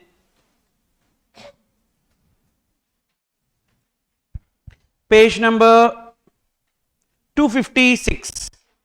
Page number 256, self-assessment under customs, section 17 of Customs Act. These two are connected, because what happens is that first bill of entry will be filed by the importer. So an importer entering any imported goods under section 46, that is bill of entry, or exporter filing shipping bill shall self-assess the duty. So they will declare some value, they will do the computation and they will file the bill of entry. And thereafter this bill of entry will be taken up for verification by the proper officer. When they take up this verification, so it is like a scrutiny assessment in income tax and GST. They take up the bill for verification, and not all bills will be taken up for verification. There is some risk criteria. So based on that they will verify, and if they are of the opinion that the value declared by the importer is not correct, then they do the reassessment. Reassessment by the proper officer if this assessment is not done correctly. And importer has two options. Option number one, importer may agree to it and pay the same by amending the bill of entry or shipping bill. So they will do the amendment based on the value given. I need to amend it and I need to file. Amending the bill of entry does not mean new bill of entry is filed. For the original bill of entry itself, I am doing just the amendment, okay. Whereas in case the importer is not agreeing to it, sir, no, I don't want to pay this. Is there any alternative for him? Yes. That is, a speaking order for reassessment will be passed. To be passed unless the importer agrees with the reassessment within 15 days from the day of reassessment of bill of entry or the shipping bill, as the case may be. Then what will happen to the goods imported? Two options again. The imported goods may be kept in the warehouse without payment of customs duty, or it may be like paid customs duty under protest. They will pay customs duty under protest, and based on the speaking order they go for appeal. When they go for appeal, what will happen after that? Maybe appellate authority, that is commissioner appeals, or SESTAT. For customs it is SESTAT, or High Court or Supreme Court will tell that, okay boss, whatever you have paid under protest is wrong and you need to pay the lesser duty only. Now the excess duty is paid, that they will get as a refund, and that refund is in section 27. That refund is in section 27. You can see that refunds under customs, section 27. So customs duty paid in excess. In this customs duty paid in excess, including the payment of duty under protest, you know what? Usually when you pay the customs duty in excess, you have to make application for refund within 1 year. But in case of protest, payment of duty under protest, that 1 year time limit is not applicable. 1 year from the relevant date, usually payment. This is the time limit, but you can see below, that is application, refund application within 1 year not applicable. Refund application within 1 year not applicable if duty is paid under protest. Means time limit is not there. Even after 10 years, 20 years also, you can make the application and they need to grant the refund. Is it clear? So that's how these things are connected. What's there in learning everything normally? Let's connect everything, because ultimately in exam, they can ask anything. Got it? Next. So coming back to this, so best judgment assessment, hope you got the clarity as to how things will work, okay. Next we have valuation in case of export. In case of export, what should be taken as the assessable value? Very simple, FOB price should be taken, the price prevailing at the time and place of exportation, that is FOB price. Whether any adjustment is required or adjustment not required, adjustments are not required. So means primary, secondary, nothing, whatever FOB given, that should be taken. However, this value declared by the exporter may be rejected by the officer, same self-assessment concept. So he will file a shipping bill, in that he will mention whatever is the value and customs duty payable, but that value may be rejected by the customs officer on account of overvaluation. So usually import case on account of undervaluation they will reject. In case of export on account of overvaluation they will reject. Why do they do overvaluation? In order to claim the export benefits. There are a lot of export incentives which they will be able to claim For that reason, they will declare it more. So assessable value equals to transaction value. Proper officer should satisfy that the declared value is genuine. Even in case of related party, transaction value may be acceptable. And suppose if they are rejecting the declared value, then what will happen? Here we have only 3 rules. One is like, kind and quality, computed value, best judged value. Like, kind and quality means comparable price, like identical, similar. Okay. So here we are exporting goods. Say for example, I am exporting one car, and when I am exporting a car, so that value whatever I am declaring is rejected by the customs officer, because customs officer is of the opinion that it is sold to a related person. Because if you see, lot of foreign car manufacturers are opening up their manufacturing units in India, and from India the cars are being manufactured and it is exported to their holding companies there. Definitely it's a related party transaction. In case of related party transaction, the officer may tell that this is not the correct value. Then in that case, we need to see the comparable price. What is the comparable price? That should also be exported only. The comparable should also be exported.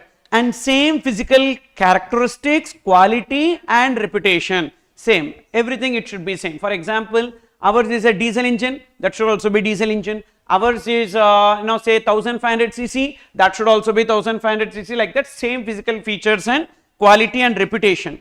Then produced in the same country in which goods being valued were produced, same, and produced by the same person, preferably, not compulsory. So which means, can we take Mahindra to Tata? Yes, Mahindra is exporting and Tata is also exporting. So can we do the comparison? Of course we can do the comparison. So that is that, produced by the same person, preferably, not compulsorily. Next, adjustment shall be made with respect to what? 3 adjustments to be made. Difference in quantity. So what is the difference in quantity? For example, I am exporting say 100 units and they are exporting, comparable is exporting 80. Now what if you export 100? Like that comparison. Difference in transportation cost. Say for example, I am exporting from Mumbai port and you are exporting from Kochi port. Then Mumbai to Kochi, there will be some freight difference that needs to be adjusted. Difference in commercial level of exportation. Again here also, what if we get more than one price? The lowest of that price should be taken. Then assessable value equals to computed value. So this computed value is like in import we have computed value, na? But only in Indian context we will do this. That we are doing in the exporters context. This we are doing in exporter context who is in India. So that is normal cost of production, profit and general expenses. Why freight and insurance we will not add? Because in case of export we take the FOB price, not the CIF price. In case of import, as we take CIF price, so that's the reason why we need to add the freight and insurance under computed value. But here in computed value, we will not add all those things. Then best judged value. Best judged value means a value determined by the customs officer based on the principles of valuation. Then next one, when they are treated as related. So related definition, you remember, easily you remember the related definition, that is family scope. Okay, related definition you remember like this. So family scope, family scope, family scope. Okay, and in GST and in customs. In GST, what is the meaning of family? Family is defined. What is that? Spouse and children, whether or not dependent. Spouse and children, whether or not dependent. This is the meaning of family, plus all others, brothers, sisters, parents, grandparents, in-laws. No, in-laws are not related. Okay, in-laws are not related, they are not family. And brothers, sisters, parents, grandparents, that too when? If they are wholly and mainly dependent. If they are wholly and mainly dependent. So this is in GST, but in customs we don't have family definition. So family is given, but family definition is there. I mean, not defined, but it is there in customs. Not defined but in the meaning of related, both in GST as well as customs we have family. Then scope, in that scope S is same, that is sole selling agent, we have in both the places, GST as well as customs, this is common. Then C for control, what type of controls, we have, this is also common in both the places, slight difference is there. So in case of GST, one point is there which says that single shareholder holding greater than or equals to 25% in two companies. There are two companies, in those two companies there is a single shareholder, that single shareholder is holding 25% or more in both the companies. So now those two companies will be treated as related, okay. Whereas in customs there is a change, that is 5%, okay. There is a change, single shareholder holding greater than or equals to 5% in two companies. 5% in two companies makes those two companies as related, okay.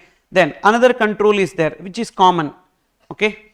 So first is two companies having same shareholder holding 25% or more, here it is 5% or more. Then another point in control is there, that is one person invests greater than or equals to 51% in another, this is common in both the places. Then we have common control by a third person,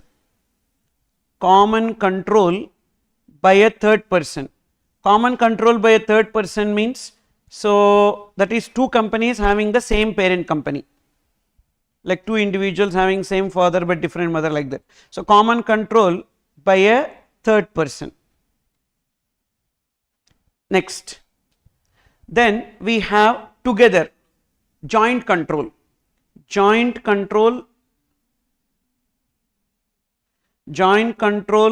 of a third person. What is the difference between these two? Common control means, say X Limited, Y Limited, both X Limited and Y Limited are under A Limited. Now as these two companies are controlled by a single company, so these two companies are treated as related, that is common control. Joint control means together they control a company. For example, two shareholders you take, these two shareholders cumulatively holds more than 50% in the company. Now these two shareholders are also treated as related, that is this. So family, slight change, yes, sole selling agent same, control also, total 4 points in control, in that two companies, single shareholder 25% or more. Next, one person investing greater than or equals to 50%, 51% in another, okay. So why 51%? Because equal to I used. Suppose if I remove this greater than or equal to, can we make it as greater than 50%? Yes, greater than 50% we can make. For example, 50.1%, 50.5%. Control is there definitely, okay. So greater than 50% in another. Common control by a third person, two companies which is having a common control, common companies controlling these two, or joint control, that is together they control a third person. Then O for officers or directors of one another's person, officers or directors of one another, that is, I am appointed as officer in your business and you are appointed as officer in my business. Now we both are treated as related, that is officers or directors. Then P is partners of a legally recognized firm, Then E for employer and employee. Employer and employee are also treated as related. So this is the meaning of related in both the places. So maybe anywhere it will be useful. So that's the reason why we have made note, and you remember it easily like this related definition.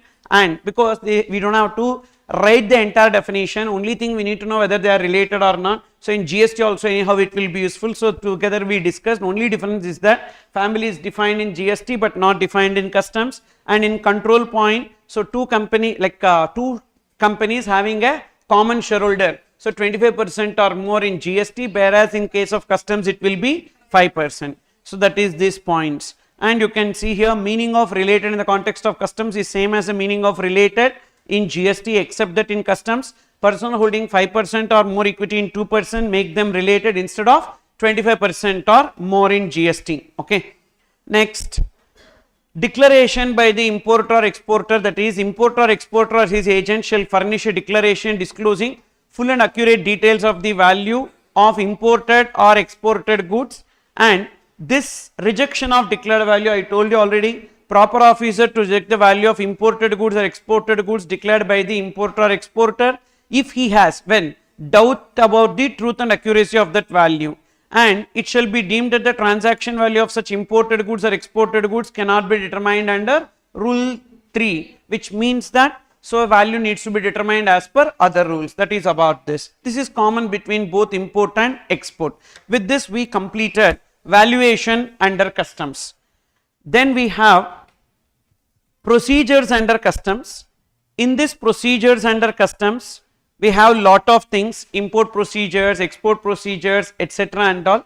So I am taking it for some time and then we will take the lunch break. Okay. So see the import procedures.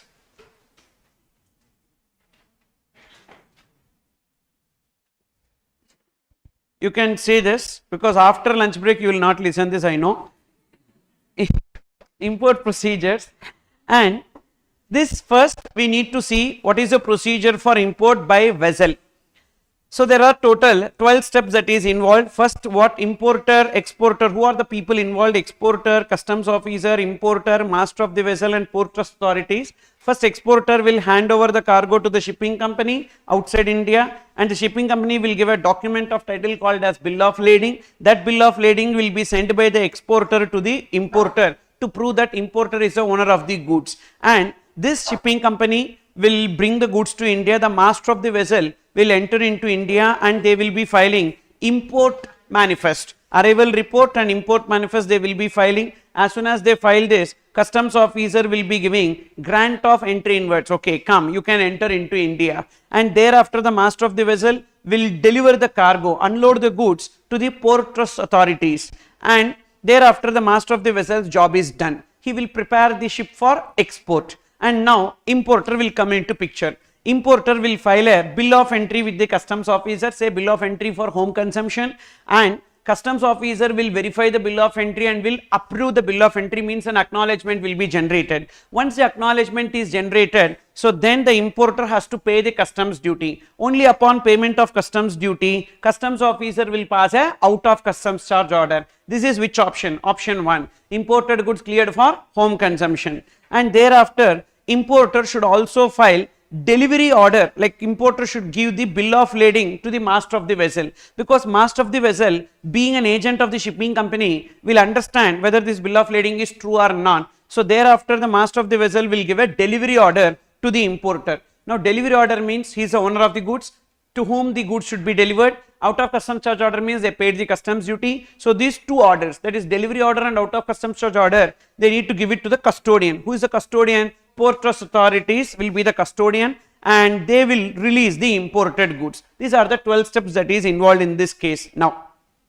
whatever we discussed here, in these import procedures, so whatever procedures, these are all common. Let it be airways, okay, let it be airways or waterways or roadways. Mostly this procedure will be common except for few changes. You can see that all the import and export procedures under customs are through customs common portal. So the GST portal is, GST also we have a common portal, customs also we have a common portal. GST common portal is gst.gov.in, whereas customs common portal is icegate.gov.in. So Indian Customs Electronic Gateway. Then in case of import by aircraft, suppose if the same process import by aircraft, what will happen? This bill of lading is there now. Wherever we see bill of lading, that bill of lading will be replaced with one term called as airway bill. Then in case of imports by vehicle, then the same, this bill of lading will be called as railway receipt or lorry receipt.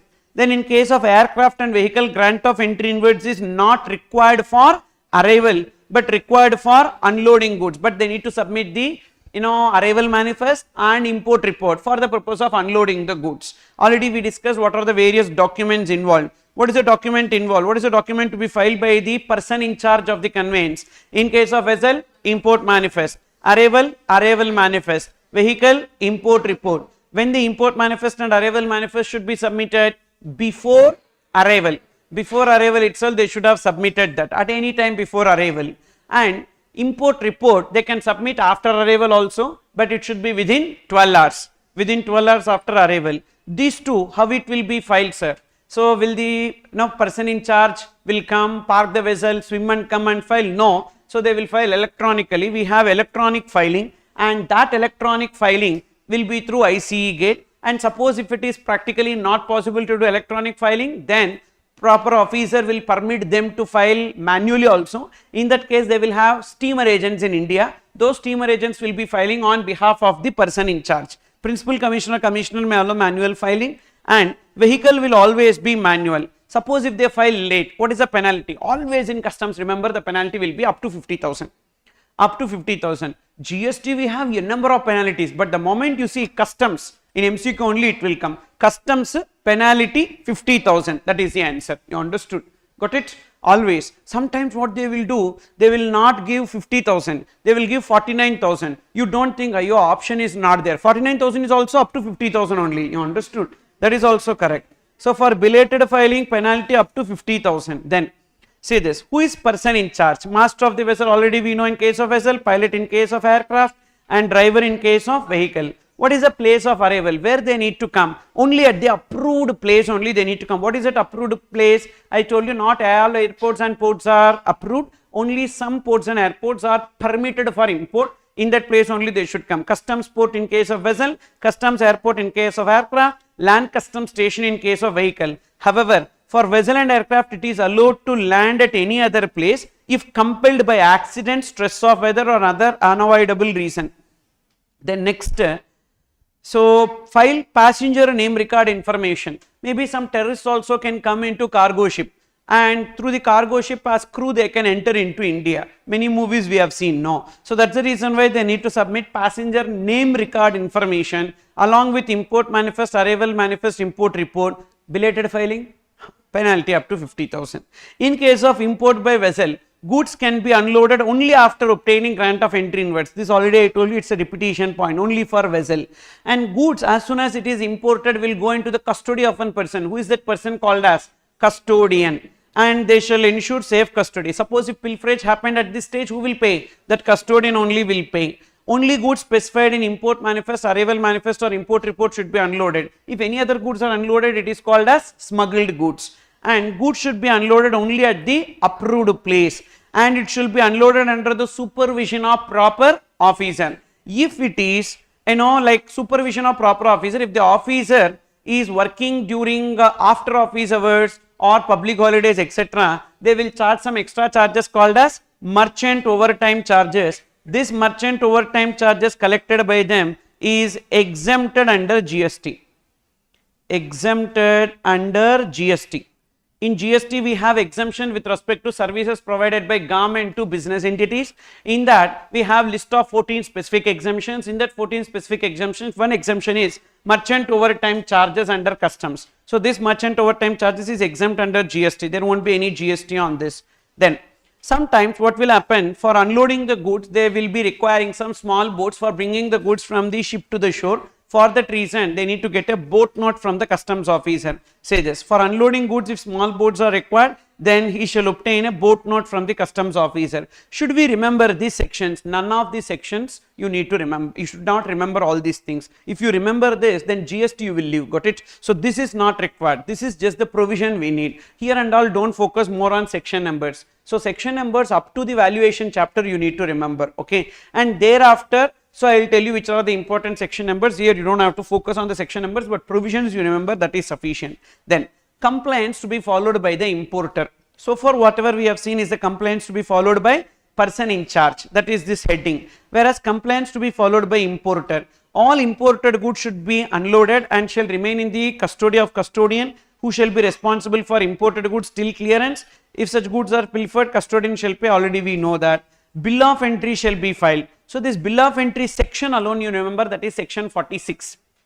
Section 46 deals with bill of entry. So bill of entry shall be filed electronically through IC gate, and we have three types of bill of entry. Bill of entry for home consumption, when the imported goods are to be cleared upon payment of customs duty. Bill of entry for warehousing or inbound bill of entry, when the goods are stored without payment of customs duty under bond, whereas expand bill of entry for home consumption, when the goods are cleared from warehouse upon payment of customs duty. And what is the time limit for filing bill of entry? Minimum, that is when we should file, before the date of arrival. And can we file even before that, like 10 days before, 20 days before, 30 days before, 40 days before? No, only within 30 days before, only within 30 days before the date of arrival.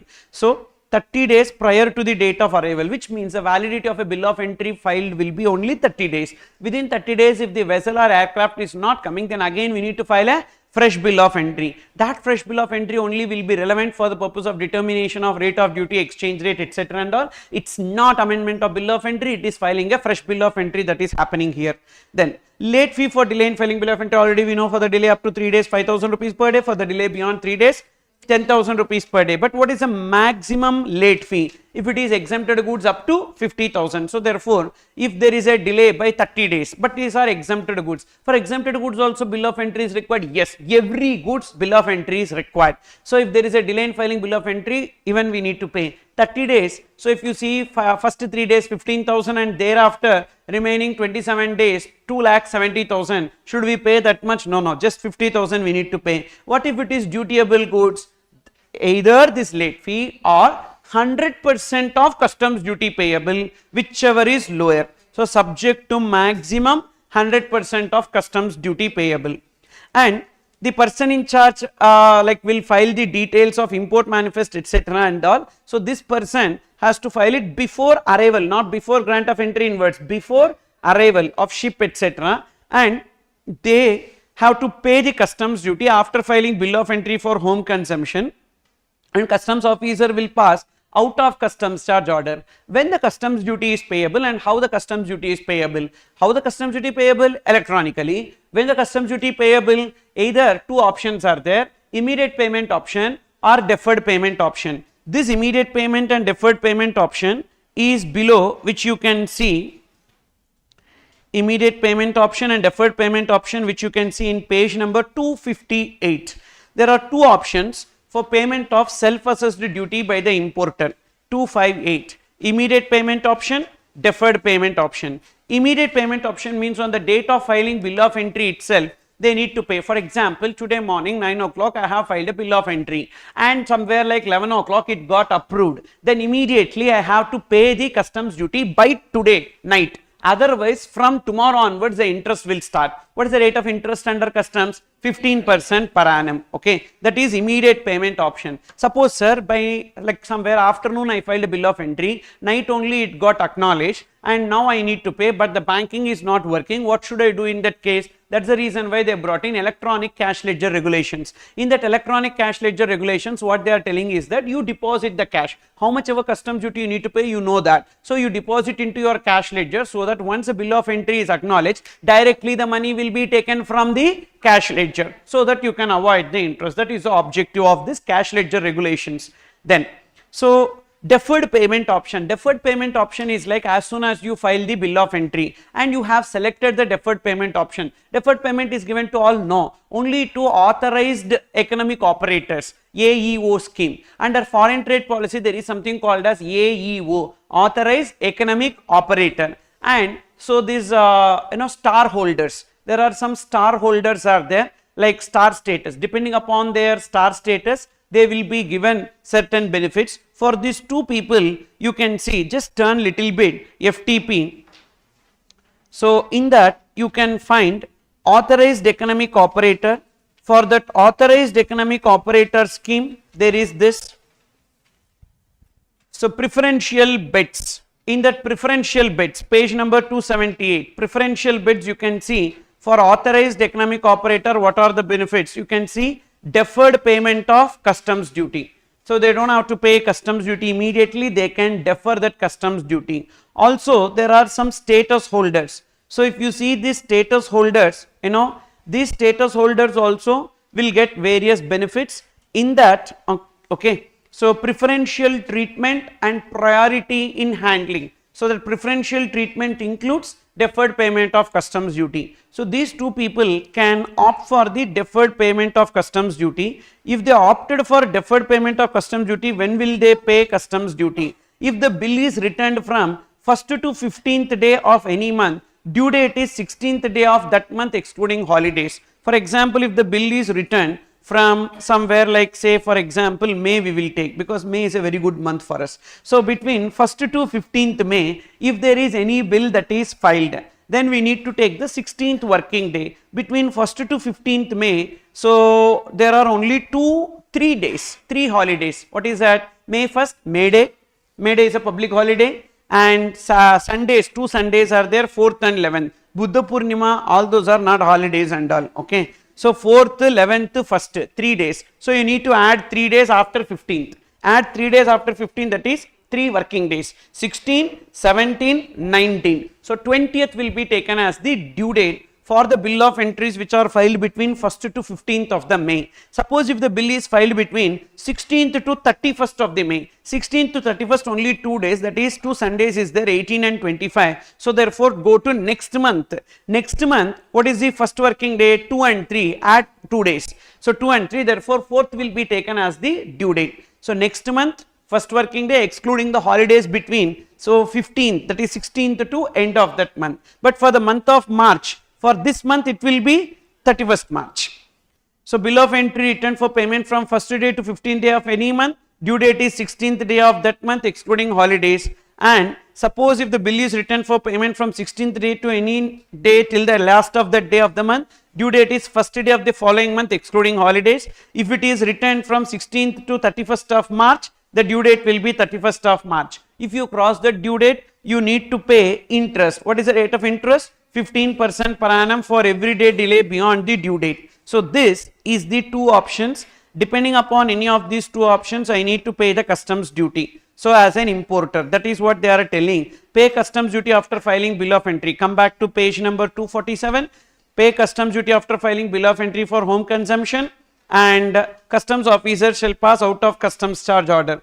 If the goods are not cleared for home consumption or warehousing within 30 days after unloading, what will happen? Those imported goods may be disposed of by the custodian, or officer may deposit such goods in the warehouse. That is, we have imported the goods. Those imported goods needs to be cleared within 30 days. Within 30 days, if we are not clearing, customs officer will sell those goods by way of auction. Cleared means what? Either we need to file a bill of entry for home consumption, or we need to file a bill of entry for warehousing. If you are not doing any of these 2 things, then those imported goods will be auctioned, or it may be kept in a warehouse for a period of 30 days. Again like that, for how many days it will be kept? 30 days. After 30 days, again they will take a review whether to dispose of or to extend it for a further period of 30 days. Like that, for every 30 days they will take the decision.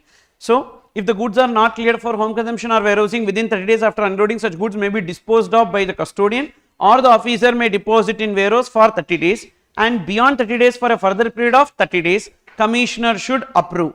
And this is known as warehousing without warehousing. Suppose if you get a short note question, warehousing without warehousing, so don't think it's a print mistake and all. It is correct. Warehousing without warehousing, like that concept is there, and this paragraph we need to write, okay. And there is a mandatory electronic payment. Importers under AUO or importer paying customs duty greater than or equals to 10,000 per bill of entry, they need to pay through electronic mode only. Then we have export procedures.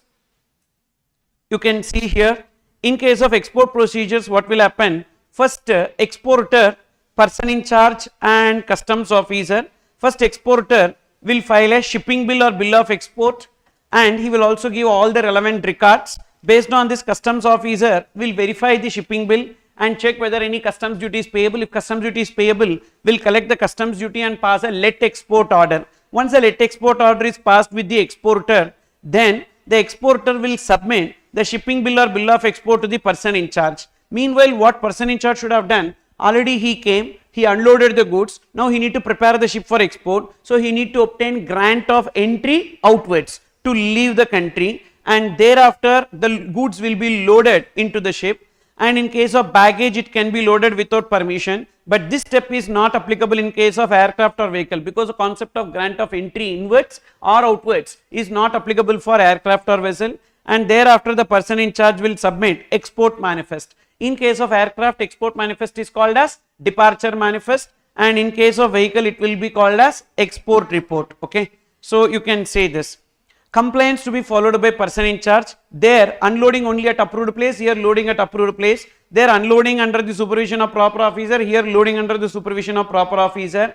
There for bringing the goods from the ship to shore, boat note was required, but here for taking the goods from shore to ship with the help of small boats, shipping bill is sufficient, boat note is not required. Loading on holidays and after office hours, MOT charges payable, which is exempted under GST, same, shall obtain grant of entry outwards, and they will file export manifest, departure manifest or export report. Also they will file passenger name record information and shall obtain permission to leave India from the customs officer. So these are all literally replica of import process to be followed. What is the compliance to be followed by the exporter? Simple, they will just file the shipping bill or bill of export, and then they will assess the value and pay the customs duty, or they can go for provisional assessment. They will pay the duty if applicable immediately on filing shipping bill. Very important, deferred payment facility is not enabled for exporter. It is only for importer, not for exporter, and they shall obtain the let export order for taking the goods out of India. Then we have transit and transshipment. Transit means what? The same conveyance which is bringing the goods to India in the first port is taking it to another port, and it is called as goods in transit. But opposite of it is transshipment. Transshipment means when a vessel is bringing some goods into India, first it will unload the goods in one port, thereafter the remaining goods will be taken to another port or airport, not in the same conveyance but in a different conveyance, that is called as transshipment. You can see here transit means continuing transport in the same conveyance, whereas in case of transshipment, so another conveyance will come into picture, that is called as transshipment.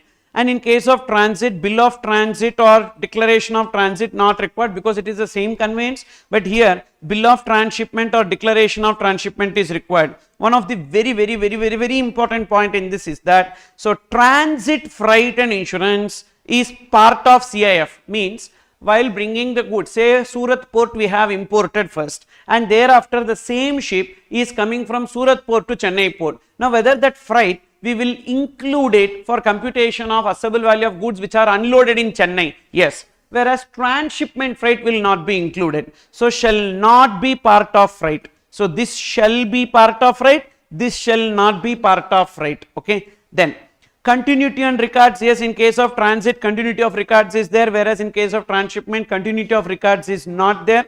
And in both the ports, first port as well as airport or another port or airport, they need to submit all the details of cargo. That is, this is common point. For example, I am unloading only 40% of the goods, remaining 60% will go to some other port. Even then I have to declare entire information in the first port or etc. In the subsequent port or airport also I need to declare this information. This is about transit and transshipment. Maybe for theory they can ask this question, or if not, application, if you see only this freight part, they will give one line in the question as adjustment. So transit freight to be included, transshipment freight will not be included. Okay.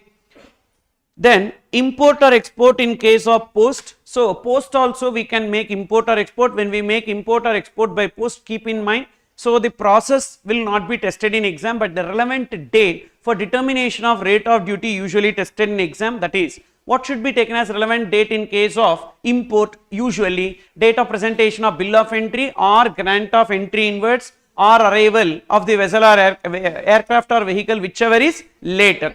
Here simple, there is no concept of bill of entry. For post, it is the postmaster will hand over the list of articles to the proper officer, the date on which he handed over the parcel list, that is equated with bill of entry. Then So date of arrival of the vessel, no grant of entry inwards, date of arrival of the vessel, whichever is later. Another place where we have whichever is later is this. So keep that page. So date on which postal authority present parcel list to proper officer, or date of arrival of the vessel, whichever is later will be taken. In case of imports by vessel, post. And wherever we are referring to post, that also includes courier agency. You can see goods imported or exported through courier are treated on par with goods imported or exported by post. And suppose if it is importing an aircraft or vehicle, there is no whichever is later, only one point, the date on which parcel list is handed over to the proper officer. Then in case of postal exports, whether it is aircraft, vessel or vehicle, it is the same. The date on which the parcel is handed over to the postmaster by us, that date will be taken. Date on which exporter delivers goods to the postal authority will be taken. Okay. Then we have something called as faceless assessment under customs.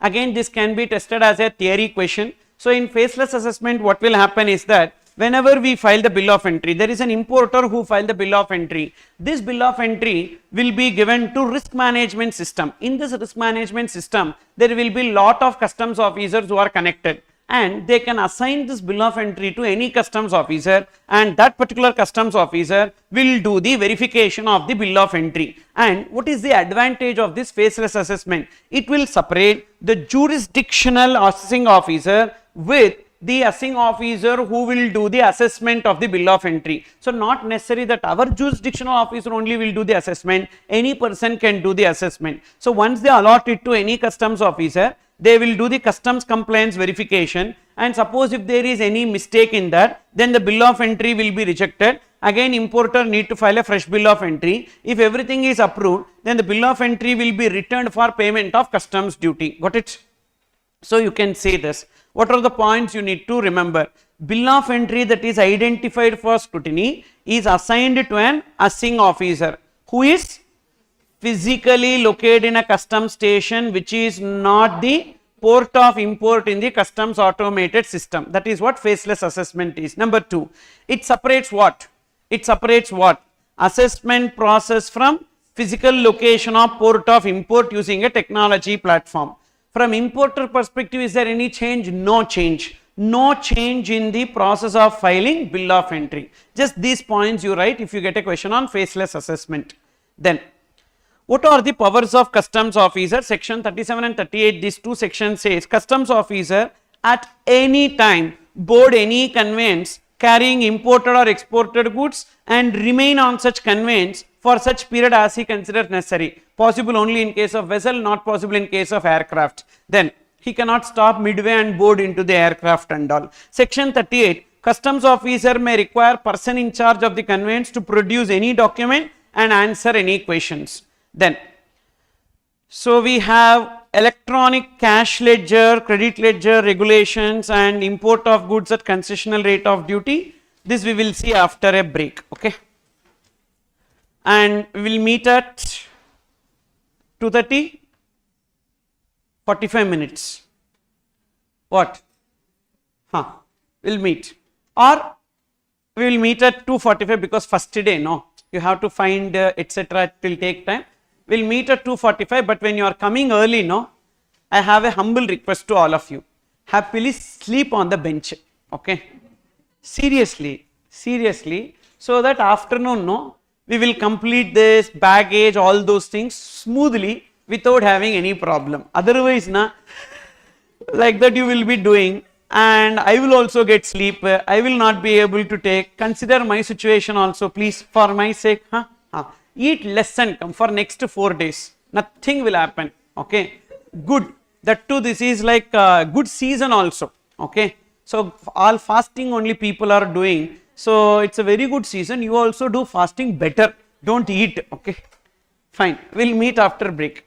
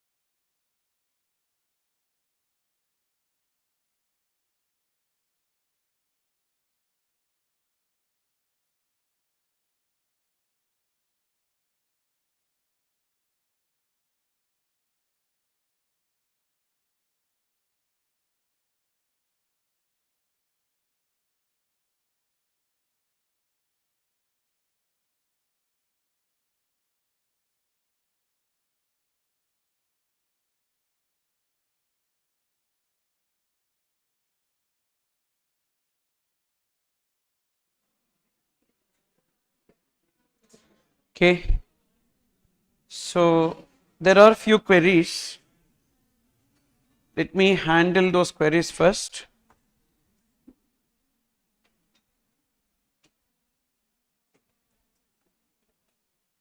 For levy of ASD and ADD from WTO countries, since it can be levied only if there are serious injury, provisional duty will not be applicable. Correct. So in case of imports from member countries, ADD and ASD will not be applicable unless there is a serious injury, which means that only when there is a serious injury after investigation they will levy. So provisional duty will not be applicable there.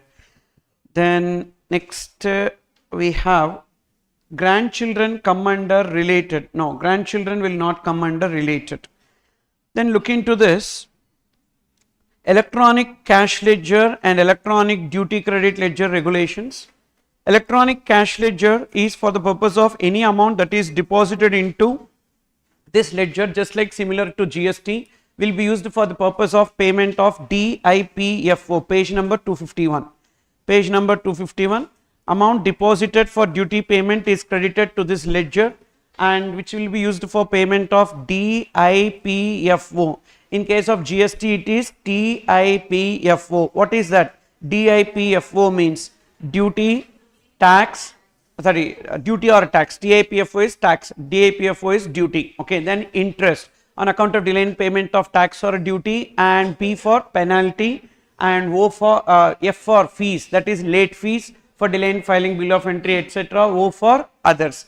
But the balance that is there in electronic duty credit ledger can be used only for payment of basic customs duty. It cannot be used for payment of other things. Even we cannot use it for payment of social welfare surcharge, IGST, etc. also, only for payment of basic customs duty. But cash ledger can be used for payment of customs duty, interest or penalty. Whatever excess balance that you have in the electronic cash ledger, so can be claimed as a refund, unutilized balance. Whereas electronic duty credit ledger, unutilized balance cannot be claimed as refund, but we have a process of transferring the balance of electronic duty credit ledger in the form of e-script to another person. Okay, so basically electronic cash ledger, amount deposited for duty payment is credited to this ledger. It can be used for payment of everything, that is DIPFO, and thereafter unutilized balance can be claimed as refund. But electronic duty credit ledger regulations, electronic duty credit ledger, both are given in section 51A and 51B. So whenever we are claiming any refund upon export, so like duty drawback or any incentive under foreign trade policy, that will be credited to this ledger, and balance in this ledger can be used only for payment of basic customs duty. Unutilized balance cannot be claimed as refund. And we have in this regard electronic cash ledger regulations. Whatever deposit that is made in cash ledger shall not accrue any interest, because it is not a savings bank account or a FD, etc. and all. Deposit challan ECL02 is valid for a period of 15 days. This 15 days is same in GST also, same in GST. So even in GST also this 15 days point is common. So once a challan is generated for making payment, it will be valid for a period of 15 days. What are the various modes of deposit? Either net banking, NEFT, RTGS, over the counter, up to 10,000 rupees in a day. But here, what is the meaning of over the counter? Over the counter means cash or check or demand draft. Whereas in case of GST, there are total 6 modes. Okay, in GST, what are the various modes of deposit? Total 6 modes are there. That is NEFT or RTGS, and next we have net banking. So that net banking is here also, and number 3 we have IMPS, then UPI mode is there, and debit card or credit card, that mode is also there. And number 6 is OTC, that is over the counter up to rupees 10,000 per tax period. Okay, over the counter payment up to 10,000 per tax period. So this we have OTC up to 10,000 rupees per tax period. This is under GST. What are the various modes of deposit? Okay, whereas if you see in customs, it is net banking, NEFT, RTGS, over the counter, only 3 modes. Here over the counter is 10,000, in GST also over the counter is 10,000, but that 10,000 is in a tax period. Here it is in a day. and both the places over the counter means, remember, it is cash, check and demand draft. Then OTC limit of 10,000 per day shall not be applicable to garment department. In GST also that is same, garment department.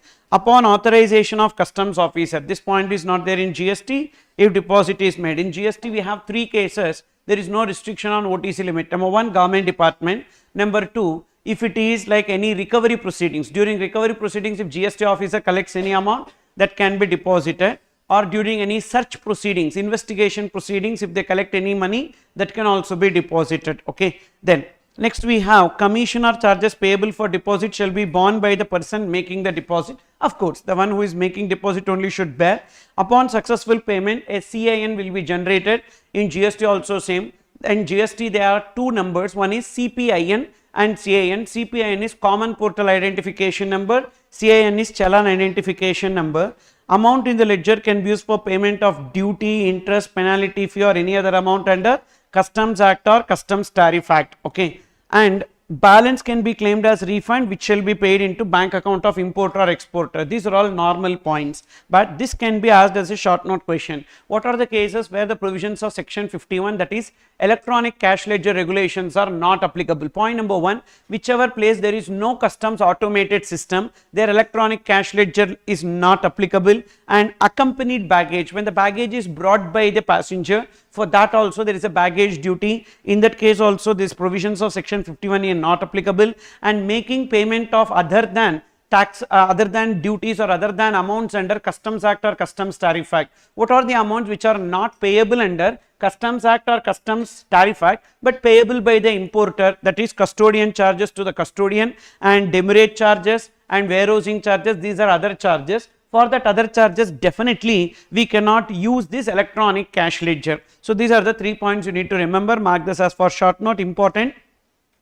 Where customs automated system is not in place, accompanied baggage, making payment other than duties under customs, IGST, compensations as interest fee or any other amount. So that is example, custodian charges, demurrage charges, etc. We cannot use cash ledger. Next, electronic duty credit ledger regulations. So what happens is that whenever you are eligible for any kind of incentive under foreign trade policy or under customs, as soon as you file the shipping bill, so when you file the shipping bill, if you are eligible for a refund, so an e-scroll will be generated and that will be credited to the electronic duty credit ledger.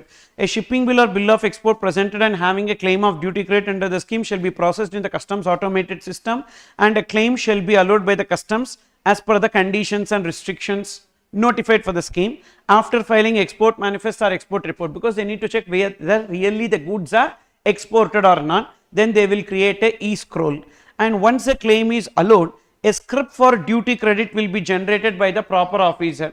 So this duty credit will be in the form of a script, e-script, electronic duty credit ledger. An e-script will be generated. Separate scripts will be generated for each scheme. The duty credit available in the script shall be used only for payment of basic customs duty, cannot be used for payment of any other thing, and it will be valid for a period of 2 years from the date of its creation in the ledger, and any duty credit in the said e-script remaining unutilized shall be lapsed. So means after 2 years. So it is not like in input tax credit. Input tax credit, there is no time limit, it can be carried forward for a number of years, but here this electronic duty credit ledger is valid for a period of 2 years, and once it is lapsed, that shall not be regenerated, that is gone. And we can see the details of this e-script in the customs automated system.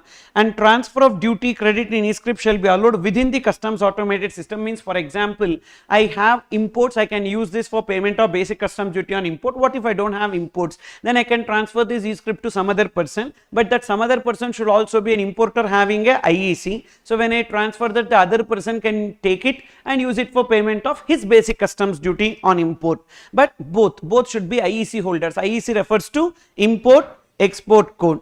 Number issued in terms of FTP, and the duty credit available in e-script shall be transferred at any time for the entire amount. Part cannot be transferred, entire script can be transferred. Part or some unutilized amount alone cannot be transferred. So because the entire amount in the said script to be transferred, and transfer of duty credit in part shall not be permitted. Okay. Next, we have import of goods at concessional rate of duty rules for specified end use rules. So first we will try to understand the background when these rules are applicable. Say there is an importer who can import the goods without payment of customs duty, or he can import the goods at concessional rate of customs duty. To that person these rules will be applicable. So why he is eligible for import without payment of custom duty or at concessional rate? Situation number 1, just remember this example. There is a manufacturer who is making COVID vaccine. For the purpose of making COVID vaccine, he can import the raw material without payment of customs duty. Situation number 2, there is an importer who is into edtech business. Edtech means like the education technology based company. So they can import the equipment which is required for carrying out the edtech business, that is like this touchscreen boards, etc. and all. Number 3, there is a person who is supplying goods to defense canteen. For that purpose he can import the goods. So these are the 3 situations. In all these 3 situations they can import the goods without payment of duty or at concessional rate, and they have to follow these rules. So see the first point, a manufacturer or a service provider is eligible for an exemption notification. For what purpose? To import the goods without payment of customs duty or to import at concessional rate. That imported goods should be used in manufacture of any commodity or provision of any output service.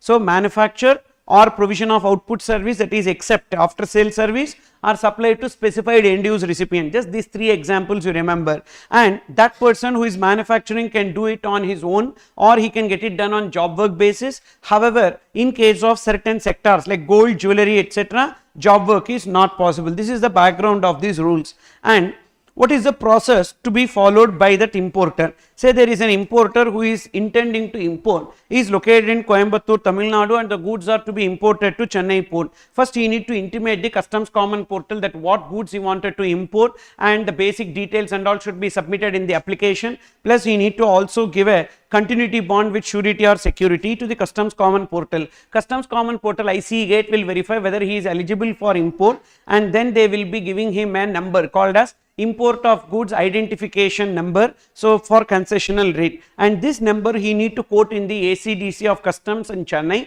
so that at the time of filing the bill of entry, when he quotes this number, they will not collect any customs duty from him, or will collect the concessional rate of customs duty. And whatever goods that are received into this factory in Coimbatore, he need to intimate if there is any short receipt, because otherwise the portal will be of the assumption that whatever quantity which he has applied for is being imported. For example, he applied for 10,000 units, but the quantity actually imported is only 8,000 units. The 2,000 units not received needs to be intimated. Intimation regarding non-receipt or short receipt of the goods, and unutilized goods or defective goods needs to be either exported without payment of customs duty, or it can be sold in India upon payment of customs duty. What is the time limit within which they need to do that? Within 6 months. Now concentrate. Whenever they are importing some raw material, say they have imported 10,000 units, 8,000 units only utilized and 2,000 units are unutilized. What they need to do with the 2,000 units? Either send it back, but when they are sending it back, at least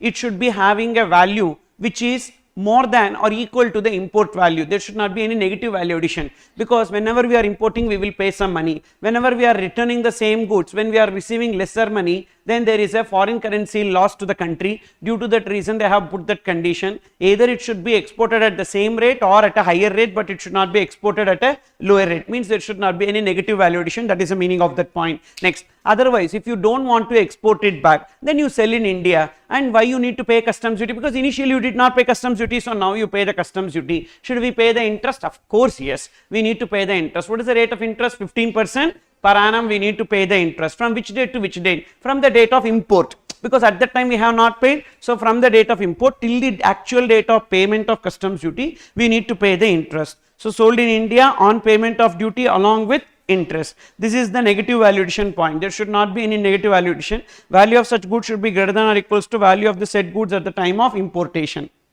Then FAQs in this regard, these are some general FAQs. Number 1, what is the information to be submitted? Simple. So if I am a manufacturer, which place I am going to manufacture, what goods I am going to manufacture. If I am a service provider, what services I am going to provide. if I am a specified end use, like if I am making sale to specified end use recipient, who is that specified end use recipient, what goods I wanted to import, which port I wanted to import, all those details I need to submit. That is name and address of the importer and his job worker, goods produced or manufactured, nature and description of imported goods, output service, and under which notification, exemption notification I am eligible, the intended port of import, particulars of premises where they are going to do manufacture or transfer, and details of end use recipient. This is one FAQ which definitely will not come in exam, so you don't have to bother. Then what is the procedure for sending the goods for job work? Basic. So whenever we are sending the goods for job work, what is the coverage that should be? Definitely e-way bill is required. Mandatorily e-way bill is required when the goods are sent on job work. One more case also, mandatorily e-way bill is required irrespective of the value. What is that?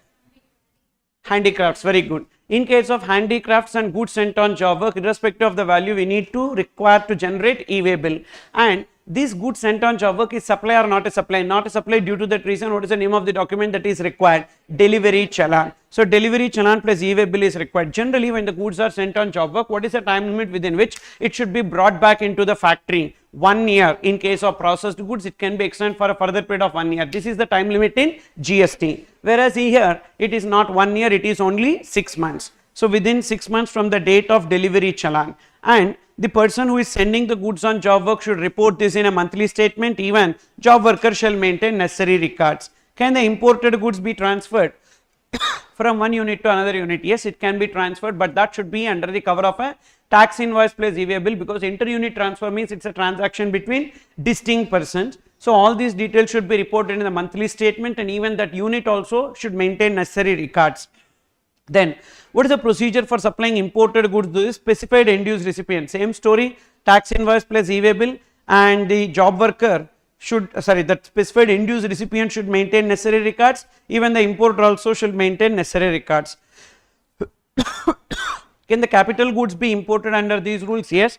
So not only raw material, even capital goods also can be imported under these rules, but there is one very important point, that capital goods can be imported and used. That 6 months time limit is not applicable. Generally, raw material which is imported needs to be either exported or sold in India within 6 months if it is not used. But this 6 month condition is not applicable in case of capital goods. Capital goods which are capitalized in the books of the importer can be imported at concessional rate and used in manufacture, and after that it can be cleared in domestic area on payment of duty and interest. At what? At the depreciated value. What should be taken as the depreciated value? So what we need to see is that first we need to count the depreciation based on straight line method only, but that straight line method is for every quarter or part thereof in the first year, for every quarter or part thereof in the second and third year, and thereafter for every quarter or part thereof in the fourth and fifth year, and thereafter, okay, thereafter, that is greater than 5 years. So sixth year and onwards, sixth year and onwards. 6th year and onwards. What is the percentage that you need to remember? So 4% for every quarter or part thereof, 3% for every quarter or part thereof, 2.5% for every quarter or part thereof, and 2% for every quarter or part thereof. Okay, so this should be first year, second year and third year. First year 4%, second and third year 3%, fourth and fifth year 2.5%, sixth year and onwards it will be 2%. Now how to count this first year, etc. and all? So here calendar quarter only should be taken. We should not take it as 3 months as one quarter, calendar quarter. For example, if it is like 5th of February to 5th of April, 5th of February to 5th of April, if you logically see, it is just 3 months. Okay, so February to March, March to April, so not even 3 months. But if you count the quarters, it will be coming under 2 quarters. Why it will be coming under 2 quarters? Because we need to take the calendar quarter and we need to allow this, and thereafter you will get the depreciable value. On the depreciable value we need to compute the customs duty, and if suppose already at the time of import we paid some customs duty, that needs to be reduced. So the differential amount we need to pay as the customs duty. You can see how to compute the depreciable value in the next page. So how to compute depreciable value of the capital goods and customs duty on capital goods? For every quarter or part thereof in the first year 4%, for every quarter or part thereof in second year and third year 3%, for every quarter or part thereof in fourth and fifth year 2.5%, and thereafter for every quarter or part thereof it will be 2%. and this should be reduced from the value of the imported goods. So we will be getting the depreciable value. On the depreciable value, we need to pay the customs duty, and you can see here. So what is the interest rate? Interest rate will be 15% per annum from the date of import of goods till the date of payment. Now I have one doubt, sir, whether this depreciation needs to be computed from the date it is imported or the date it is put to use. Always depreciation put to use, here also put to use, okay. Always depreciation, income tax put to use, here also put to use. From the date it is put to use only it should be counted, but not from the date it is imported. Be careful with respect to that, both dates will be given. So put to use also will be given, and thereafter imported date also will be given. See, we need to compute interest from the date it is imported, but depreciation should be computed from the date it is put to use. And how much customs duty we need to pay? Customs duty and above shall be equal to difference between the duty leviable on such goods but for the exemption availed and that already paid, if any. For example, at the time of import we paid 5% as concessional rate, but the applicable rate is 15%. Now see what is the depreciable value into 15% minus at the time of import whatever is the duty already paid. So that differential amount only we need to pay now. Got it? Then next one, what is the bond that is to be executed? That is a continuity bond with surety and security. Continuity bond is like, so first we will, it's like a deposit kind of. For 10 lakhs we will execute a bond, and whenever we imported the goods and used really in manufacture of COVID vaccine, means we achieved the purpose. When we achieve the purpose, as soon as we import the goods without payment of duty, say the duty saved is 1 lakh, so the 10 lakhs bond amount will get debited by 1 lakh. Again when we achieve the purpose, the bond will be recredited by that 1 lakh. So that is how continuity bond will work. Continuity bond with surety or security as deemed appropriate by jurisdictional ACDC. So with an undertaking to pay an amount equal to difference between the duty leviable on inputs but for the exemption that already paid, if any. And next, what are the accounts and records to maintain? All the accounts and records, how much quantity they received, how much used in manufacture, how much supplied in specified end use recipient, how much used in services, what is the closing stock, everything to be maintained. Then when the unutilized or defective goods should be exported or sold in India, 6 months, but not applicable in case of capital goods. And they need to furnish a monthly statement. That monthly statement by when they need to furnish, 10th of the month following every month. Then next you can see assessment and audit under customs in that. So self-assessment already we discussed, look into provisional assessment. What are the situations that leads to provisional assessment in customs? Total 4 situations. Number 1, when the importer or exporter is unable to compute how much is the customs duty that they need to pay, then it will be provisional assessment. In GST also the same point is applicable. When the taxpayer is unable to compute how much GST they need to pay, then it will be coming under provisional assessment. Only first point is common between GST and customs. The next 3 points we don't have in GST. Okay. So these 3 points are there, not 2, 3 and 4. This 2, 3 and 4 is not in GST, but this first point is same in GST.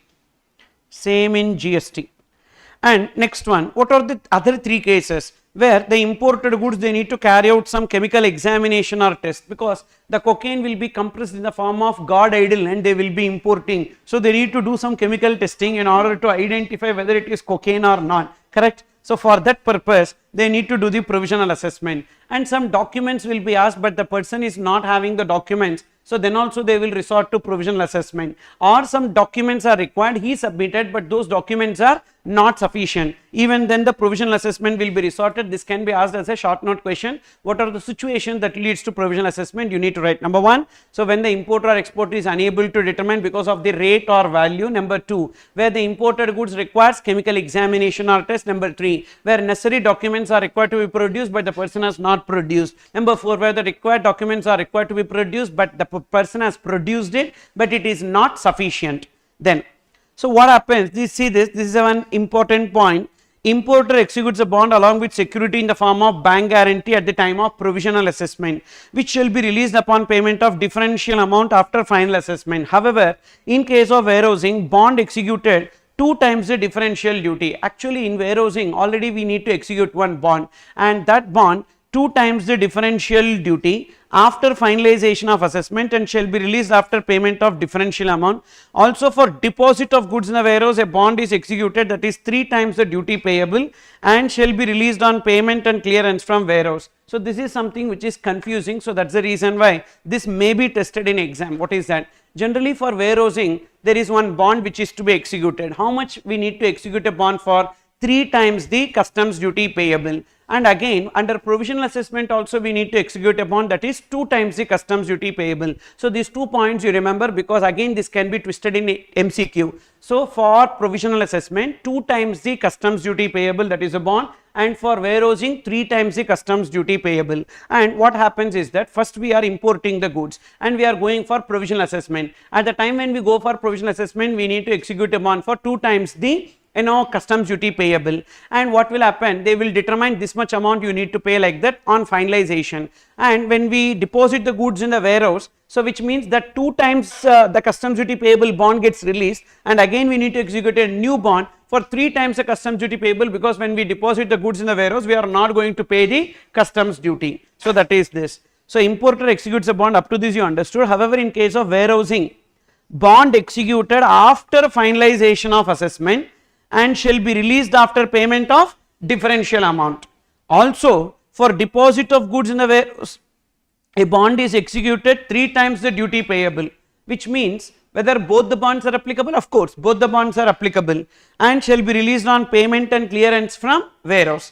First bond will be released whenever we pay the differential duty, second bond will be released whenever we really clear the goods from the warehouse upon payment. Okay, so that is about these 2 bonds. And next, customs finalization of provisional assessment regulations.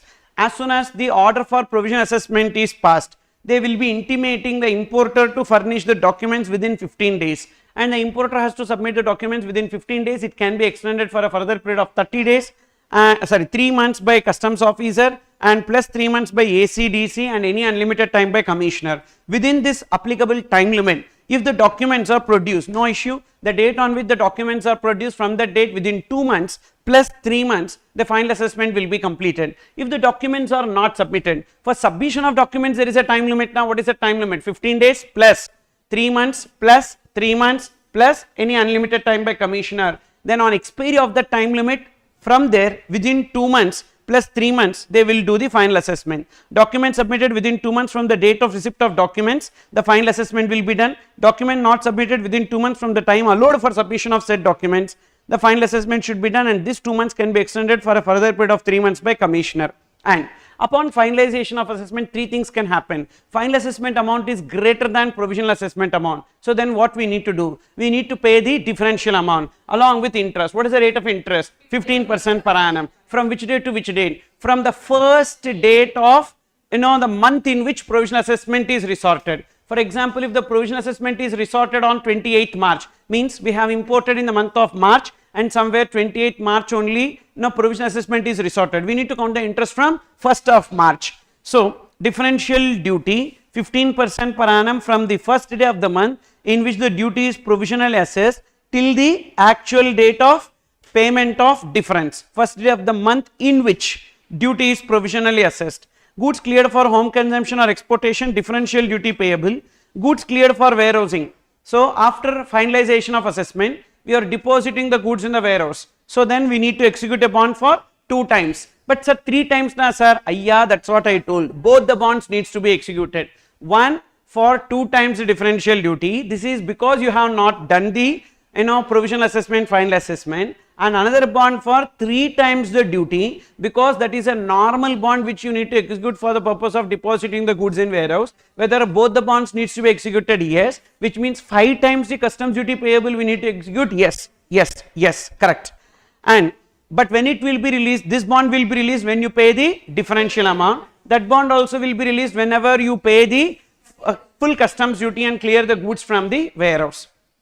Then suppose if the final assessment equals to provisional assessment, provisional duty is adjusted towards the final duty payable. If the final assessment amount is less than provisional assessment amount, what will happen? Then in that case we have paid them excess amount. That excess amount we can claim as a refund. So we will make an application, but here the refund will be computed, interest will be computed at the rate of 6% on expiry of 3 months from the date of application or from the date of final assessment. From the date of final assessment, not from the date of application. Usually the interest under customs will be 6% per annum on expiry of 3 months. You please go to refunds chapter.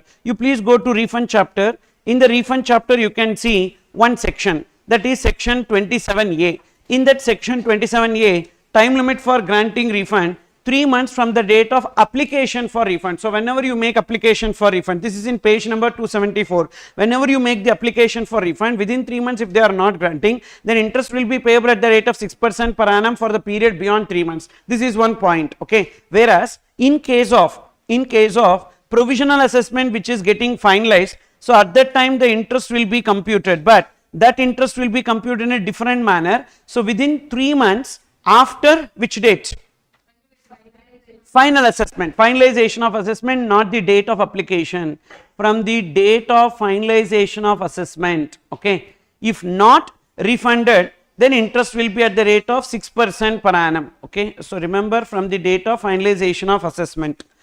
Then refund of differential duty upon final assessment is subject to unjust enrichment. Unjust enrichment means we need to prove that we have not transferred the burden to the next person. If we fail to prove, then it will be credited to consumer welfare fund. So here also maybe provisional could be 12%, so we have paid 12%, and final is 18%. No issue, we have to pay the differential amount. What if the provisional is 18 but the final is 12, means 18% we paid, so we are claiming 6% as refund. So we need to prove that we have not collected 18% from our customer.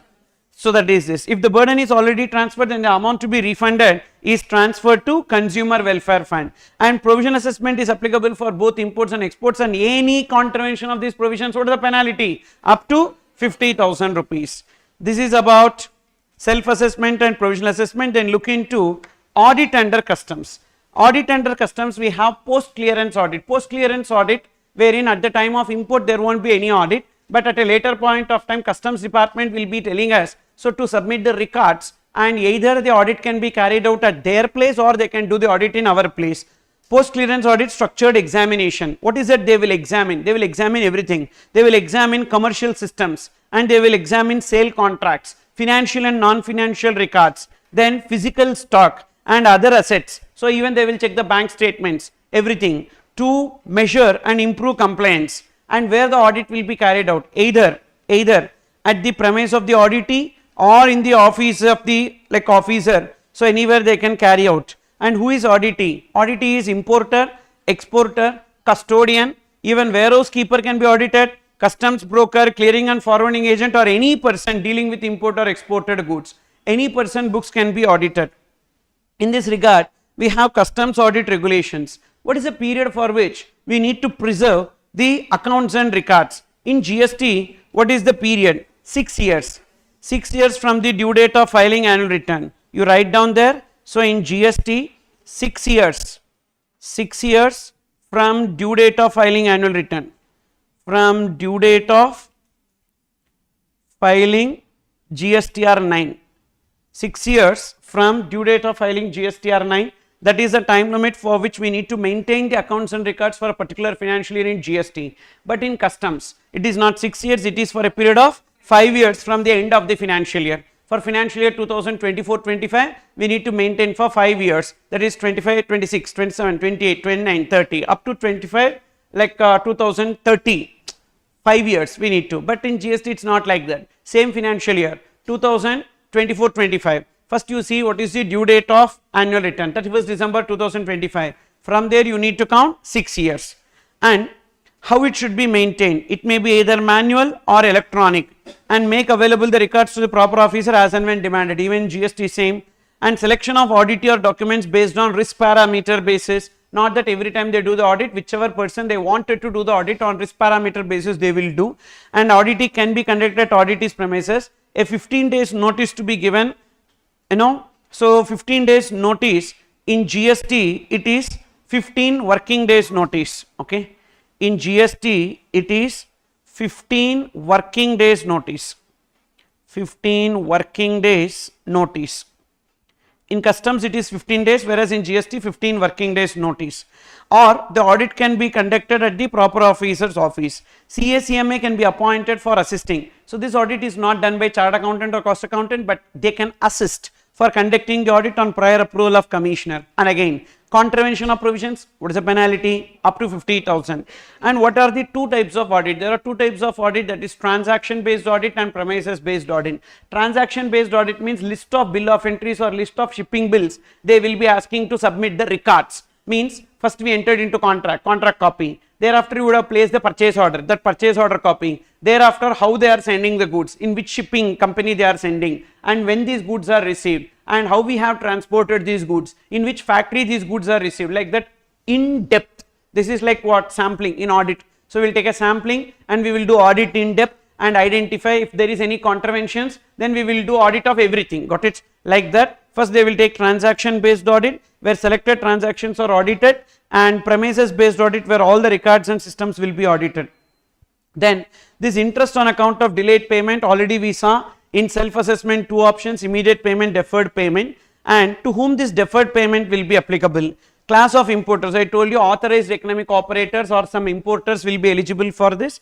Class of importers who can avail this facility will be notified, and they are authorized economic operator scheme, and whomsoever wanted to opt for this facility and they are eligible, they will make application to the officer, jurisdictional commissioner, and duty to be paid by the due dates already we discussed. And this is important point: if there is any default in payment by the due date more than once in 3 consecutive months, means in 3 consecutive months, how many due dates are there total? 6 due dates will be there, because monthly twice, which means in 3 months there are 6 due dates. If you miss more than once means twice, in 3 consecutive months, this facility will not be allowed unless the duty with interest is paid in full. Also, this facility is not available for goods not declared in bill of entry. That is for smuggled goods and all. Don't go and tell, sir, I want deferred payment of duty. They will not give. Okay.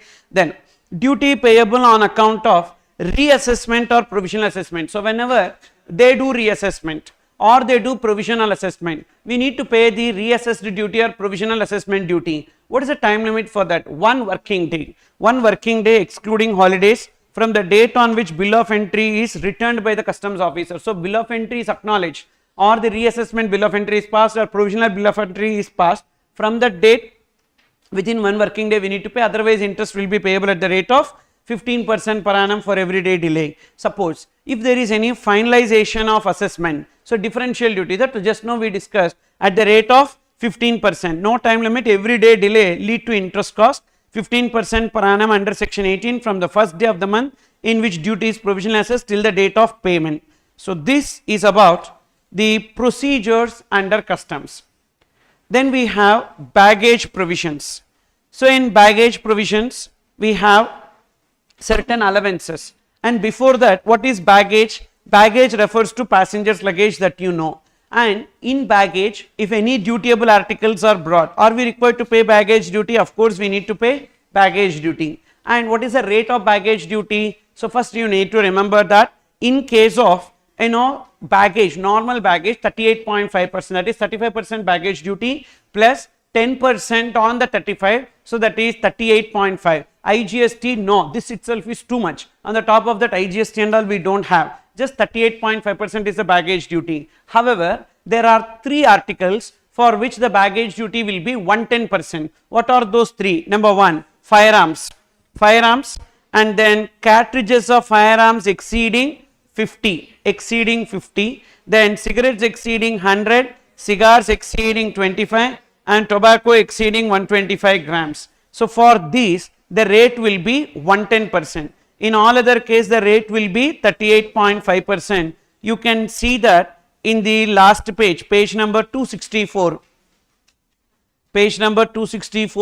So customs duty rates on baggage and eligible for GFA. Eligible for GFA means general free allowance, and in that these 3 articles plus 3 more articles not eligible for GFA. So what are those 3 more articles? Alcoholic liquor in excess of 2 liters, and thereafter we have gold or silver in any form other than ornaments. Other than ornaments means what? Gold bars, gold biscuits, etc. and all. Then LED, LCD, plasma TV. So first you need to remember like this. Generally for all goods the baggage duty will be 38.5%, and for 3 goods the rate of duty will be 110%. What are they? Firearms, cartridges of firearms, cigarettes exceeding 100, cigars exceeding 25, tobacco exceeding 125 grams. For that 110% is the rate. Remaining and all 38.5. In the 38.5 also we have 2 classifications. That is, there are 3 more articles which are, first these 3 articles not eligible. That is firearms, cartridges, this and all not eligible for GFA. Apart from this, there are some more articles. 38.5% is the rate, but in that also 3 is there for which general free allowance is not available. What is that? Gold or silver other than ornaments, alcoholic liquor beyond 2 liters, LED, LCD, plasma TV. And for these 6, general free allowance not available. First 3 110%, next 3 38.5%. For all other goods it will be 38.5% and general free allowance is available.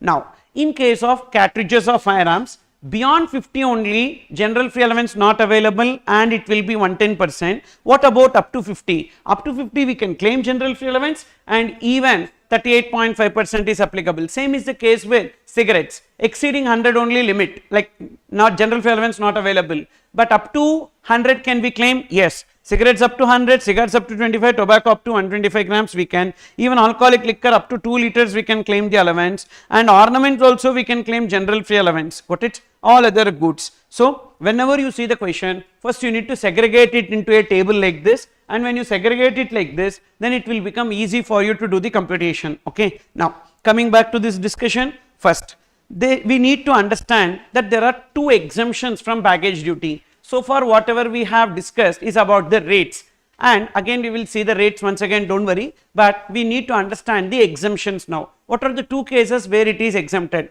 Number 1, used personal effects is exempted. Used personal effects means what? So personal effects means which are for the daily necessities of the person is known as used personal effects. You can see next page. Personal effects means things required to satisfy daily necessities, but does not include jewelry. Jewelry will not come under personal effects. And satisfy daily necessities, whether it is a necessity or not, so that will be a subject matter of discussion, so that changes from case to case basis. But in the question they give used personal effects, which means that whatever may be the value it will be exempted. And number 2, that number 2 is laptop. So one laptop for a passenger of 18 years and above, see the previous page, one laptop computer or notebook computer, passenger of 18 years and above, they might be coming from anywhere, that is also exempted. These are the 2 exemptions.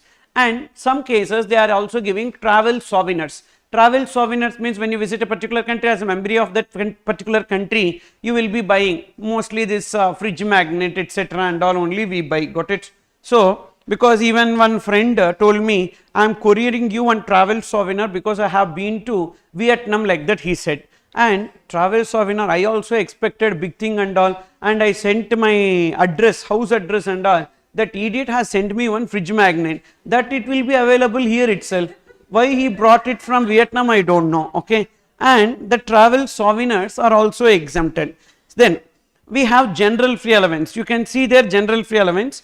So general free allowance is what? For dutiable articles. First 2 exempted articles. What are the 2 exempted articles? Used personal effects and travel souvenirs. Okay. Then one more, laptop. 3. Laptop for not all, 18 years and above. Okay. Next, for dutiable articles there is a general free allowance. What is a general free allowance? See whether the passenger is coming from other than Nepal, Bhutan, Myanmar, rule 3. And if they are coming through, like if they are tourists of foreign origin, then 15,000. If they are others, up to 50,000. Okay. Tourist of foreign origin. Who is a tourist? Definitely, they are non-resident. In income tax non-resident, what should be the stay? 182 days. Correct. Less than or equals to 182 days. Convert into months. 6 months. So income tax 182, in GST and customs it will be 6 months. So who will be called as a tourist? Whose stay is less than 6 months. Okay. So this tourist meaning is common both in GST and customs. So what is the meaning of tourist? So this is common both in GST and customs. So stay in India less than or equals to 6 months. Stay in India less than or equals to 6 months. Less than or equals to 6 months is called as tourist. And why in GST there is tourist definition relevant? Because we have tourist refund scheme. Whenever we are making supplies to a tourist, it will be deemed interstate supply under GST for that purpose. Okay. So this is same, stay in India less than or equals to 6 months. So if they are a tourist of foreign origin, up to 15,000, others it will be up to 50,000. Suppose if they are coming from Nepal, Bhutan, Myanmar, and if they are coming by land route nil, and if they are coming by air, then it is 15,000. But remember, all these general free allowance is not applicable to infants, excluding infants, excluding infants, excluding infants, excluding infants. For infants, there is no general free allowance. Who is an infant? Up to 2 years. Up to 2 years is known as infant, and for infants, there won't be any general free allowance. So who is an infant here? Who is an infant? Up to 2 years is an infant, and for this person there is no general free allowance. Sir, use the personal effects, that is there, but general free allowance is not available. Otherwise, in the name of kid 50,000, 50,000 like that, easily it will come into India, and therefore it is not allowed for them. Infant child not more than 2 years of age, and there is no general free allowance. So you can remember this chart, general free allowance, but this is in addition to personal effects. Used personal effects, remember, used personal effects. Unused personal effects will be treated as dutiable articles only. For example, in question they give smartphone or mobile phone or camera, etc. Means it will be considered as unused. Unused means that will be treated like dutiable articles. If it is used, they would have given it under personal effects only. If nothing is given, means it will be unused. Okay. And used personal effects and travel souvenirs, Nepal, Bhutan, Myanmar, land route nil, other cases up to 15,000, other countries tourist of foreign origin up to 15,000, other case up to 50,000. Used personal effects and travel souvenirs irrespective of value is freely allowed, but that should not be in commercial quantity. Suppose if it is like 100 fridge magnets, if they are bringing and all, they will not allow. Okay. Then next, personal effects means things required to satisfy daily necessities, and the free allowance of one passenger shall not be pooled with the free allowance of any other passenger. For example, husband and wife went abroad, both are carrying one laptop, like both are bringing one laptop plus one gaming laptop also that they are bringing for their son. Now in this case, so whether that gaming laptop of 90,000 rupees, they can claim general free allowance? No. Even though both are eligible for 50 and 50 general free allowance, 50 plus 50 1 lakh, but for one product it cannot be clubbed. So one product will be kept in one's baggage only. So clubbing is not allowed. So which means only 150,000 limit can be claimed, and remaining 40,000 will be dutiable. So that is, this shall not be pulled with the general free allowance of any other passenger. The free allowance is not applicable to Annexure 1 items. So these are the Annexure 1 items. So firearms, LCD, LED, plasma TV, cartridges of firearms exceeding 50, but up to 50 we can claim. Cigarettes exceeding 100, cigars exceeding 25, tobacco exceeding 125, up to those limits we can claim. Liquor in excess of 2 liters, up to 2 liters we can claim. Gold or silver in any form other than ornaments. GFA for household items are not available under this rule. Suppose if we have been to abroad and we have purchased one iron box or one kettle or one rice cooker, etc., for that can we claim general free allowance? No, for that we cannot claim. That cannot be called as used personal effects. Used personal effects means which are required for that person, that is dress, perfume, belt, shoe, socks, those things will come. But household items should not be brought under GFA. For household items, there is a separate allowance that needs to be applicable. So, however, it can be claimed under Rule 6. Then, jewelry allowance. So, Rule 3 and Rule 4 about general free allowance. All these rules are of which rules? Baggage rules. Baggage rules, so should be taken. Rule 5, jewelry allowance. This jewelry allowance is applicable only for an Indian passenger who has been residing abroad for more than 1 year. Suppose if their stay is less than 1 year, they will not get. And this allowance is of no use here, because you see that how many grams they are giving? 20 grams, that too with a value cap of 50,000 rupees. Today 1 gram rate is 7,500 pa. So 50,000 divided by 7,500 will be 6.66 grams. Where to fold and keep that? So 6.66 grams only they can bring, okay, because even though they give 20 grams, but there is a value cap of 50,000. Maybe if they are bringing 18 carat, 18 carat maybe 10 grams they can bring, because 18 carat is 5,000 rupees that they can bring. So female passenger 40 grams with a value cap of 1 lakh. 1 lakh. So 1 lakh divided by 7,500 rupees, if you see na, 13.33 grams. I don't know what they will get. 13.33 grams. Definitely no, maybe one ring, not even bangle and all, maybe one ring, one small chain, like that kind of things maybe they can bring. So that much only allowed. But this is not something which is taken from India, because in India at the time of export of girls in the name of marriage, lot of jewelry also will be taken. All those things which they are bringing, they are not required to pay baggage duty on that, provided they are making a declaration here. But apart from that, if they are buying anything over there, because they do shopping, na? When they do shopping over there and they are coming, So when they can bring all those goods, for that only this limit will be, not for the jewelry which is taken from India.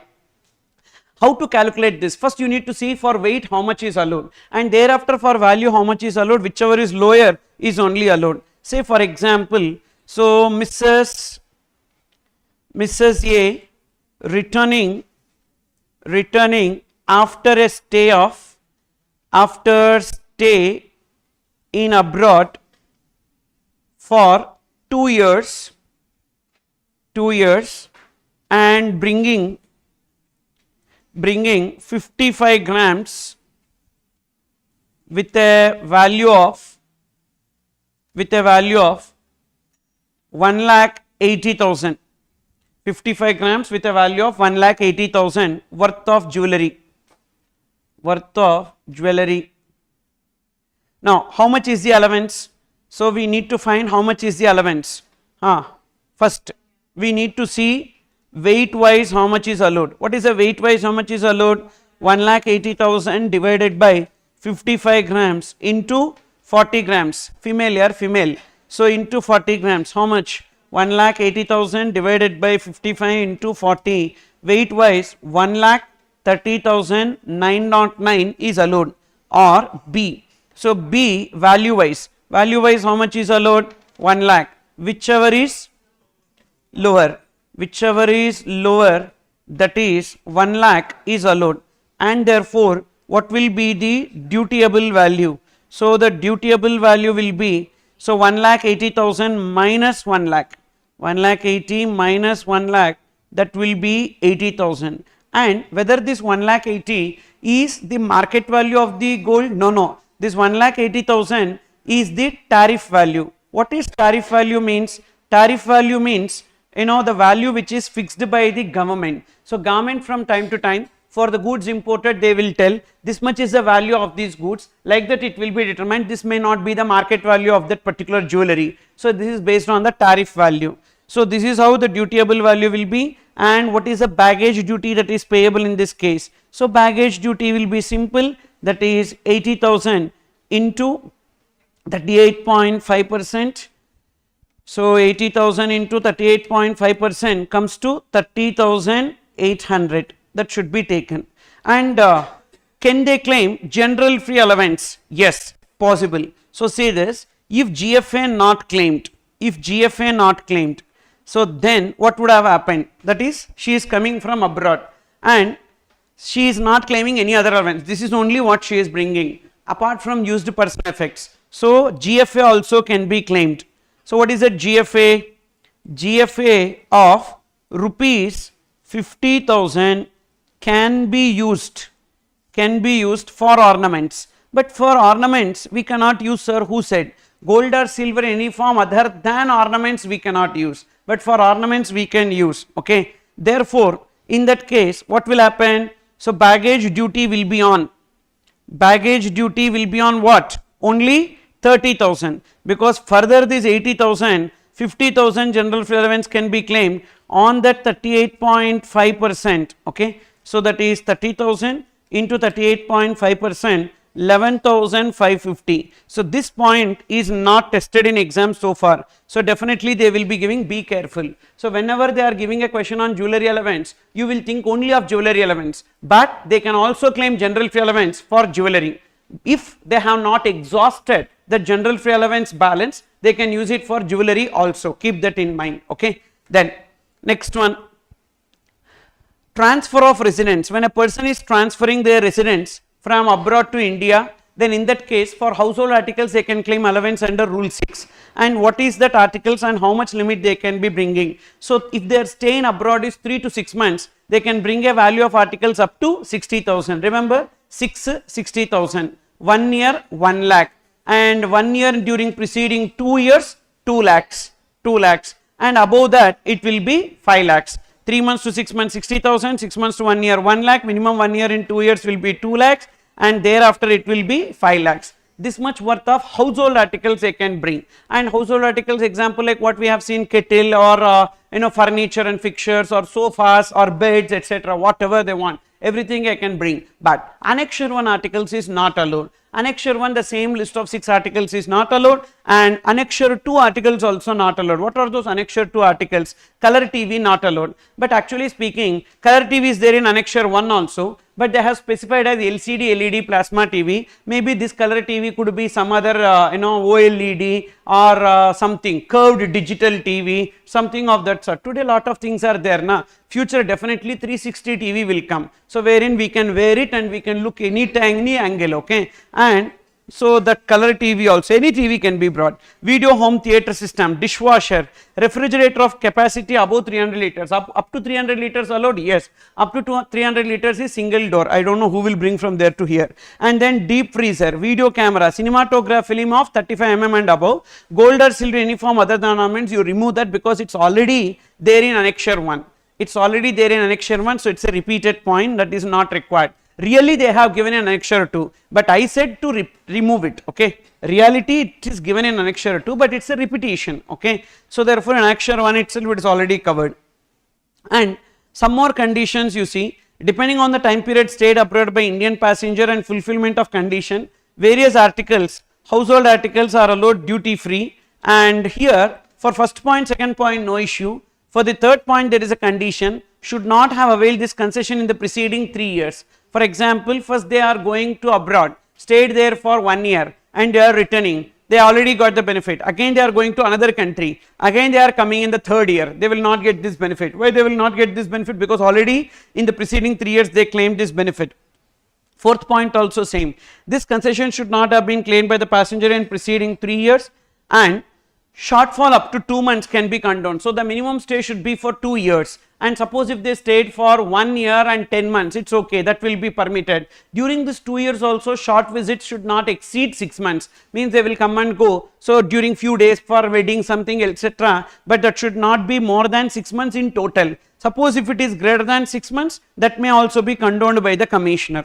Then next other points, all the above provisions are equally applicable to unaccompanied baggage. What is unaccompanied baggage? The baggage which comes either before passenger's arrival or after passenger's arrival. Remember like this, A for after, B for before, and alphabet A is number 1, alphabet B is number 2. So 1 month after arrival, 2 months before arrival.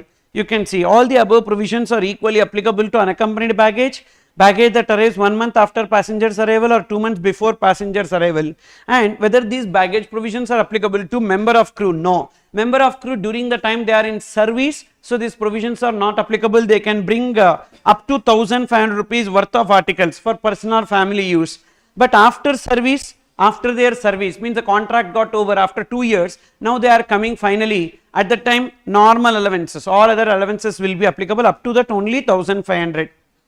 Then passenger carrying non-dutiable and non-prohibited articles shall walk through green channel, and if they are carrying any dutiable and or prohibited articles shall walk through red channel. As soon as the passenger get down in the international airport, they need to go to the immigration. In the immigration, big list and all they will be mentioning, and there will be lot of details will be available, so they will know what are prohibited articles, what are dutiable articles, and they need to make a true declaration of those articles, and they need to walk through the respective channel. Suppose if they are making false declaration, that will be punishable, and passengers has to make true and full declaration regarding the contents of baggage. And there is a concept of temporary detention of baggage. As soon as the imported goods are becoming dutiable, but the fact that it is dutiable is not known to the person who is bringing those goods, he don't have to pay baggage duty, he can temporarily detain those goods with the customs officer. Again when he is leaving, either he can collect that, or he can authorize any of his friend or family member to collect it, or he can ask the customs officer to courier it in his name. So no need to pay baggage duty on those articles. Is it clear? However, for example, I am bringing some 100 kgs of cocaine, not possible, but if I am bringing, and suppose if the officer says, you are bringing this which is prohibited article, I cannot say okay fine, no issue, temporary detention of baggage, again when I am going I will take and go. No, definitely not possible.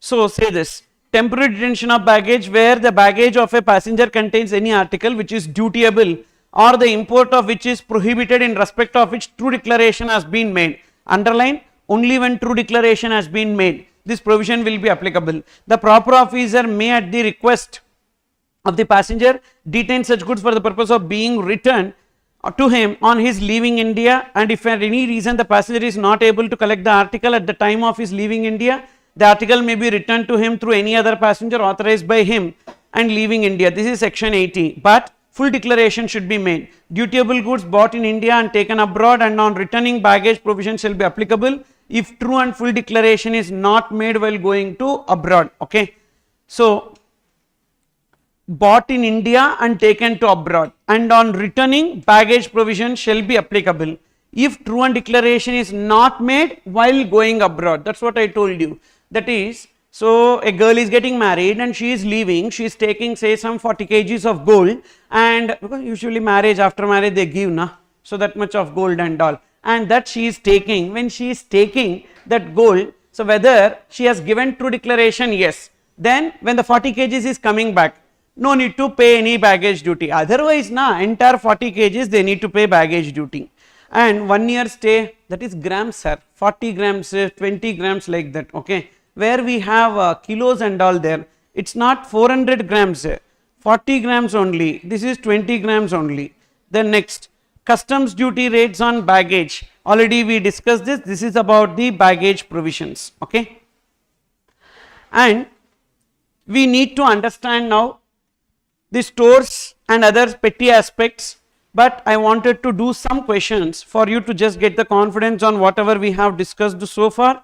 So this I am taking from the solve workbook and I am doing the solving, and if you have the book you can refer, if you don't have the book look into the screen. So page 459.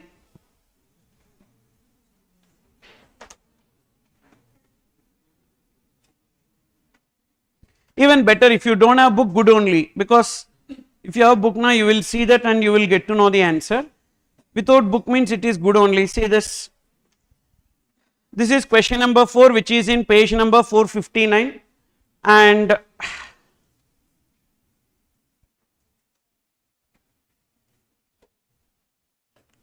warehousing of goods was presented on 5/6/2021, that is the date on which into bond bill of entry has been presented and the materials were duly warehoused. The goods were subject to duty at 50% ad valorem. In the meanwhile, 1/7/2021 an exemption notification was issued reducing the effective customs duty at 30% ad valorem, and they filed the bill of entry for home consumption. Which bill of entry? Ex-bond bill of entry, on which date 1/8/2021, claiming a duty at 30%, but the department is telling no, you have to pay 50% ad valorem with reference to the provisions of Customs Act. So what is the rate of duty applicable? What is the section reference that we need to give? Section 15. As per section 15 of Customs Act 1962, the relevant date for determination of rate of duty in case of imported goods deposited in warehouse is the date of presentation of ex-bond bill of entry for clearance from the warehouse for home consumption. So this is the provision you will write. Thereafter, so remember the 4-point approach. First you need to give the reference, second you need to write the provision, third you need to give the discussion. So in the present case, first you gave the provision as per section 15 of Customs Act, second you wrote the provision, third you need to give the discussion. What is the discussion? In the present case, the said goods are imported and deposited in warehouse on 5/6/2021, but the ex-bond bill of entry was presented on 1/8/2021, but before 1/8/2021 the exemption notification was issued. Therefore the effective rate prevailing on 1/8/2021 is 30%. Conclusion. So therefore the importer is valid in paying customs duty at the rate of 30% ad valorem. Whether rate of exchange on 1/8 could be adopted for the purpose of conversion into conversion of foreign currency into local currency. Which bill of entry should be taken? Inbound bill of entry. For exchange rate it is inbound bill of entry, that is the bill of entry filed on 5/6, that should be taken as relevant date for exchange rate. Then look into question number 6. Mr. Tapes has exported valuing 8 lakhs to UK by vessel. He filed the shipping bill for export on 28/2/2021, rate of duty 5%. The order permitting clearance and loading of the goods for exportation was made by proper officer on 1/3. So let export order was passed on 1/3. No need to read further. The let export order date only relevant for the purpose of determining rate of duty. So when the ship has actually left, when it has crossed the territorial waters is irrelevant. Compute the amount of duty payable. So the duty payable will be 15% of 8 lakhs. So that will be 1,20,000, and we don't have to pay any social welfare surcharge. But in case of import, when the rate is given in the question, even though social welfare surcharge is not given in the question, we need to add social welfare surcharge as 10% of basic customs duty. Then next one, look into page 467. In 467, there is one question, have a look into that. Kankan Corp. Kankan Corp has imported a machine from USA for rupees 365 lakhs on payment of appropriate customs duty in February. However, in July, the machine has to be sent back to the supplier for repair, and that does not amount to manufacture, which means it is sent for repairs abroad. Okay. And from the factory of Kankan Corp, the machine was repaired and thereafter re-imported in November next year. When it is sent? February.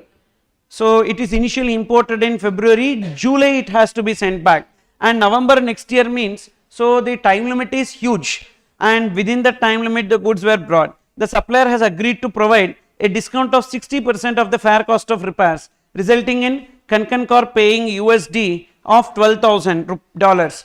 Now, following further particulars are available. Definitely, this 12,000 will not be taken as the fair value. This 12,000 is after reducing a discount of 60%. Then, if $12,000 is for how much? 40%, then what will be the full amount? So, 12,000 divided by 0.4, that will be $30,000 will be taken as the fair value. Got it? Because discount of 60%, which means 100 minus 60, the 40 rupees is $12,000. Okay. And following further particulars are available. Here they gave bill of entry, arrival of aircraft, and what is the relevant date for determination of rate of duty. Date of presentation of bill of entry or arrival of aircraft, whichever is later, that is 26 February. As on that date, 15% is the rate of duty, but for exchange rate always we need to take CBIC rate, that is 62 rupees should be taken prevailing on bill of entry.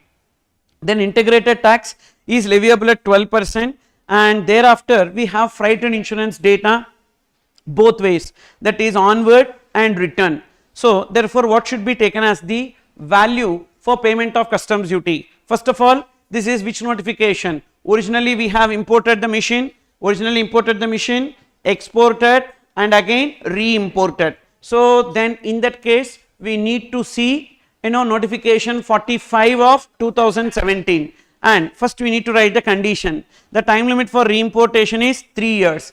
Actually in RTP they gave 3 years.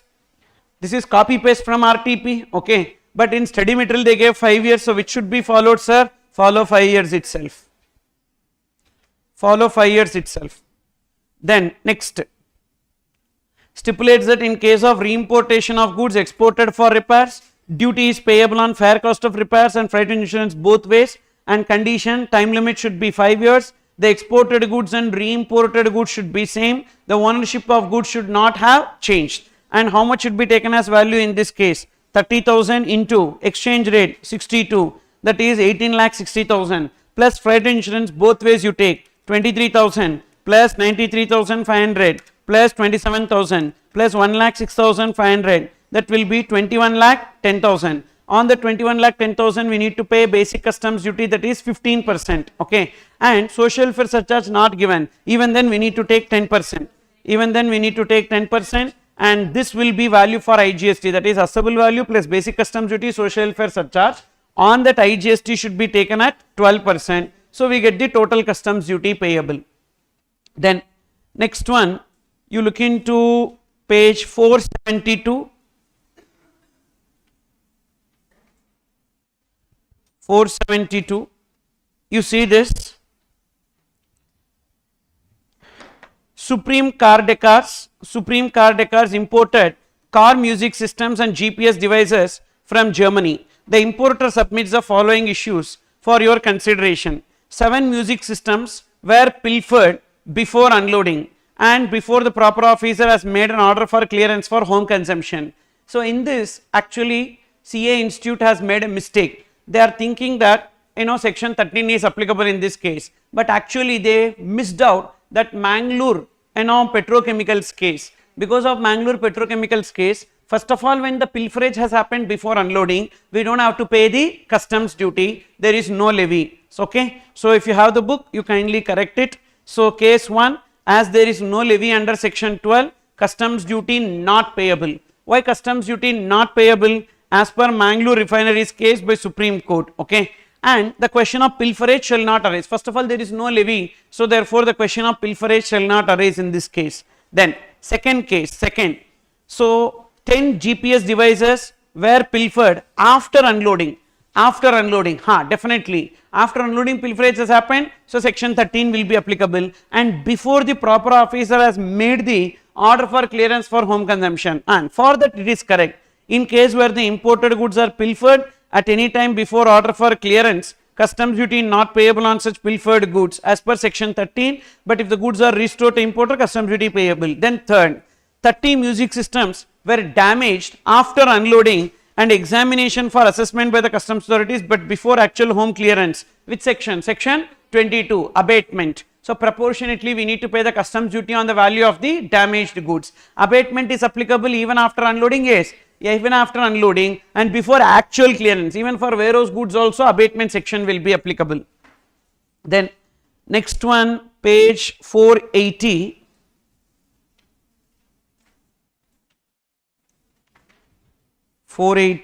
You see, question number 11, determine the safeguard duty payable by X Limited, Y Limited and Z Limited, A Limited under section 8B of Customs Tariff Act 1975 from the following: import of sodium nitrate from developing and developed countries from 26 February to 25 February. Usually for determining the safeguard duty, that percentages we see na 3% etc. That is on a yearly basis. Yearly does not mean financial year or calendar year. Year means investigation period. For example, today they are doing investigation means last 1 year data they will take, like that February to 25th February 2022, 26th February to 25th February 2022, and they gave the data. Now in this case what we need to do, so we did one small question like that only. So we have data of all the imports from developing as well as developed countries. Now see the total 2500. Now compute the percentage of each country to total, that is 70 divided by 2500 into 100. So what is that? 2.8%. 2.8% means less than 3%. This should be grouped. Okay. Then second, 82 divided by 2500 into 100, 3.28. So this is more than 3%. So greater than or equals to 3%. So don't group it, take it separately. And then 52 divided by 2500 into 100, that will be 2.08. 2.08 less than 3%, group it. Then 50 divided by 2500 into 100, that is 2%. Now take this 2.8, 2.08 and 2, cumulatively it does not exceed 9%. So due to that reason, for X Limited, Y Limited, not Y Limited, Z Limited and A Limited, so there is no safeguard duty. But for others, that is Y Limited and others, they need to pay safeguard duty. In break, one student asked me, sir, what if this total exceeds 9%? Then in that case, all country imports, there will be safeguard duty. So that is this. Okay. So 6.88 for X Limited, there is no safeguard duty. Z Limited, no safeguard duty. A Limited, there is no safeguard duty. But for Y Limited, there is safeguard duty. And what is the rate of safeguard duty given? 30%. How much we are importing? 82. 82 into 30%, 24.6 will be payable. Okay. And developed countries, definitely safeguard duty will be applicable. Safeguard duty is payable by others who are importing from developed countries. Then next question, page 483.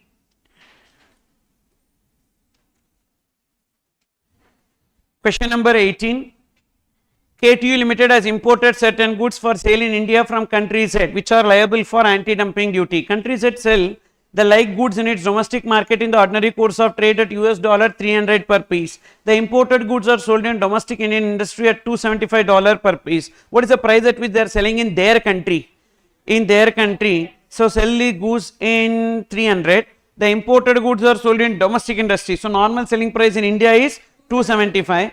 KTU Limited has imported the goods at 180 per piece, which means they have exported at 180. And here the landed value will be 190. So first we need to see the dumping margin. What is the dumping margin? Normal selling price in exporter's country. What is that? So that is 300. minus the price at which it is exported to India, 180. So 300 minus 180, that will be 120.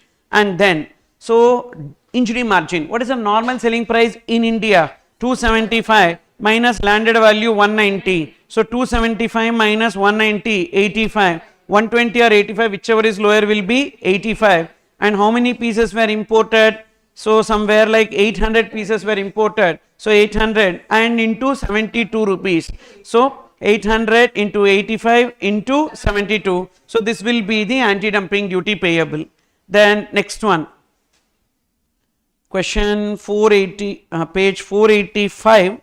There is one question. Question number 20. Now so far what we have seen is anti-dumping duty where there is a normal selling price in the exporter country. Now what if there is no normal selling price in exporter country? Look into question number 20. Measures PCB Limited has imported printed circuit boards for sale in India from country X, which are liable for anti-dumping duty. You are provided with the following details. Country X does not sell these goods in its domestic market. However, it exports the same printed circuit boards at $200 per piece to another third country. Now that will be taken for computing the dumping margin. Okay, the price at which it is sold in their country is not available, so they are selling to a third country will be taken. What is that price at which they are selling to third country? 200 minus what is the price at which they have exported? We have imported for 100 means they have exported for 100. So 100 will be taken as the dumping margin. Injury margin is a normal selling price in India 175 and the landed value 125. So 175 minus 125, that will be 50. So therefore whichever is lower, 50. And how many pieces were imported? 1000 pieces were imported and the exchange rate is 75. Okay, already one exam they asked with the selling price available.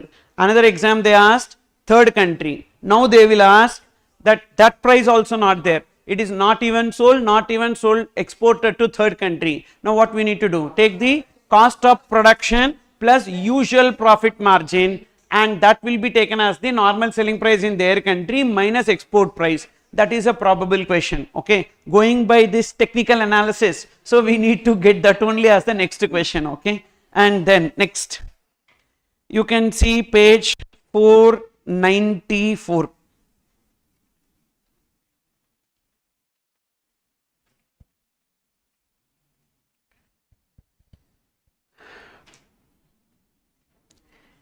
Question number 6. Product Z was imported by Mr. X by air. The details of import transaction are as follows. Price of Z at exporter's factory. So we have X factory price 8,500. Freight from factory of exporter to the load airport 250. We did one adjustment, it is related to that. Loading and handling charges at the load airport 250. This both 250 and 250 500 will be added towards the FOB price, okay, because X factory. Then freight from load airport to airport in India. So this is for taken for the purpose of comparison, actual or 20% of FOB, whichever is lower.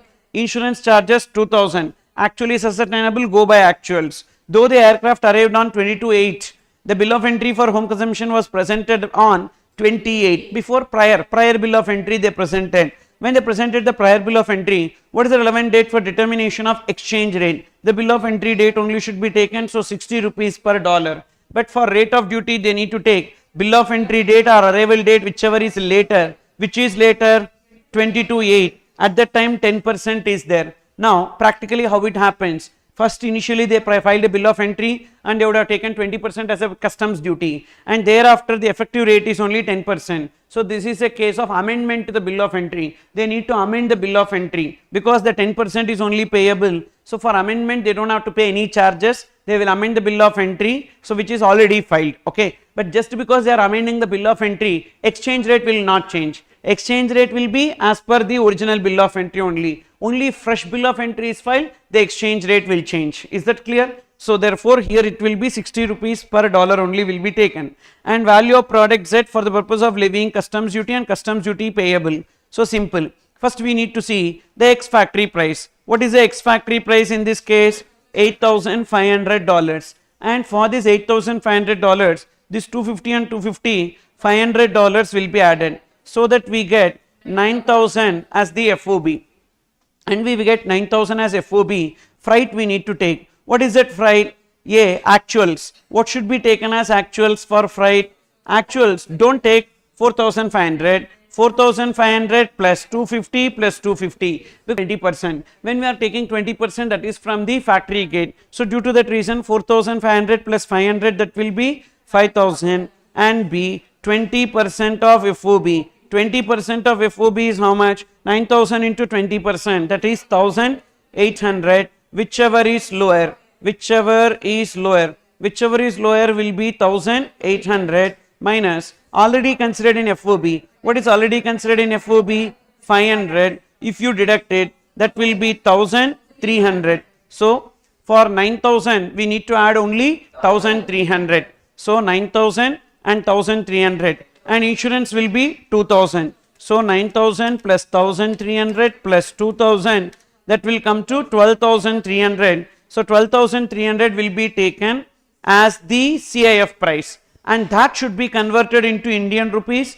at 60 rupees. That will be 7,38,000. Thereafter, you know how to do the computation of customs duty payable. Then next one, look into page 496, question number 8.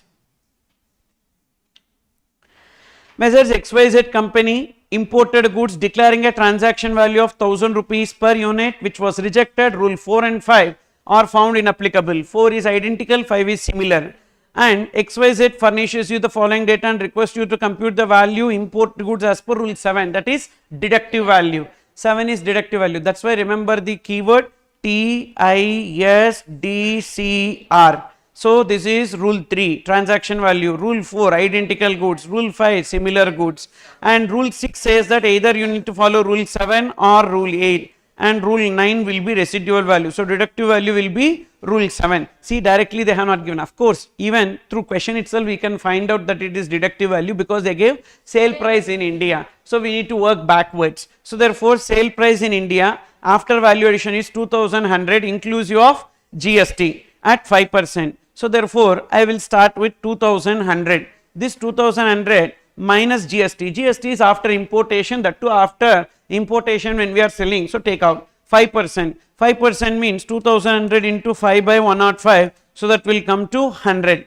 That I am reducing. Commission to Indian agent on above sales, which means it is post importation. For making sales we are giving this commission. This is neither selling commission, buying commission, etc., not that category. So therefore 4% on sale price. So 2,000 is the sale price before GST. So 2,000 into 4%, that will come to 80. So minus 80 rupees. Thereafter value addition after import 50. So minus 50. And freight and insurance from port of import to factory of importation. Again it is post importation. 60 and 20. So therefore minus 80. And thereafter general expenses after importation 90. Take out. Net profit margin. Net profit margin, it is like imported product. When we are selling, we make a profit margin. That profit margin 20% of sale price before GST. That is 2,000 into 20%. That will be 400. All these are post importation, and whatever we get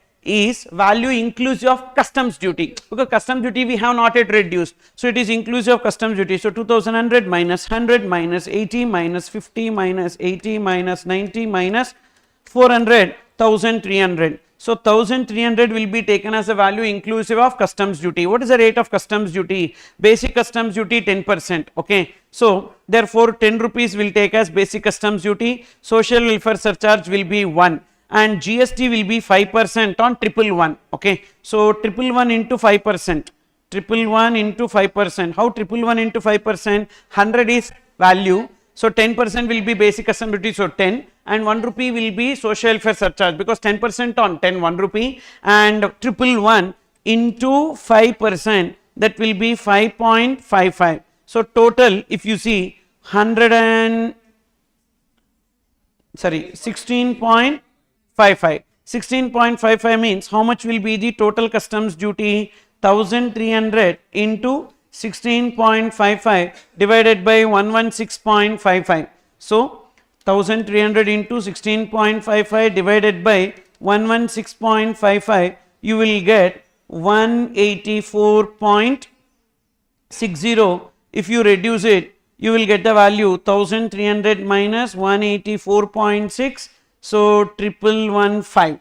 Because 184.6 we need to take it as 185. Okay, this is one way, or we can also do it in another way. What we can do is that first, usually when we do calculation, we will add customs duty, then we will add IGST. So therefore, while doing deduction, you remove the IGST. First you remove IGST. So 1300 into 5 by 105. So that will come to 61.9. So 62. You take out IGST. When you take out IGST, the remainder 1300 minus 62, that will be 1238. Minus you take customs duty, that is 11.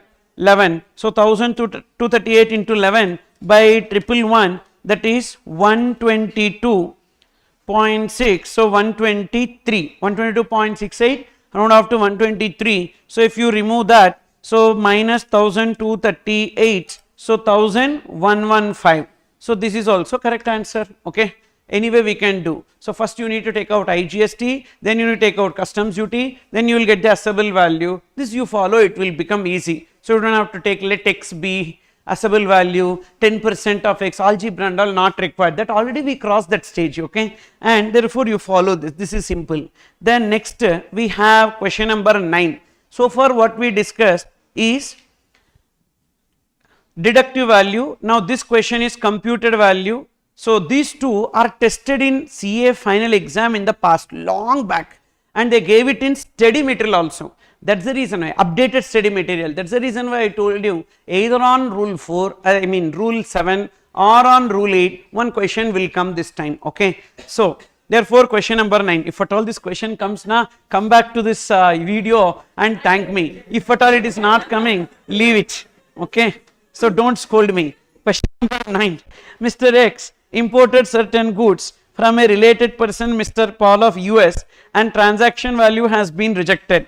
Rule 4 and 5 of the import valuation rules are found inapplicable as no similar or identical goods are imported in India. Mr. X furnishes cost related data of imports and requests customs authorities to determine value as per rule 8. So rule 8 they are asking. As per rule 8, what we need to do, we need to take the computed value, means we need to start with the raw material. Cost of material incurred by Paul, yes, definitely that will be taken. So $2000. Fabrication charges, cost of production 1000.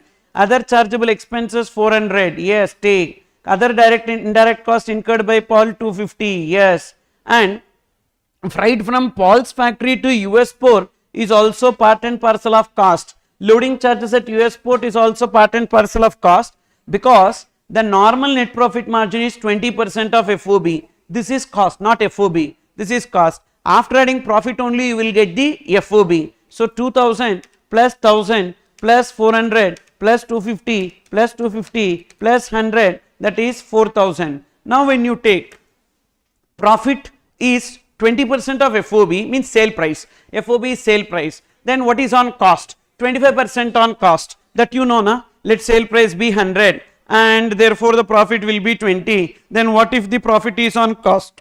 20 divided by 80, because 100 rupees sale price means 20 rupees profit, 100 minus 20, 80, so 20 by 80, 20 by 80 will be 25%. So therefore 25% of 4000, so $1000 will be taken as the profit. So $5000 we will get as FOB. Now be careful, in this FOB there are this 250 and 100 which is actually part of freight, because this 250 is from Paul's factory to US port and loading charges at US port. Okay, now air freight is given, sir. Here port is given, here air freight is given. Whatever is given you take here, you understood? Whatever is given you take. Air freight, so air freight from US port to Indian port. Then why it will go to port? It will be airport only na. In the name of creating a complex question, they have become like a buffoon. Okay, so that air freight we will take actual or 20% of FOB. What is actuals? Actuals we need to take, that is 1500 plus there 250 plus 100. Okay, so 250 plus 100 plus 1500. So that comes to 1850, or B 20% of FOB, 5000 into 20%, 1000, whichever is lower, that is 1000. 1000 minus already considered in FOB, how much? 350 already in FOB, so therefore 650 only should be taken. Again I am repeating, actuals will be 1500 plus 250 plus 100, 1850, or 20% of FOB 1000, whichever is lower will be 1000, minus something which is already there in FOB we will take out, so 650. So this 650 will be added as the freight, and insurance directly given 50, so actual. So therefore 5700 into the exchange rate 65, so 5700 into 65, that will be 3,70,500 will be taken as the value. This is computed value method. Okay, then next, so page 507 you take.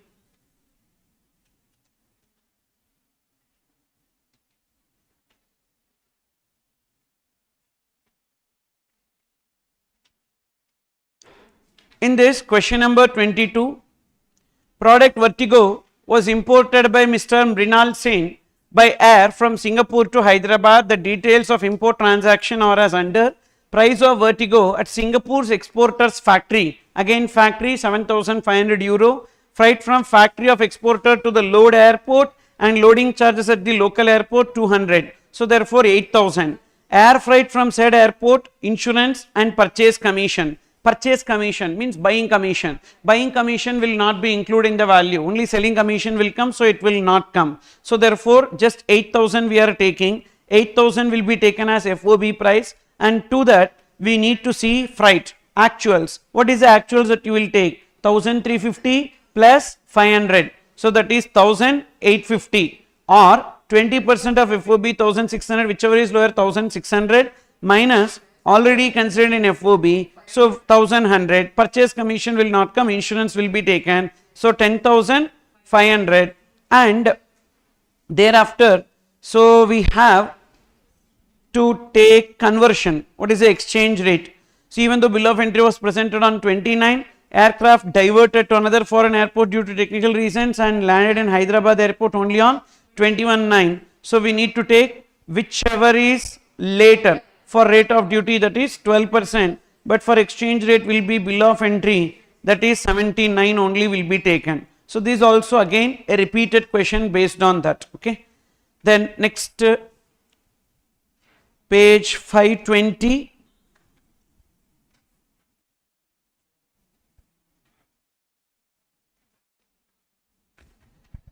Question number 38. Mission Life, an NGO from Indore, Madhya Pradesh, has imported 800 metric tons of food products from Australia for free distribution to needy people in backward area of Sagar, Madhya Pradesh under a central government scheme.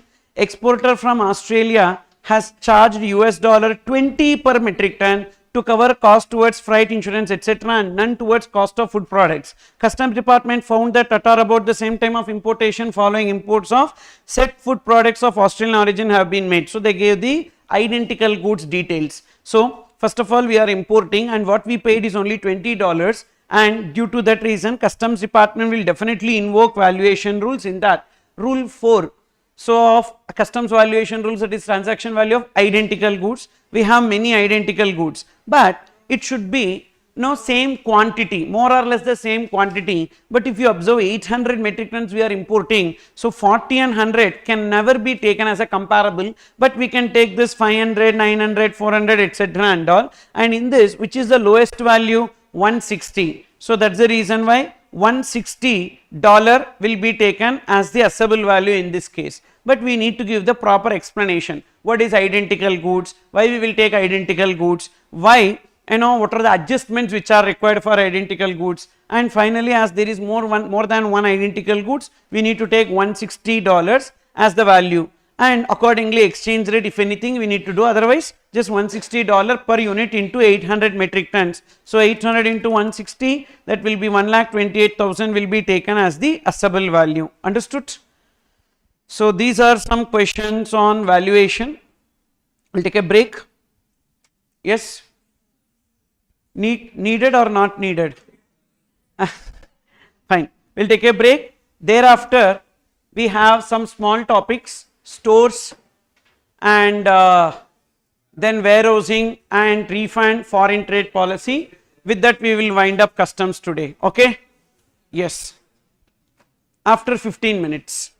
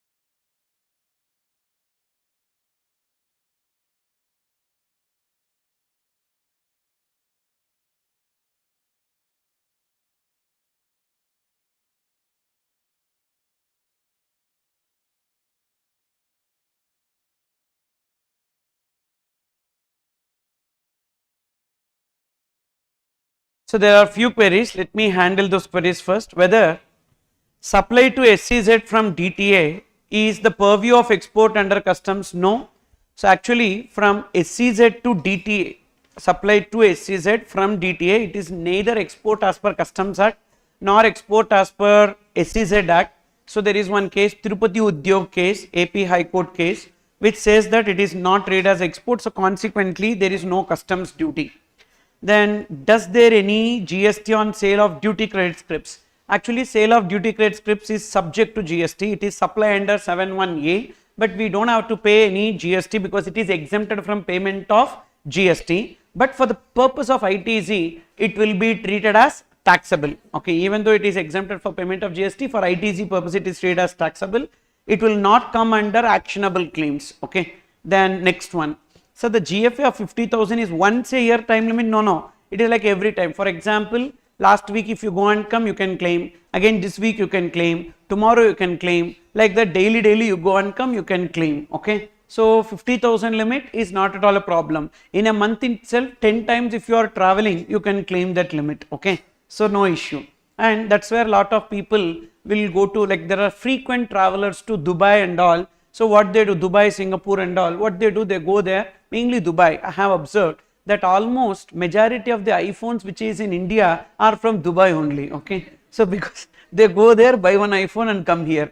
Like that every time, because two phones are allowed. One hand phone, one business phone. And apart from that, one more mobile is also allowed under 50,000 point. So what they will do, while going they will take one mobile and go. Two mobiles they will bring, and in that one without box, one with box. One with box will be new mobile for which 50,000 they will claim. One without box, they will bring it under personal effects, they will be coming. Okay, so that they can do. If you go without mobile also, 3 mobiles you can bring from there. Okay, then next. I have a doubt in baggage in resource book. Sujoy, GFA exhausted. What is the assumption I need to take? See, once the GFA is exhausted, that jewelry allowance is only available. So thereafter we will not get anything. So suppose in that example, actually what happened, Mr. Sujoy will go for abroad and he will stay for minimum 1 year. And when he is returning, he will bring some jewelry plus some goods also. So he will get general fare allowance as well as jewelry allowance. But Mrs. Sujoy will go abroad after few months. So her stay in abroad will be for less than 1 year. Because of that, when she is returning, jewelry allowance will not be applicable. Only general fare allowance, but the general fare allowance is already utilized for some other goods, which means there is no allowance. On jewelry, customs duty will be payable, baggage duty will be payable 38.5%. Okay. Then next, sir, if jetsam derelict wreck dutiable is brought by fisherman to any shore and later came to know about this, still fisherman is liable to pay duty. Yes, they are liable to pay duty, or they need to relinquish the title. They need to pay duty or they need to relinquish the title. Because why need to relinquish the title? If they don't want to pay duty, that's the only way, na?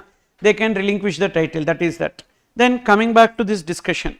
So segment 29, stores under customs. Stores under customs, they have not tested at all. So, and what we have, very simple points only we have. First one, we need to understand the meaning of stores. Stores means goods for use in vessel or aircraft, for use, and includes fuel and spare parts and other articles of equipment, whether or not for immediate fitting. Then next definition we need to know, maybe it can be given as a short note question, foreign going vessel or aircraft. Very simple. What is a foreign going vessel or aircraft? Any vessel or aircraft which is going from India to outside India. Simple. So any vessel or aircraft for the time being engaged in carriage of goods or passengers between any port or airport in India to any port or airport outside India. Then irrespective of touching any intermediate port or airport in India will be coming under foreign going vessel or aircraft. It includes any naval vessel of a foreign government taking part in any navy exercises, any vessel engaged in fishing or other operations beyond the territorial waters, any vessel or aircraft proceeding to a place outside India for any purpose. Okay, so even if it is like one flight we can take outside to catch a terrorist and come, one Pakistani terrorist, that is also coming under foreign going vessel or aircraft only. So for any purpose it may be going outside India. And what is the difference between the first point and these three? In these three cases, it need not carry any goods or people, even then it is a foreign going vessel or aircraft. Then look into this summary chart on stores. First, we are making some import of goods. There are some 3 charts here. So if you understand the provisions of these three charts, enough. So because mostly application based questions only will be asked on this. First we are importing some goods, for example ATF, aviation turbine fuel, or beverages we are importing. Normal, we are a normal importer, we are importing that, and we are making sale. There is a normal importer who is importing ATF or beverages and making sale to a foreign going vessel or aircraft. Whenever the sale is made to foreign going vessel or aircraft, then it will be treated as export for the purpose of customs. So kindly make the correction there. Sale to this vessel or aircraft is treated as export. It is not treated as export, treated as export. It is given as not, actually it is treated as export under Customs Act 1962, but it is not treated as export only under GST. So this will be normal supply and chargeable to GST, okay. And because it is treated as export, the importer who is importing these goods, that is this ATF or beverages, has two options. Option 1, they can import the goods and keep these goods in a special warehouse. So there are three types of warehouse: public warehouse, private warehouse, special warehouse. So this can be deposited in a special warehouse without payment of customs duty, and it can be cleared as stores to a foreign going vessel or aircraft. No need to pay duty? Yes, no need to pay duty, because simple, when the imported goods are exported, we are not required to pay customs duty, because first of all it did not cross a customs barrier, so customs duty payment at all shall not arise. So imported goods deposited in special warehouse and cleared as stores without payment of customs duty, because it is treated as export under customs. Or option 2, what they can do, they can import, they can pay customs duty, thereafter they can sell to foreign going vessel or aircraft. As it is treated as export, they will get duty drawback. How much duty drawback they will get? 100% of customs duty paid on import if it is fuel, and if it is some other goods they will get 98% of customs duty paid. So these are the two options available to them, and 100% they don't have to pay at all, that is option 1, but they have to deposit in special warehouse. Suppose if they paid also upon sale to this foreign going vessel or aircraft, they will get the refund, that is 98% and 100% of what? Total customs duty? Yes, total customs duty. Then suppose if they are making, and GST, what is the implication? That's a normal supply chargeable to GST. And next, and moreover the place of supply will be what? Ending point, because it is not supply on board a conveyance. This is not that, because we are selling to aircraft, we are selling to vessel. So it is a normal provision. Section 10(1)(a), supply involves movement of goods, so ending point will be taken. Now in that vessel or aircraft they sell to their passengers, na, for that only we need to take supply on board a conveyance. Fine. Then suppose if they are making sale to vessel or aircraft for domestic transportation, then what will happen? So it is like a normal transaction, it is an import, and they have to deposit in warehouse without payment of duty. As and when they make sale to them, they need to pay customs duty and clear it as stores upon payment of customs duty, or directly itself import it, pay customs duty, and then sell to this foreign this vessel or aircraft for domestic transportation. So right there, sale to this vessel or aircraft not treated as export under Customs Act 1962. Sale to this vessel or aircraft not treated as export under Customs Act. Only sale to foreign going vessel or aircraft is treated as export, not for this. Next we have import of stores. Import of stores means what? You write down the example: fuel leftover in aircraft.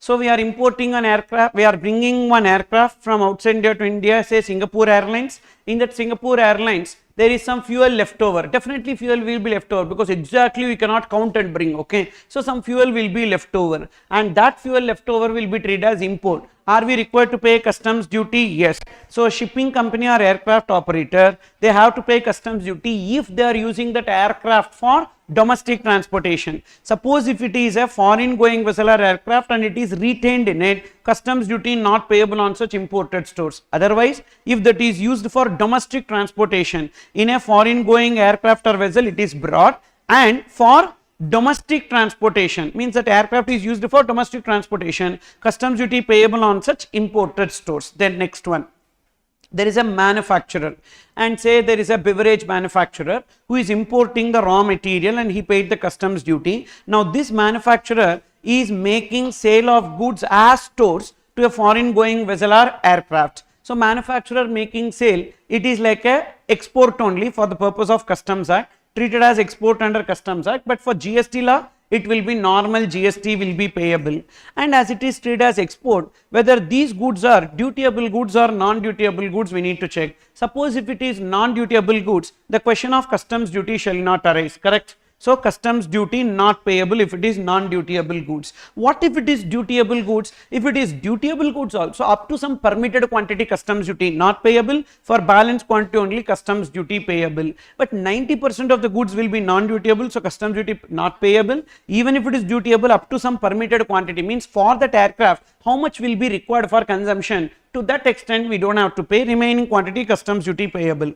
Suppose if the goods are sold to vessel or aircraft for domestic transportation, that will be like a normal sale and chargeable to GST, not treated as export under Customs Act. So, there is no question of duty drawback in this case.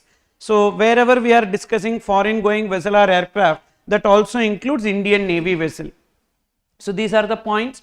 I think maybe in MCQ they can test, or they may ignore this chapter completely, because that's what they did for last 2 attempts. The problem in customs is that they have only like 4 questions they can ask, because if you observe total 5 questions we need to write. In that 5 questions, question number 1 is a compulsory question, which is 14 marks question on GST. Then we have to write only 3, correct?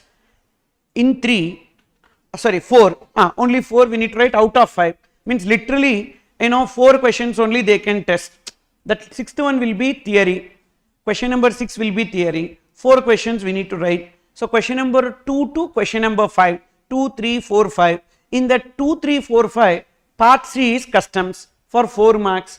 In that weightage, if you see definitely on valuation they need to ask one question compulsorily. One case law they are asking, okay, and thereafter they have limited options. This many chapters, limited options. Baggage, if they are asking, no, then they cannot ask on exemptions. If they are asking on exemptions, they cannot ask on baggage. Then they have only one option. So, to ask any application based question, that's the reason why sometimes this chapter gets skipped. And FTP they will ask as question number 6 for a theory question, okay. So, therefore, that is about it. And provisional assessment, interest computation is there, warehousing provisions are there, and procedures is there.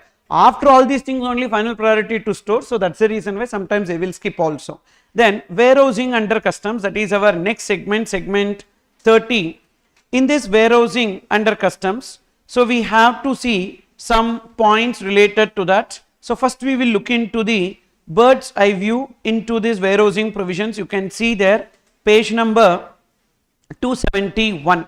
So, as soon as the goods are imported, those goods imported will be kept under the custodian for a period of 30 days, either in the port or airport, and we need to file inbound bill of entry for depositing the goods into the warehouse. And once we file inbound bill of entry or bill of entry for warehousing, we need to execute a bond also. What is the value for which we need to execute the bond?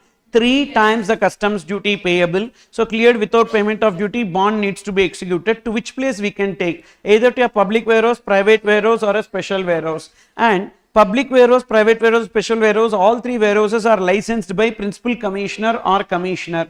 Public warehouse, private warehouse will have records based control, but special warehouse will have physical control. If the goods belonging to any person can be deposited, that is a public warehouse. Goods belonging only to license holder means private warehouse. Notified goods will belonging to any person, special warehouse. What are those notified goods? You don't have to remember those notified goods, that is not there in syllabus. Then next, suppose what is the period for which these goods can be deposited in warehouse? If it is EOU, EHTP, STP, or a private warehouse where the manufacturing operations are permitted, there is no time limit, means you can deposit for indefinite time period, and whenever you are clearing you need to pay the customs duty. And interest, no, interest also shall not arise. In case of others they can deposit the goods in the warehouse for a period of 1 year. In that 1 year also 90 days will be, both 1 year and 90 days should be from warehousing order. So, from warehousing order 1 year they can deposit, and warehousing order 90 days will be interest free period. 91st day onwards they need to pay the interest. They can carry out manufacturing and other operations in the warehouse, and for that they need to take the permission, and thereafter from the warehouse for what purpose it can be cleared, either to another warehouse or for importer's place or for export. If it is cleared for another warehouse, they don't have to file any bill of entry, but just a transfer request they need to make, and already initially one bond is executed, that will be valid. Customs duty not payable and the bond will be retained. So, again 1 year we will get no, all the warehouses cumulatively 1 year only, okay. then it can be taken to importer's place. But for taking it to importer's place, they need to file one bill of entry, that is ex-bond bill of entry for home consumption. Whether they need to pay duty, of course they need to pay duty. Upon payment of duty, the bond executed shall be released. There are two cases here, Supreme Court cases, Kesoram Rayan case and SBEC Sugars case. What does these two cases says? If the goods are not cleared within the permissible warehousing period, concentrate, if the goods are not cleared within the permissible warehousing period, on expiry of permissible warehousing period, the goods are deemed to be improperly cleared and we should have paid the customs duty. So therefore, don't take the ex-bond bill of entry date. Usually we need to take ex-bond bill of entry date for determining rate of duty. But in case when the warehousing period expires, so on expiry of warehousing period, whatever rate is there, that itself will be taken. We should not take ex-bond bill of entry. That is one important point. But for interest computation, we will take till the time we actually pay. So goods are deemed to be removed only for computation of customs duty, but for interest computation it is not deemed to be removed. For interest computation, till the time you are actually paying the customs duty, we need to compute interest. Okay, that is this. Goods deemed to be improperly cleared on expiry of warehousing period, this is only for computation of customs duty. Then it can be also taken for export, and whether we need to file any bill of entry, no bill of entry, but a shipping bill needs to be filed because it is taken for export. Whether any customs duty payable, no, because imported goods kept in the warehouse and it is exported, so customs duty not payable and the bond will be retained. Okay, so why bond will be retained? So one second. So customs duty not payable, bond actually will be released, no bill of entry, but a shipping bill to be filed, customs duty not payable, bond will be released. Actually bond will be released, kindly make the change, bond will be released, it will not be retained, bond will be released. And whenever we are making export, because we don't have the customs duty payable, customs duty itself is not payable, so the bond will be released. Initially at the time of deposit we have executed a bond, that will be released. And what are the rights with respect to the owner? So they can do inspection of goods, they can sort the goods, they can show them for sale. But whenever they are doing this, they need to ensure that proper caution is exercised, because if there is any negligence on the part of the importer and because of that negligence, if the goods are damaged, they will not get the abatement. Okay, so caution to be exercised to prevent loss, deterioration and damage. When goods are cleared after warehousing period, relevant date for determining rate of duty shall be taken on expiry of warehousing period and not ex-bond bill of entry is filed. That is this Kesoram Rayan and SBEC Sugars case. Now you can see some points in this regard. So come back to previous page, page 269. Imported goods can be kept in warehouse without payment of duty, and that is a warehouse licensed by customs department. Types of warehouse: public, private and special warehouse. In public warehouse, goods belonging to any person can be deposited, but in private only goods belonging to licensee can be deposited. Only notified goods not required for exam can be deposited in special warehouse. And the difference between public, private and special is that public, private will be under records based control, but special warehouse will be under customs lock. And if the warehouse license is cancelled, can the cancel the license? Yes, if the warehousing conditions are not fulfilled by the licensee. So on account of breach of condition by the license holder, goods deposited in such warehouse should be transferred to another warehouse or cleared for home consumption. What is the time limit within which they need to do that? Within 7 days from the date on which cancellation order is served. Of course, they will give an opportunity of being heard before serving the cancellation order. And warehousing bond is required for deposit, which is of two types: consignment bond and general bond. If it is consignment bond, every time we need to deposit, we need to execute, that is 3 times the duty payable at the time of deposit, whereas general bond is as specified by the officer. And warehousing bond plus prescribed security. So consignment bond thrice the amount of duty assessed, whereas general bond as and when, like in a year like that, we need to execute that bond as specified by the officer, and they have to furnish the bond and give security for transferring goods from one warehouse to another warehouse without payment of customs duty. Upon execution of the bond, officer shall pass the warehousing order. That order is relevant for the purpose of counting 1 year and 90 days, and warehousing period 1 year. Can this 1 year be reduced? Yes. If the goods are perishable in nature, etc., considering the shelf life of the goods, they can reduce. Considering the nature of goods, it may be reduced or enhanced. The period is not applicable for EOU, EHTP, STP and warehousing where manufacturing operations are permitted. And interest will be payable at what rate? At the rate of 15% per annum. From which date? 91st day after the date of warehousing order till the date of actual clearance and payment of customs duty. And can we do manufacturing operations in the warehouse? Yes, that will be permitted. And customs duty payable or not payable on those warehoused goods which are processed, but on the waste and scrap. On the waste and scrap we need to pay customs duty. For example, say this, that is, we are importing some 1000 kgs. Say we are importing 1000 kgs. This 1000 kgs of steel is imported, and the rate of duty applicable to this steel is 12%, and this steel we converted into utensils. Okay, while converting it into utensils, 980 kgs of utensils like spoons, cups, etc. we have made, and the rate applicable to these utensils is somewhere like 14%. Then out of this we have got some waste and scrap. So what is that waste and scrap? Waste and scrap quantity is what? Waste and scrap quantity is 20 kgs. So 1000 kgs, 980 kgs is into utensils. So 20 kgs. 20 kgs of what? Steel. 20 kgs of steel is in the form of waste and scrap. But what is the rate applicable to this waste and scrap? Say the rate applicable to waste and scrap will be 5%. Now, what is the treatment applicable to this waste and scrap? Two treatments are there. Number one, either destroy it. When you destroy it, customs duty payable or customs duty not payable? Customs duty not payable. Destroyed, customs duty not payable. Customs duty not payable on 20 kgs of steel. Okay. What about this 980 kgs? What we are doing with this 980 kgs? This 980 kgs is exported. This 980 kgs is exported. Okay. Now what they are telling, waste and scrap 20 kgs of steel is there na. Either you destroy it, when you destroy it, customs duty not payable, or another alternative is there. So cleared for home consumption. Cleared for home consumption upon payment of customs duty. Okay.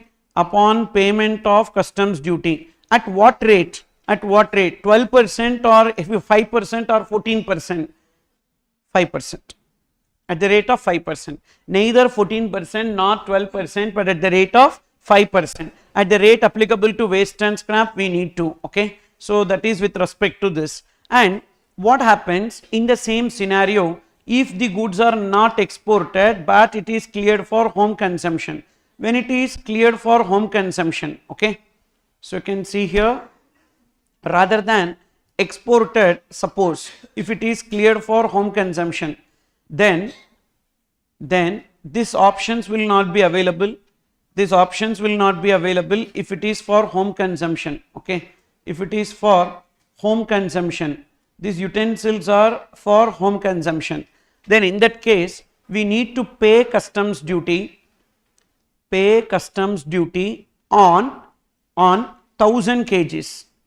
1000 kgs. So even this waste and scrap is also for home consumption. You understood? Waste and scrap is also for home consumption, and pay customs duty on 1000 kgs. What is the 1000 kgs? 980 kgs as well as 20 kgs. Pay customs duty on 1000 kgs at what rate? At 12%. Neither 14% nor 5%, at 12%, as if the steel is being imported. As if the steel is being imported.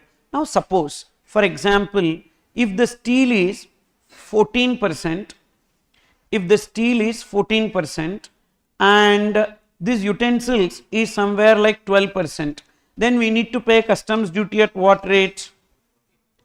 At what rate?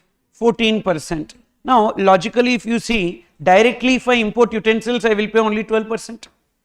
Directly if I import utensils I will pay 12%. So therefore why should I pay 14%? For that reason, whether they have power to reduce, yes they have power to reduce, so they can modify that. But I am telling you this question for the purpose of what rate should be taken, the rate applicable to steel. So as if steel is imported, as if steel is imported. This is only in case when the goods imported and converted into finished goods which are used for home consumption. So you can see there, So if whole or part of such goods resulting from such operations are exported, if fully it is exported, import duty to be remitted, means no need to pay import duty. Waste is to be either destroyed or duty to be paid. At what rate duty to be paid? Write down, at the rate applicable to waste and scrap.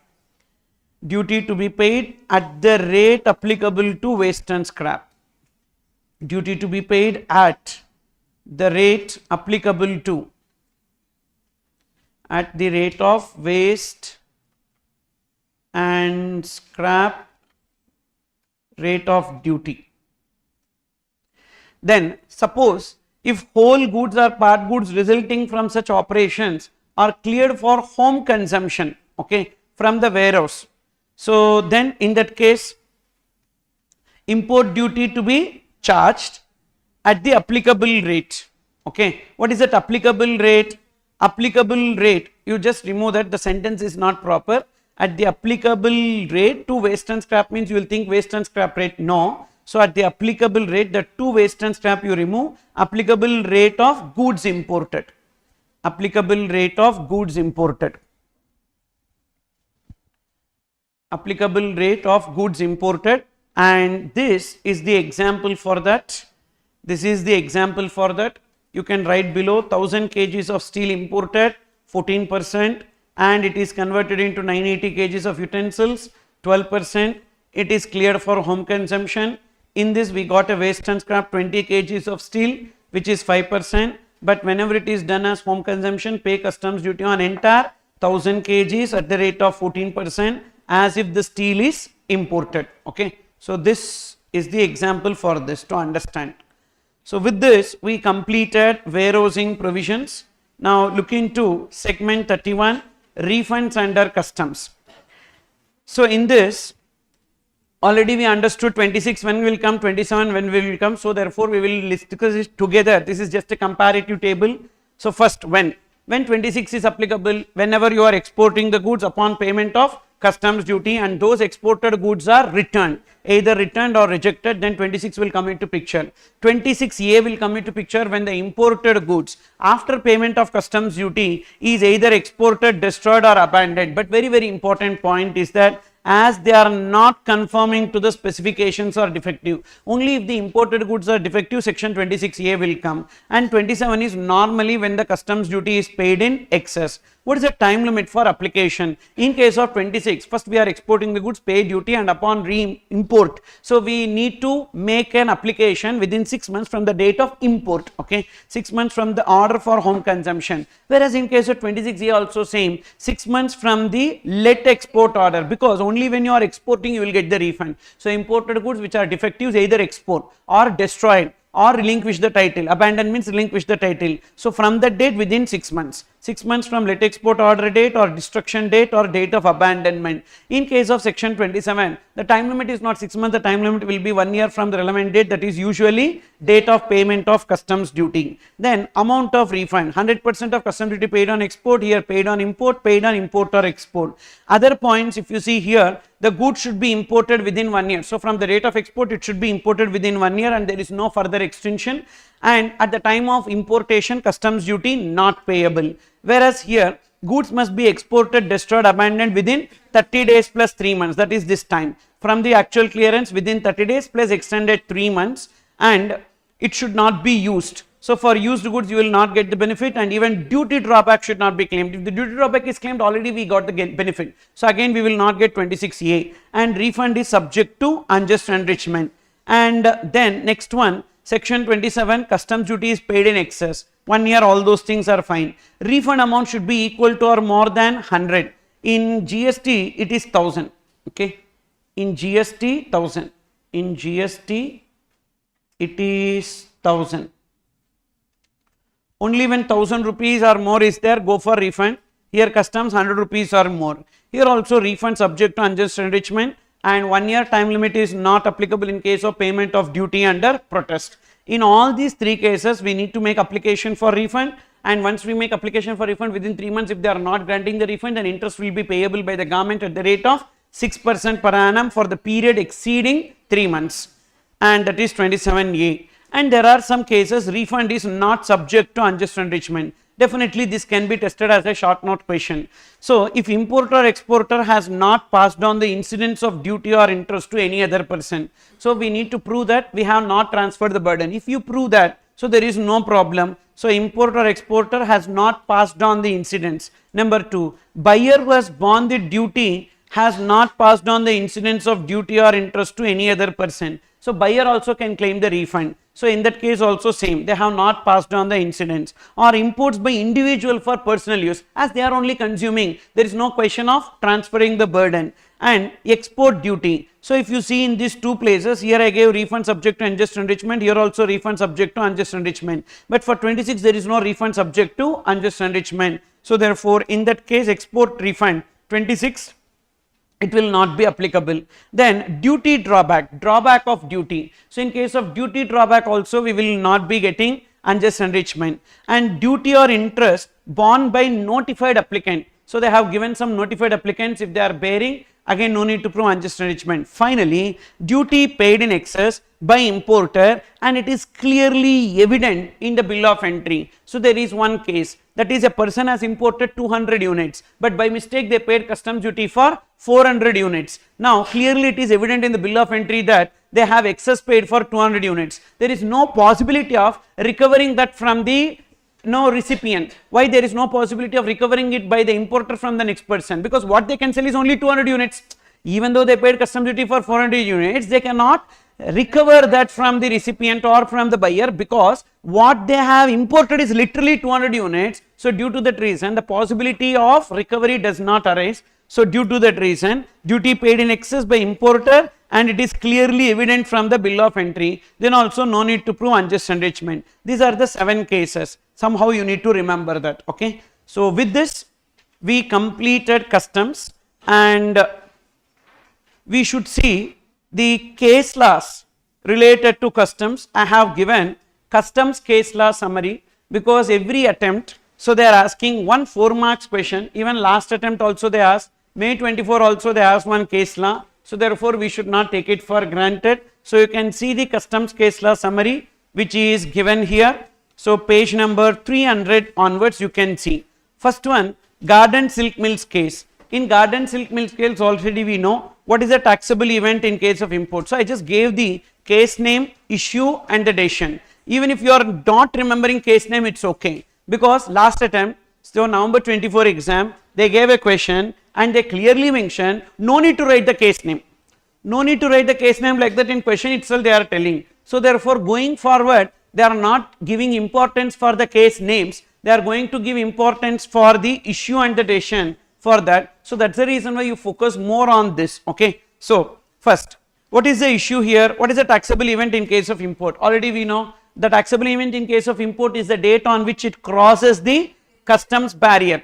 Customs barrier, not territorial waters, that is export, this is import. So date on which it crosses the customs barrier and bill of entry for home consumption is filed. If there is a reduction in price during transit, which price is relevant for valuation? So the price prevailing at the time of importation, that is a reduced price. Means if there is a price reduction and the importer pays the reduced price, so that reduced price only should be taken. This point also I told you, as import is complete only when goods become part of mass of goods in India, the price prevailing at the time of importation should be considered, that is the reduced price should be taken. Then Kiran Spinning Mills case. So in case of warehoused goods, when the customs barriers are crossed, as and when goods cross the warehouse, means we file a ex-bond bill of entry. When they are taken out of customs and brought to mass of goods in India, logically date of filing ex-bond bill of entry is relevant. Okay. So that is the date on which it crosses the customs barrier. And what is the relevant date for determination of rate of duty related to that? So we have one case, Bharat Surfax case. What is considered as the date of arrival if the ship first enters but leaves due to non-availability of space? So whenever it finally arrives, that only should be taken. So first the ship comes and then again it leaves and again it finally arrives. So finally when it arrives, okay, date of arrival is the date of final arrival. If the ship entered territorial waters and then leave due to non-availability, the date on which it finally arrives is taken as the date of arrival for determining rate of duty. Then Rajkumar Knitting Mills case. So whether date of contract is relevant. So date of contract is not at all relevant. for determining rate of duty, it is always the date of importation, date of bill of entry, that is only relevant. For determining relevant date for rate of duty, date of contract is not relevant. Then Summer Timber Corporation case, it's a high court case. What is the date of filing bill of entry if it originally filed and again refiled after correction? Refiled after correction means not amended, not amended. So when we are refiling means it means that it's a new bill of entry. So relevant date for bill of entry is the date of presentation of bill of entry, but not representation after correction. Okay, but so representation here, refiled after correction, whether it is amended or whether it is a fresh bill of entry, we need to check. If it is an amended bill of entry, the original bill of entry will be taken. If it is a fresh bill of entry, then we need to take the date of fresh bill of entry. So in this case, they are telling this is an amended bill of entry. Due to that reason, the original bill of entry only will be taken, but only in case when the bill of entry expires and when there is a fresh bill of entry file, that fresh bill of entry date only should be taken. Then next, interpretation of exemption notification.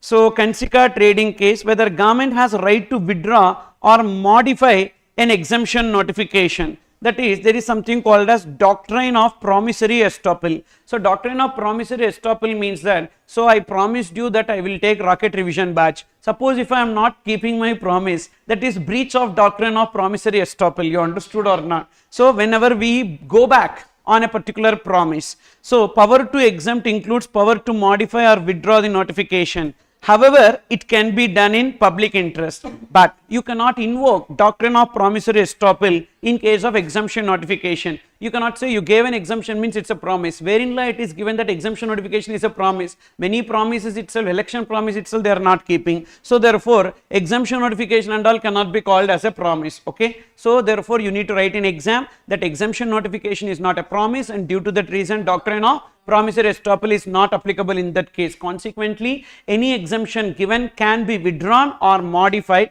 but that modification should be in the public interest.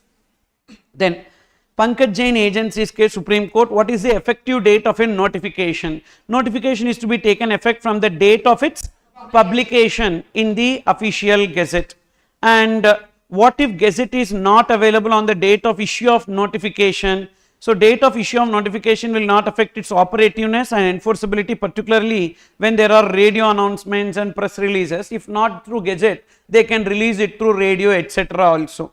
Then Tulo India operations, can the benefit of exemption notification be denied due to non-fulfillment of condition beyond the importer's control? That is what has happened in this case. So they have imported some goods and that imported goods is exempted. For that, they need to get the essentiality certificate from the Director General of Hydrocarbons, a government authority. And what happened? They made an application for essentiality certificate, but they could not get the certificate on time. Because of that reason, Customs Department said, no, as you did not produce the essentiality certificate, we are rejecting your exemption and you need to pay the customs duty. But then Supreme Court is telling, when the fulfillment of a condition is beyond the control of the importer, you cannot make him to pay the customs duty and deny the exemption notification. Moreover, here the control of the condition fulfillment is not on importer but on the government functionary, government authority. If a condition is not within the power and control of importer and depends upon the act of public functionaries, exemption cannot be denied on account of non-compliance of such condition. Then Hanilera textile case, that is, whenever there is no restrictive clause in the notification, we should not add such restrictive clause while interpreting the notification. Example, that what is the issue in this case? So if you are importing diesel generator set for the purpose of generation of electricity, and that electricity is used in export production, and in that case, on import of the diesel generator set, you are not required to pay customs duty. This is what is given. But what they have done is that they have imported and they have generated the electricity, used it for manufacture of finished goods for export, but there is some surplus electricity. That surplus electricity which they generated, they sold it for outside to their sister concern, etc. and all. Because they generated surplus electricity and sold it to sister concern, so they have denied the exemption on the imported diesel generator set. But actually nowhere in the exemption notification it is given that the imported goods should be exclusively used in manufacture of finished goods for export. As the restrictive clause exclusively is not given in the notification, you cannot add that. Okay, so when a notification does not put a restrictive clause, can the department add such clause in the interpretation? No. Imported DG sets are exempted if the same is used for generation of power for manufacture of exported goods. When surplus power generated is sold, the exemption cannot be denied, as there is no words in the exemption notification that it should be exclusively used. And next, Mangalore Refinery and Petrochemicals Limited case, this already we know, whether customs duty payable on the short landing of the goods, that is the goods are not unloaded at all, that is the quantity imported is less than the quantity mentioned in the invoice. For that, the decision given is levy of customs duty is only on goods imported. When the goods are not imported, there cannot be levy, and consequently this 13, 22, 23 cannot be applied. However, if the imported goods are lost, pilfered or destroyed, then there is levy, that is imported goods are destroyed, and the above sections can be applied for claiming the benefit. Then next, classification of goods. Saurashtra Chemicals one case is there, whether section notes and chapter notes in the tariff have the overriding effect on headings while interpretation of tariff. Yes, so that's what rule 1 also says. Rule 1 says the headings are for reference. We need to classify based on section notes and chapter notes. Section notes and chapter notes are part of statute and relevant for classification. These notes sometimes restrict and sometimes expand the scope of headings, and they will always have the overriding effect on headings. Then Mastro Motors case, whether an exemption notification applicable to similar goods if the tariff heading is mentioned in that notification. So one exemption notification says goods falling under 8702 is exempted, which means that only those goods which are coming under 8702 is exempted. Some goods which are coming under some other heading, so cannot be exempted. They are telling motor vehicles falling under 8702 is exempted, which means that only those motor vehicles which are coming under 8702 is exempted, but motor vehicles coming under 8701 or 8703 cannot be brought as exemption, even though that is also motor vehicle. But when the exemption notification says motor vehicles imported are exempted, if that motor vehicles is under any heading, it will be exempted. So that's what, whenever a tariff heading is used in the exemption notification, check whether the imported goods comes under the tariff heading, then only you can enjoy the exemption. If a tariff heading is specifically mentioned in the exemption notification, then such notification is applicable to those goods which are falling under that tariff heading and not applicable for other goods. However, if a product is mentioned in the notification, one product is mentioned, so like motor vehicles, then such notification is applicable to all such products, whether falling under the same heading or different heading. Then whether import of software preloaded in laptops to be classified along with the laptop imported Hewlett Packard sales. So for which they are telling that right now import of software is exempt under customs. Why they have exempted it under customs? Because software will always be treated as services under GST. So on import of software we need to pay GST. That's the reason why. However, when laptop is imported with preloaded OS, then software is part of laptop and classified as laptop, and such exemption cannot be given for software even though its value is ascertained separately, because basically we are not importing the software, we are importing the laptop, and in that laptop the software is loaded. So it's part and parcel of laptop and we need to pay customs duty. And they will be telling like laptop is 40,000 and the OS, like preloaded OS is 6,000, like that. Even though the values they may tell separately, but what we pay is for the laptop and we need to pay customs duty on entire value of the laptop, okay, including the value of OS. Then next, Kainhan Penalpha Limited case, where a product is classified under a heading as per exemption notification, can the same classification be relied upon for the period prior? Already this tested, November 24 exam, same case, okay. And what is it they are telling? Government issued an exemption notification dated 1/3/2022 and classified electronic automatic regulators under a particular heading. Since a product is classified under a heading with effect from 1/3/2022, by whom? By the department. For the period prior to 1/3/2022 also they should follow the same tariff or same classification. So therefore the same classification should be accepted by department for the period prior to that date also.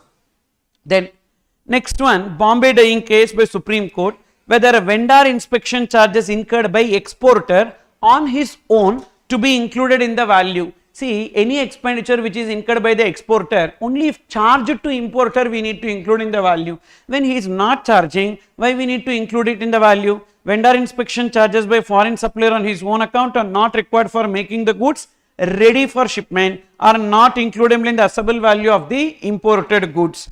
And Denso Kirloskar Industries, whether technical know-how charges payable by importer after import be included in the value of the imported goods. Okay. So, see, first of all, after import will be included only if it is as per the contract. The cost is thus incurred after the importation of the goods and therefore cannot be loaded onto the assessable value of imported goods. This cost is for manufacture of products after setting up of the plant. So, that is why we should not include it. Then, whether canalizing agent commission is includable in assessable value. Okay. So, these are not like buying commission. I will tell you what happens is that first of all there is a canalizing agent. These canalizing agents will place the order with the foreign seller and will be bringing the goods, and when the goods are in transit they will just transfer the documents of title to us, and so they will charge some commission for doing this. So, this cannot be called as a commission paid to our buying agent. Okay. So, actually per se if you see it is like commission paid to buying agent, but in that they are telling buying agent is different from canalizing agent, because whenever some goods are reserved for state trading enterprises, only they should import it in their name. For that reason they are doing it. So, therefore, this commission cannot be called as buying commission. Okay. And generally buying commission should be included in value or excluded from value. Excluded from value. Say this: the commission or service charges paid to canalizing agent are includable in the assessable value, because it is pre-import only na. So, therefore, it should be included in assessable value, and these cannot be termed as buying commission. This is Hyderabad Industries case, and what they will do is that they will not ask this as a case law. Sometimes they will connect it to a regular question, a computation based question also they will be connecting. That is why it is important to learn the case laws also. So, I will just show you one question. In one past exam they have given this. So,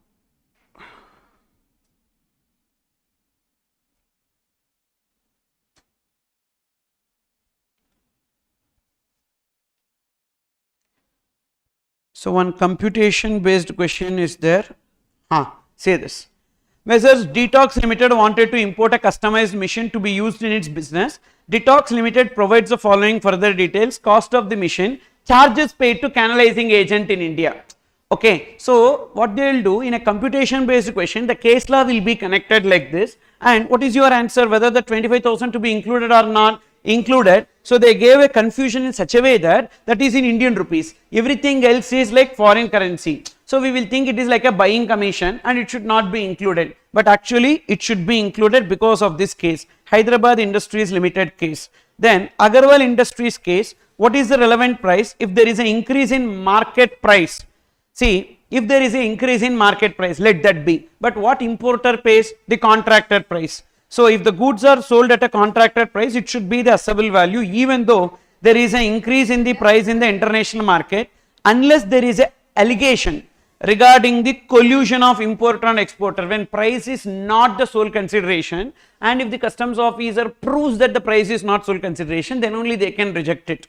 Then Gira Enterprises case, can the value declared by the office, like by the importer, be rejected without giving opportunity of being heard? No. So, one of the principles of natural justice is that whenever department takes any action, they should give a notice. So, importer should be given an opportunity of being heard before rejecting the declared value based on the alleged printout. So, in this case what happened is that they are telling we have one printout, based on that printout we have all the data about you. So, therefore, we are rejecting the value. Okay, what is the data? Show me. So, therefore, they are not showing. So, alleged printout containing the increased value of the comparable imports. Then next one, can department demand duty on pilfered goods from portus authorities by considering them as custodian of goods? See, basically custodian should be appointed. By default you cannot take portus authorities as the custodian. If they are notified, then they will be called as custodian, otherwise they will not be called as custodian. As per section 45 subsection 3, the liability to pay duty is on the person in whose custody the goods remain as an approved person.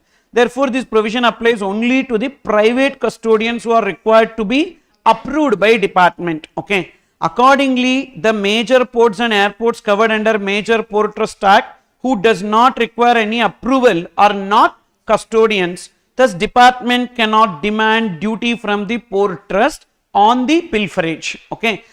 And suppose if they have notified any person as a custodian, then from them the duty can be demanded. Next, Pratibha processor's case, that is customs duty payable on warehoused goods. So, we need to pay interest after expiry of the warehousing period, correct?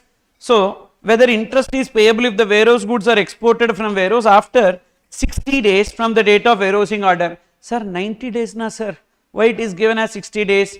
At that time it was 60 days.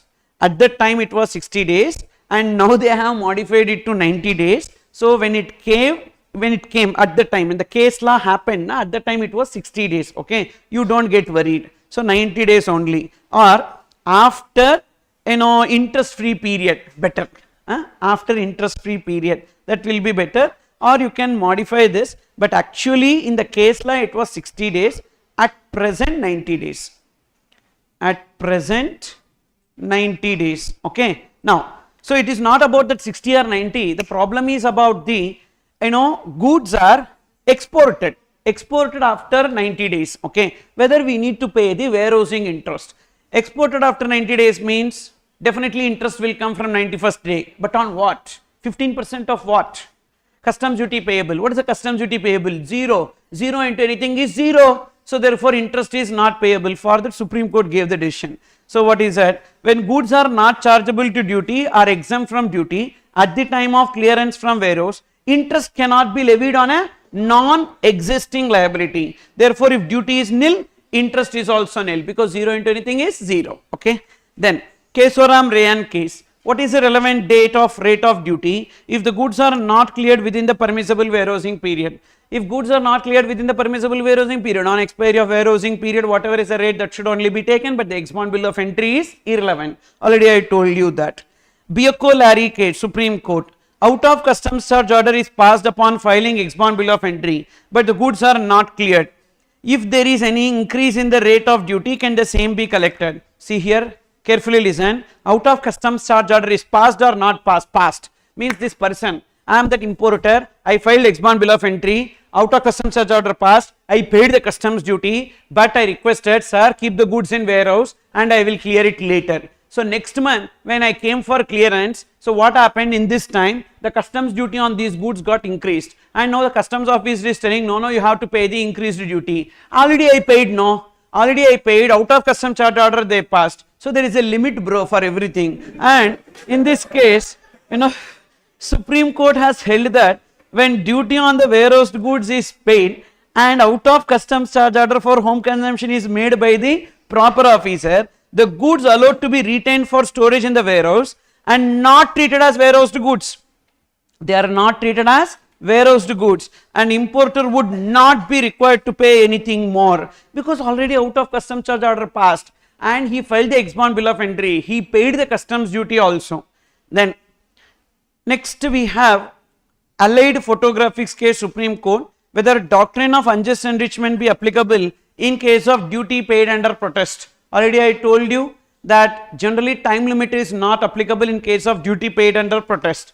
And whether doctrine of unjust enrichment is applicable or not applicable, applicable, definitely applicable, because even the duty paid under protest is also duty only na. There is a possibility that you can recover the duty from the next person. So, doctrine of unjust enrichment applies even when duty is paid under protest. What will happen? They will give this question in exam. You will think, duty paid under protest, sir said one exception, maybe this could be that exception, and therefore doctrine of unjust enrichment not applicable, like that you will write. So, it is applicable. It has been held that even if there is no change in the price before and after assessment. So, awesome point it is. What they are telling, sir, before also my sale price is same, sir. Now also my sale price is same, sir. So, therefore, I have not recovered the duty from my customer. You understood? Before payment of this duty also my sale price same, after payment of this duty also my sale price same. So sale price not change. Sale price not change means I have not recovered. No, definitely we cannot. How we can say that sale price is same means we have not recovered? Maybe one cost would have come down and this duty we would have recovered. So we cannot take that view. So that's what they are telling. It has been held that even if there is no change in the price before and after assessment, that is before and after imposition of duty, it does not lead to the inevitable conclusion that incidence of duty has been passed on to the buyer. As such, uniformity may be because of various factors. Underline that, uniformity may be due to various factors. Then Priya Blue Industries case, whether refund claim is an alternative to appeal. This also they have tested. So refund claim is not an alternative to appeal. For example, first the department is doing reassessment of duty. Reassessment of duty, say instead of 4 lakhs they are asking us to pay 8 lakhs and we paid the 8 lakhs. After paying 8 lakhs, so thereafter we should not go to the same officer and tell, sir I paid by excess 8 lakhs, sir give me refund. Same officer who pass the order, how he will give refund? So we should have gone for appeal. But in this case what has happened, the time limit to go for appeal is over. The time limit to go for appeal is 60 days, but the time limit for refund application is 1 year. So that's the reason why they went for refund application under excess payment of tax, but for which they have rejected this refund application. When the importer do not agree to the assessment made by the officer, but the duty is paid as per the assessment order, the correct mode of redressal is to file an appeal, but cannot file a refund application. So a refund claim is not an appeal proceeding. Then last case, customs duty paid in excess on import of capital goods, and the price of finished goods remains same before and after import of capital goods. Whether refund is subject to unjust enrichment. So what is your answer? Price remains the same, just now I told you. So the incidence of duty can be passed directly or indirectly. Where the capital goods are used for manufacture, the duty paid on their import will go into the costing of the goods and therefore can be passed. Uniformity in price after assessment does not lead to inevitable conclusion that the duty burden has not been passed. So therefore doctrine of unjust enrichment is applicable in that case. So these are the cases which are given in your ICS study material. Nook and corner, every page I have taken and I have verified, and then only I gave these cases. So these are the only cases. Out of this case, one question will be guaranteed for 4 marks. Okay. So therefore this portion alone you mark it, and one day before the exam you revise this and go for exam. Okay. Next. Now we are moving on to the last final area, that is foreign trade policy. And FTP really, maybe before, that is in old syllabus, FTP was relevant because 25 marks they used to ask 20 marks on customs and 5 marks on FTP. But now when they reduce the weightage to 20 marks, so the literal relevance of FTP is not there, but at the same time we cannot skip it also. For that reason, what is really required, that much only I am telling you that you follow. Okay. First you see this, what is about foreign trade policy. So take page number 277, please listen. First, foreign trade policy, we have regulation of import and encouragement of export, which is not at all profitable for customs department, because customs department, if it regulates import, customs duty will not be there, so it's a loss to customs department. Same way when we encourage exports, it is of no use to the revenue. So that's the reason why customs department said we don't have to take the responsibility of regulating import and encouraging the export. That's where they have removed this control of foreign trade and given to this Ministry of Commerce. Accordingly, Ministry of Commerce has made an act, that is Foreign Trade Regulation and Development Act 1992. Under that, they will be coming out with a policy or set of guidelines for the purpose of regulating imports and encouraging exports, that is this foreign trade policy. So foreign trade policy set of guidelines or instructions issued by CG. Which CG? Ministry of Finance or Ministry of Commerce and Industry? Commerce and Industry, in matter related to import of goods into India or export from India. Basically, what is the difference between FTP and customs? FTP is like brain of international trade and customs is like body of international trade. What to import, what to export is given in FTP. FTP. So it will regulate, develop and promote international trade. How to import and how to export is given in Customs Act. It contains procedures, valuation and consequences. And the provisions of FTP are governed by one act. What is that act? Foreign Trade Regulation and Development Act. And who will be making this foreign trade policy? DGFT, Directorate General of Foreign Trade, and below them there will be regional authorities just like our MCA and ROCs, like that. Okay. Next, FTP is 2023 foreign trade policy, and previously they used to keep a sunset clause, like this time like 5 years or 4 years only it will be there. Now they have not given, means till the time a new foreign trade policy comes, the same thing will continue in operations unless otherwise specified or amended. And the contents of foreign trade policy, we have basic policy plus export incentives, handbook of procedures, ayat niryat forms, that is import export, then SION, harmonized system of nomenclature coding, that is which product, what is a restriction, etc. and all. But all these things are not there in syllabus. What we have is only basic policy plus export incentives. Then, so look into the basic aspects of FTP.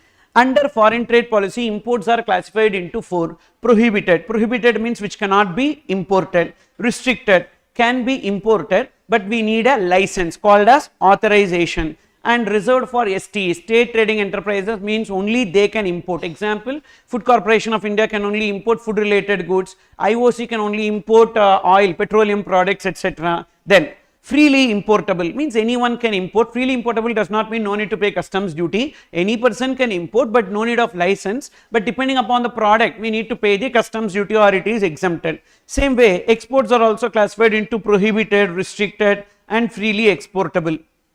Authorization means it is a license which is given by the DGFT, and only restricted goods requires authorization, and with the authorization only the goods can be imported or exported. And this authorization is not like a right. Suppose if the authorization is given so to a person, and that will have a validity. After that validity, if you go and ask them to extend, it is up to their discretion whether to extend or not to extend. You cannot say that already you gave me the authorization, so you have to extend. So authorization is not a right, and DGFT or regional authority may refuse to grant or renew. And next, restricted goods import are subject to actual user condition. What is the meaning of actual user condition? Only the importer who is importing can use it, and he cannot give it to any other person. Only importer can use the same, and DGFT can dispense this condition. Import export code is to be obtained by every importer and exporter, and that is nothing but our 10-digit permanent account number. And specific provision in FTP or handbook procedures shall prevail over the general provisions. These are some basic aspects.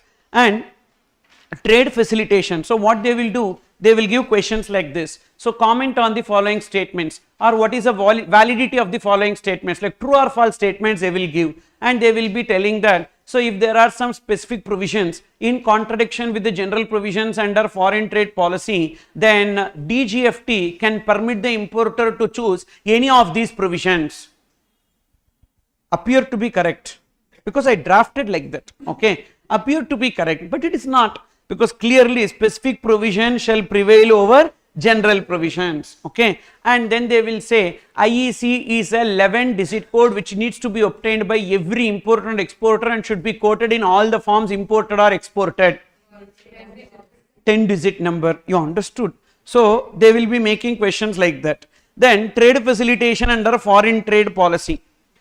And this trade facilitation is like they have appointed one committee, National Committee on Trade Facilitation. So what they will do, it's a interministerial body, and they will provide lot of trade facilitation measures in order to encourage people to do exports, okay.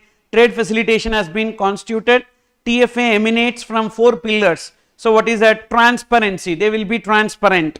So technology, simplification of procedures, and risk-based assessment and infrastructure. So they will create proper infrastructure in the India for the purpose of encouraging people to come to India and start their business, and they will be transparent with respect to all the provisions which are there. No bribe, no corruption, nothing of that sort. Then technology, everything will be online only, and simplification of procedures, that is ease of doing business. So these are the 4 pillars of this National Committee on Trade Facilitation, and it is like single window clearance, SWIFT facility, wherein So you don't have to go to different people to get the permission. With one person itself you will get. That's why it is a interministerial body. All these things you listen. If at all you don't know any of these 4 questions, you have to write 6th question. At the time when you are writing the 6th question, it will be useful. Okay, just to close your eyes, whatever you could recollect, you write it. Okay, later on we will see. Then free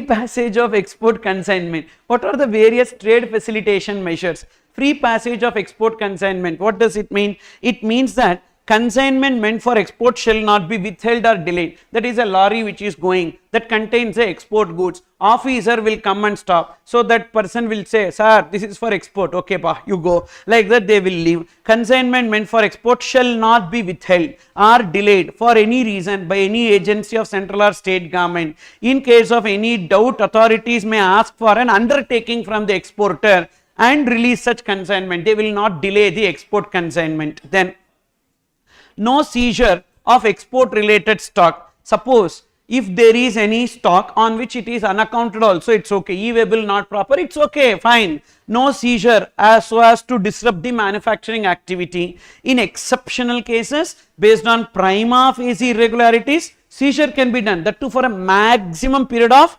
7 days unless irregularities are substantiated. So this is like giving support for export goods. Then authorized economic operator, AEO. So who are these AEOs? That is depending upon their exports. Depending upon their exports, they will be given this AEO status. And what is that exports, etc. Already this itself is too much. Please don't add anything on the top of this. So there will be some limits, pa. Based on that limit they will get. What are those limits, etc. and all? Don't break your head. Okay, some limit is there. We don't have that limit and all. And it is developed by Indian customs to enable business involved in international trade to reap the following benefits. What are those benefits? They will get a preferential bids. Okay, so preferential, what is preferential? Preferential customs treatment in terms of reduced examination and faster processing and clearance of cargo. As soon as the goods are imported, they will not check. They will not open the box, examination, nothing will be there. As and when it comes, it will be released. Like khadi craft, government box, so we will not open like that and all. You understood? Then B for border clearance privileges in mutual recognition agreement partner countries. Border clearance privileges means we are giving preferential treatment here. Same way with which India is having trade agreement, there also we get the preferential treatment. That is this border clearance privileges. Enhanced port delivery, that is priority. So it is like priority check-in is there now, your bag only will come first, like that. Okay, enhanced port delivery. Then deferred payment of customs duty, and yes for self-certification. Usually we need to produce a country of origin certificate. That country of origin certificate, the exporter in India should obtain it from the Indian government. But if they are coming under AEO status, they themselves can certify that it is a make in India product. What is the advantage for make in India product? What Modi ji has achieved in last many years is that he went abroad and he made many trade agreements wherein many countries are allowing our goods to be imported at a preferential rate. So therefore, if we produce country of origin make in India certificate, so they can import at a lesser rate, so they prefer goods to be imported from India. Okay, but now Trump has come and changed everything. That is this. So self-certification, that is preferential bids. So preferential customs treatment in terms of reduced examination and faster clearance of cargo. B, that is border clearance privileges, enhanced port delivery, deferred payment of duty, self-certification. Then other measures. What are those other measures? Single window system to facilitate export of perishable agricultural produce. Because agricultural produce and a lot of approvals we used to take, because of which by the time we get the approval, the tomato will be rotten. Okay, for that reason, now there is a single window clearance. Niryat Bandhu. Niryat means export. Bandhu means friend.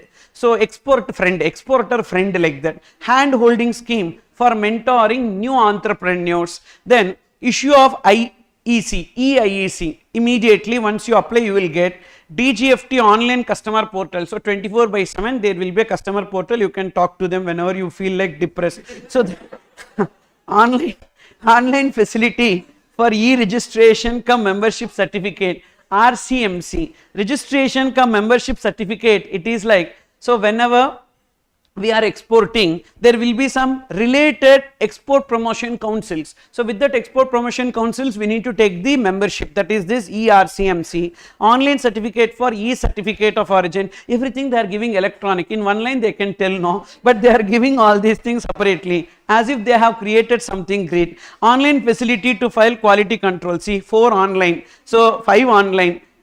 EIEC, online customer portal, online facility for e-certificate, online to file quality. So they have brought in everything online, got it. Then electronic record, 6th one, electronic record for export proceeds through BRC, that is bank realization certificate. Whenever we are exporting services, we need to prove that the foreign exchange proceeds are realized, then only we will get the refund. For the purpose of proving that the foreign exchange proceeds are realized, we need to produce a BRC, bank realization certificate, or foreign inward remittance certificate, FIRC, with the GST department. So that particular certificate is now made online, that is this. Then they are creating some towns of export excellence. Towns of export excellence means, like for example, state government may not consider that particular town as a town at all. So but central government will consider that and they will give a lot of support. Example, Tirupur, like that one town is there, and this particular town, lot of exporters are there. Whether state government is doing anything for them or not, central government will pump in money and create good roads, good infrastructure, all those things. Why? Because they are contributing for the export. That is known as town of export excellence concept. Selected towns producing goods of 750 crore or more may be notified as TE, and in case of handloom, handicrafts, agriculture and fisheries, the limit will be 150 crores. And common service providers in these areas shall be entitled for authorization under EPCG, and units will be provided financial assistance on priority basis. Then there is something called as status holder certification. Status holder certification is depending upon your export performance. What is that export performance? If you achieve $3 million, then you will get 1-star status. Then $15 million, 3, 15, 50, 200, 800. $3 million, 1 star. 15, you remember this number, 315, then 50, 200, 800. Okay, mobile number and all you remember. Now this also you try to remember. 315, 50, 200, 800. 3 is what? 1 star. 15, 2 star. 50, 3 star. 200, 4 star. 800, 5 star. So this much of $1 million we need to achieve. Then we will be getting the star status. Okay, and here what is the purpose of this? To give the recognition, to encourage exporters by recognizing their achievement and help them build marketing infrastructure. And all exporter of goods and services, even service also will be eligible, and technology having IEC shall be eligible for recognition. Now, what are the benefits to the status holders? These are the benefits. Already they have tested it for November. I don't think so it will be coming again. Wipes made in India exempted. Wipes not wives. Wipes made in India exempted. Wipes W, warehouse license. So we saw that private warehouse. Who can establish a private warehouse? Any person who is having 2-star and above status can establish a private warehouse. Then input output norms on priority. So that is within 60 days by norms committee they will give. What is the need of input output norms? While discussing export promotion schemes, I will tell you that is whenever we are importing some goods under advance authorization etc., there should be SION notified. Means for 1 unit of output, how much unit of input is required, otherwise we will not get the benefits under export promotion schemes. So if you need the benefit, you need to get the input output norms notified, that is within 60 days they will do for these people, all status holders. Preferential treatment and priority in handling, same way. That preferential treatment, preferential bid there we saw na, the same preferential treatment. Export free of cost means no need to pay any customs duty except for gems and jewelry sector. Self declaration, this point is also there for AEO. Then made in India self certification for 3-star and above, not for 1-star and 2-star. Exempted from furnishing bank guarantee and compulsory negotiation of documents. So these are the benefits that are applicable to status holders. How to compute export performance? Listen, export performance is not 1 year. Export performance is based on current and previous 3 years. FOB value of export proceeds realized during the current and previous 3 years we need to take. So current year plus last 3 years, you aggregate it. that will be taken as the export performance. Say for example, current year and previous 3 years cumulatively $10 million, okay. So which means that $10 million we have to achieve in all the 3 preceding years, then in the 4th year we will get 1 star status, okay. So first year, second year, third year, every year the export performance should have been $3 million, then only we will get. For example, it is like this, say 2020, 21, 22, 23, 24, 25, 26, 27, like that we have some data, and every year we made a exports, okay. So exports in a particular year, this is financial year, exports in a particular year. So exports in a year, say for example $1.5 million, thereafter $2 million, thereafter $3 million, then $8 million, then $10 million, then $14 million, then $20 million, $25 million. Now this is exports in a year, but we need to get the export performance. This is export per annum, but we need export performance. How to find export performance? Export performance, in this case just $1.5 million, here it will be $3.5 million, here it will be current year and previous 3 years, 3 plus 2 5 plus 1.5 $6.5 million, here it will be 8 plus 3 plus 2, so 13 $14.5 million, and here current year plus 3 years 18 20 23 million dollars, 23 only, now don't count, current year and previous 3 years, current and previous 3 years, and 2025 current and previous 3 years, that is 14 plus 10 plus 8 plus 3, that will be $35 million, and again here current plus 3 years 20 plus 14 plus 10 plus 8, that will be $52 million. Last 25 plus 20 plus 14 plus 10, that will be $69 million. And what is the 1 star status? 1 star status require 3 million. So that too you should achieve for 3 years. So 2021, 2022, 2023. So continuously 3 years we got $3 million. So in 2024 they will give 1 star. They will give 1 star. Again for $15 million, that is a 2 star. So $15 million if you see, so you are achieving 23, 35, 52, and after 3 years, in the 4th year you will get 2 star status. So like this they will give the star status. So 2 points you need to remember. While computing the export performance, we will take current year and previous 3 years exports together. Whereas we need to achieve this export performance consecutively for 3 years. Then in the 4th year, that is we will be getting the star status. So that is with respect to this. Status recognition depends upon export performance, and applicant shall be categorized as status holder upon achieving export performance, which is counted on the basis of FOB value of export proceeds realized during current and previous 3 financial years. And here usually export earnings should be converted in foreign exchange. However, export proceeds realized in rupee in case of exports to Iran and receipts in special rupee Vostro account permitted by RBI also considered as export performance. Sometimes the consideration will not be received in foreign exchange, it will be created in rupee Vostro account, and then also it is permitted by RBI, it is treated as received in convertible foreign exchange.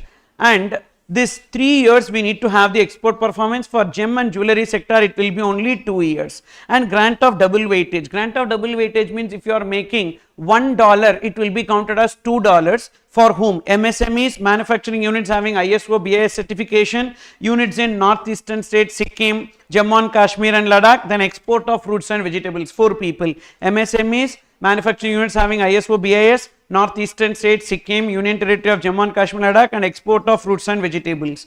So these are some points which may be tested as a true or false question or explain the validity of the following statements like that. Now we are looking into specific provisions related to import and export. So here you need to remember one easy point, that is, if the product is restricted, it requires license. General rule you need to remember. What is the general rule? If a product is restricted, that requires license, that is authorization. If a product is free, importable or freely exportable, that does not require authorization. This is the general rule. Okay, now we need to remember the exceptions for this. So only those exceptions we need to remember, so that in the other cases we need to apply the general rule. So what is the general rule? If you want, you can write down somewhere, or you can remember. General rule means what? General rule means if a product is restricted, that requires authorization. If a product is freely importable or exportable, that do not require authorization. Now look into this. We are importing samples. When we are importing samples, those samples, we don't have to see whether it is restricted goods, or we don't have to see whether it is freely importable goods. So it's an exception, you remember this.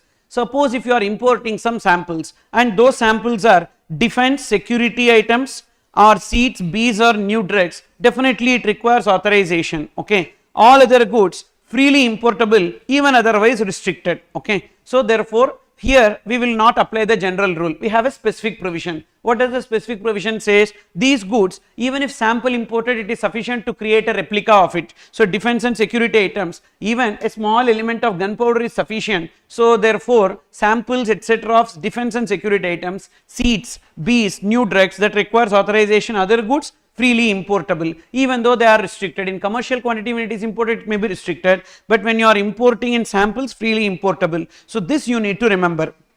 Then export you don't have to remember. Why export you don't have to remember? Anyhow restricted goods means requires authorization. Freely exportable goods means allowed, does not require any authorization. So you please cross it, remove it, delete it. Only this you need to remember. Okay, so general rule is what? General rule is that if it is restricted,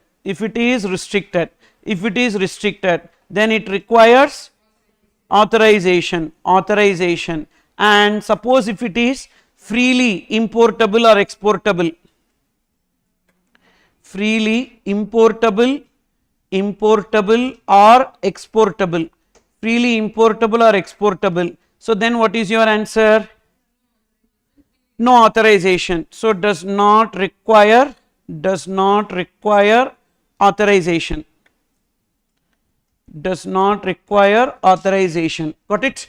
If it is freely importable or exportable. So therefore exceptions alone we will remember, and this and all not required. Okay, next, duty free import of samples. We can import the samples without payment of customs duty up to 3 lakhs, provided you are an exporter. You can import the samples without payment of customs duty. To what extent? To the extent of 3 lakhs.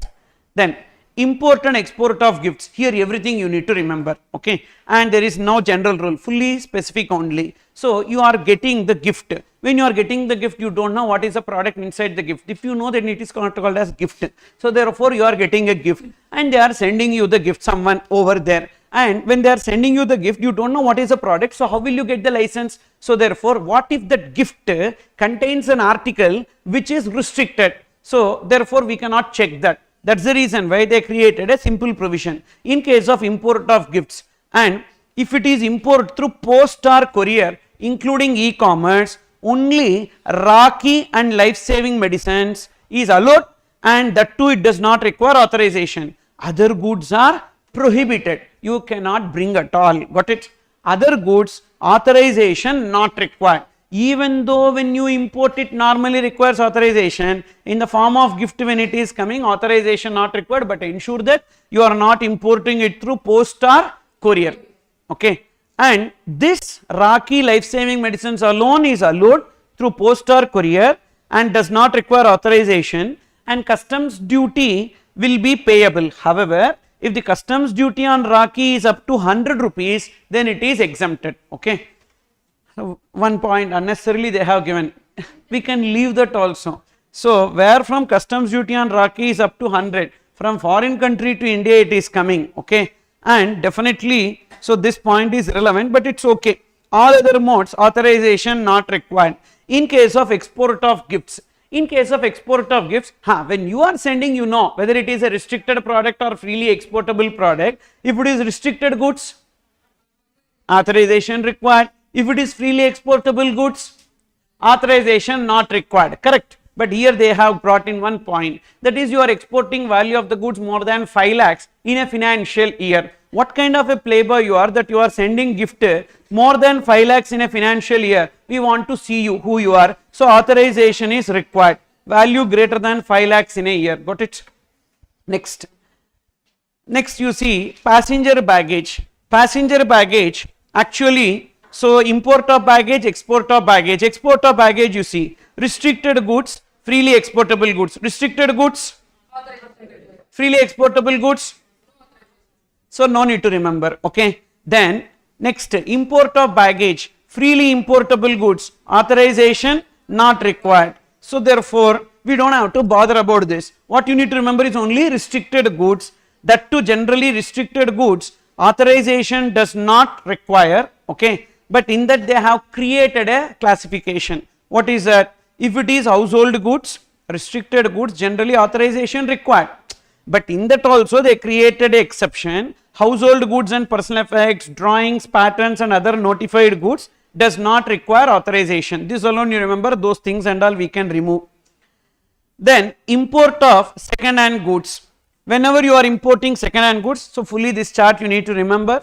Whenever you are importing second hand goods, the second hand goods is divided into two, capital goods and other than capital goods. Other than capital goods, you see that other than capital goods, if it is imported for the purpose of repair, refurbishing, recondition, authorization not required. In remaining cases that requires authorization. This is other than capital goods. Other than capital goods means what? Inputs. Inputs when you are importing in second hand form, it is for the purpose of repair, refurbishing, reconditioning, authorization not required, otherwise authorization required. Very simple case. Suppose if it is capital goods they have given some list of capital goods. Definitely that is going to spoil our environment when you are importing in second hand form. So that's the reason why that always require authorization. What are they? Air conditioner, second hand AC which will emit CFCs, and generator sets, desktop, refurbished or reconditioned spares of computers or laptops, notified electronic goods and used IT assets from SEZ to DTA. So this list somehow you need to by heart and remember,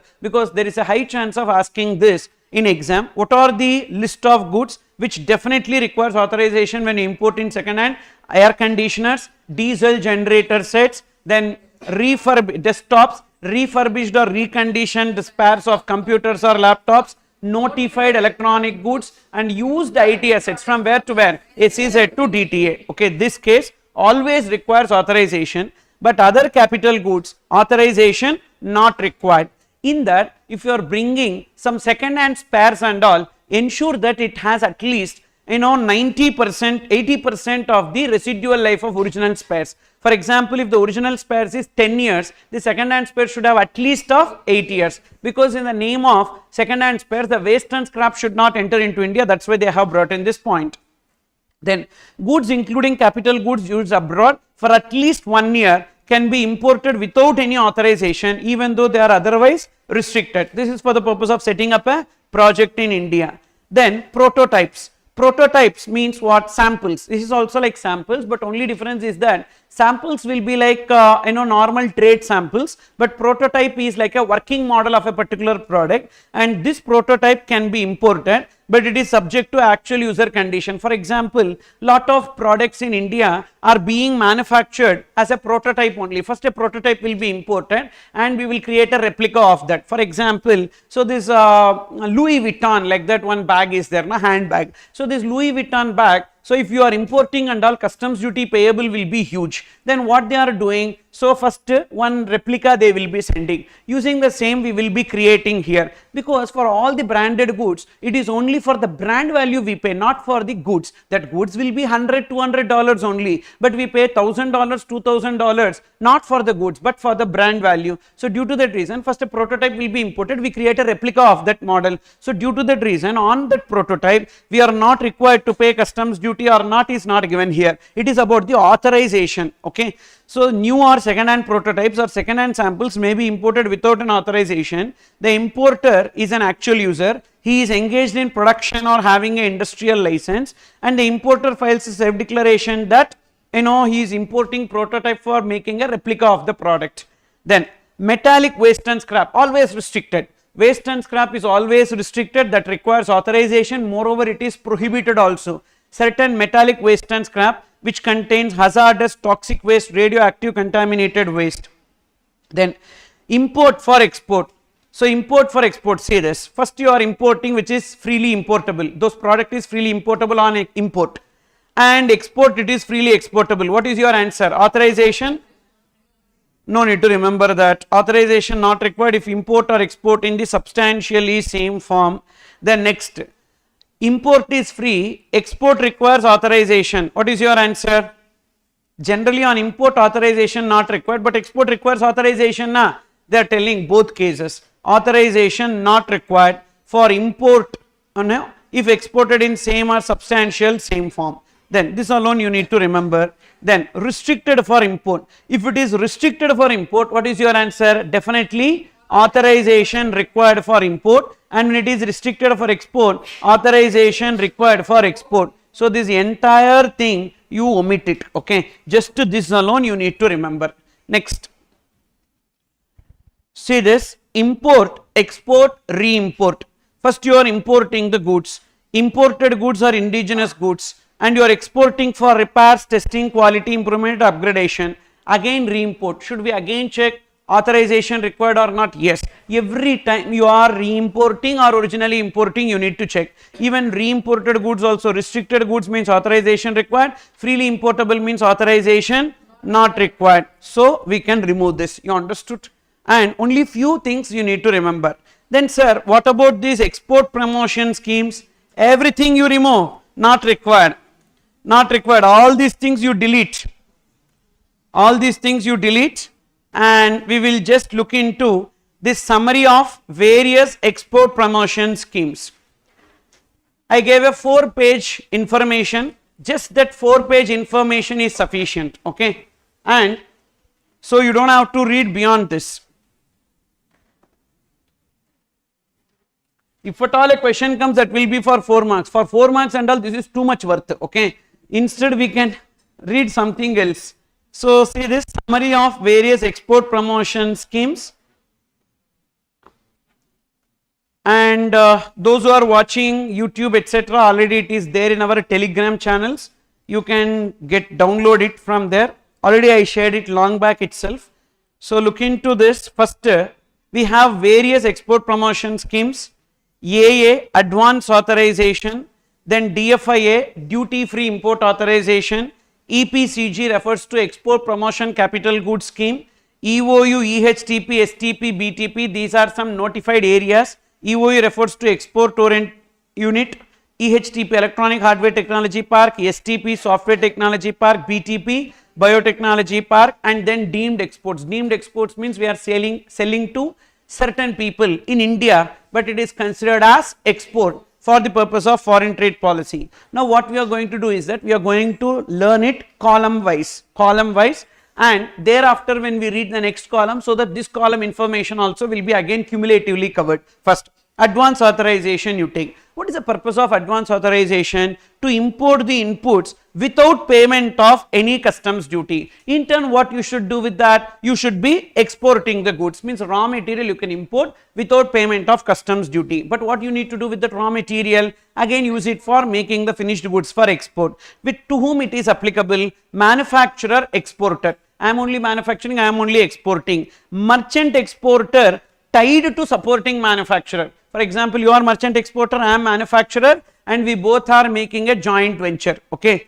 Not applicable in case of pharmaceutical products. For pharmaceutical products, only manufacturer should be exporting, and exporter holding a AUO certificate, authorized export, like economic operator 1 program we discussed na, they will also be eligible for this advance authorization. Exporter with 2-star and above status is also eligible for advance authorization. Got it? So these people are eligible for advance authorization. Manufacturer exporter, merchant exporter tied to supporting manufacturer other than pharmaceutical, then AEO and 2-star and above. What can be imported? Inputs I can import without payment of duty. Even spares. Spares are not inputs, spares are actually capital goods, but that also I can import under this scheme, but up to how much? 10% of CIF value of authorization. Suppose if the authorization given is for somewhere like 40 lakhs, 40 lakhs into 10% to the extent of 4 lakhs I can import, means remaining 36 lakhs I can import the raw material, that is this. Then what is the benefit of import? I don't have to pay any customs duty. All customs duties including additional customs duties like anti-dumping duty, safeguard duty, everything will be exempted here. IGST also exempted. 100% exemption from all customs duties. What is the validity of advance authorization? 12 months from the date of issue of authorization, and it can be extended for a further period not exceeding 12 months, but extension only once. Whereas in case of deemed exports, so it will be 12 months or project completion, whichever is later. Remember one more place where we come across whichever is later is this advance authorization. In case of deemed exports, 12 months or project completion, whichever is later. And what is the alternative to import?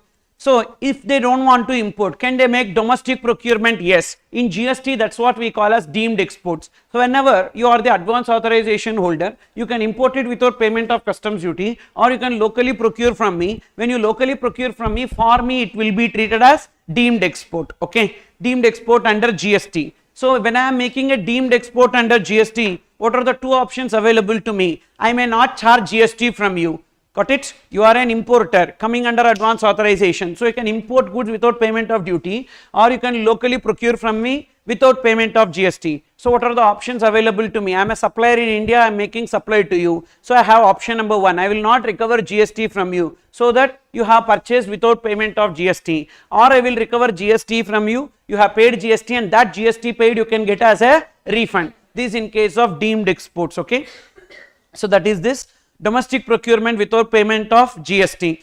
And export obligation. So what is the export obligation? 15% value addition, that is the FOB value of export is greater than or equals to CIF value of import into 115. For example, if the import value is 1 lakh, what should be the export value? It should be greater than or equals to 1,15,000. Okay, and can make export. So how to fulfill export obligation? We can either make physical export, including supply to SEZ is also counted here. Deemed exports also counted. Supply as stores to a foreign going vessel or aircraft is also counted, because that is also treated as export na. So all these are counted for export. Even like sale to SEZ. SEZ is not really export, but for the purpose of this advance authorization, sale to SEZ is treated as export. Deemed export is also not export, but for the purpose of this authorization it is treated as export. Then notional value of material supplied free of cost by buyer included in CIF and FOB. For example, there is some material which is supplied by the importer to the exporter, that is importer outside India is supplying some material to me, I am the exporter. Now using that material I make the finished goods and I am exporting. Now this material which is sent by him free of cost should also be added into my CIF value of import and FOB value of export in order to count the value addition. For example, you say this CIF value of import, CIF value of import, normal CIF value of import is somewhere like $1,000. Okay, then next FOB value of export, FOB value of export. So this is normal FOB value of export is somewhere like $1,200, $1,200. Now what happened? Imports free of cost, imports free of cost from foreign buyer, imports free of cost from foreign buyer, that is say some $150. This is notional value, this 150 is notional value. Now they may ask a question whether value addition achieved, under advance authorization, like that they may ask a question. So now what we need to see, what is the value addition that needs to be achieved in case of advance authorization? 15%, correct? Now what should be taken as the FOB value of export. What should be taken as FOB value of export? What they are telling, this notional value we need to add. What is the regular one? 1200 plus this 150 also we need to add. So that will be coming to 1350. So good only na sir when we add notional value, good only. But see what happens here. CIF value of import. CIF value of import. What is the CIF value of import? That will be already 1000 we are importing, plus this 150 also will be added. So it will come to 1150, already 1000 here plus this 150 means this 150 should be added in both the places. Now you see the value addition. What is the value addition? Value addition is 1350 minus 1150 divided by 1150 into 100. Value addition in percentage here, increase in percentage. Increase in percentage 1350 minus 1150 divided by 1150 into 100, that will be 17.39 percentage. Okay, but actually if you see 20% is the value addition, correct? So 1000 to 1200, the real value addition if you see is 20%. But what happened, this notional cost when it is added to both, so the value addition is going to come down to 17.39%. So this is what they are trying to convey there, that is notional value of material supplied free of cost by buyer included in both CIF as well as in FOB. Then whether the consideration should be received in convertible foreign exchange? Yes. Can the license be transferred? No, the license cannot be transferred. Whether imports are subject to actual user condition? Yes. Import is subject to actual user condition. Only the person who is importing can use it. And what is the meaning of license cannot be transferred? Means the one who is importing and obtaining the license, he only can import, and those imported goods you only should use. Then other condition, SION should be notified. What if it is not notified? If they are like covered under status holder, they will get the SION on priority. That is that point.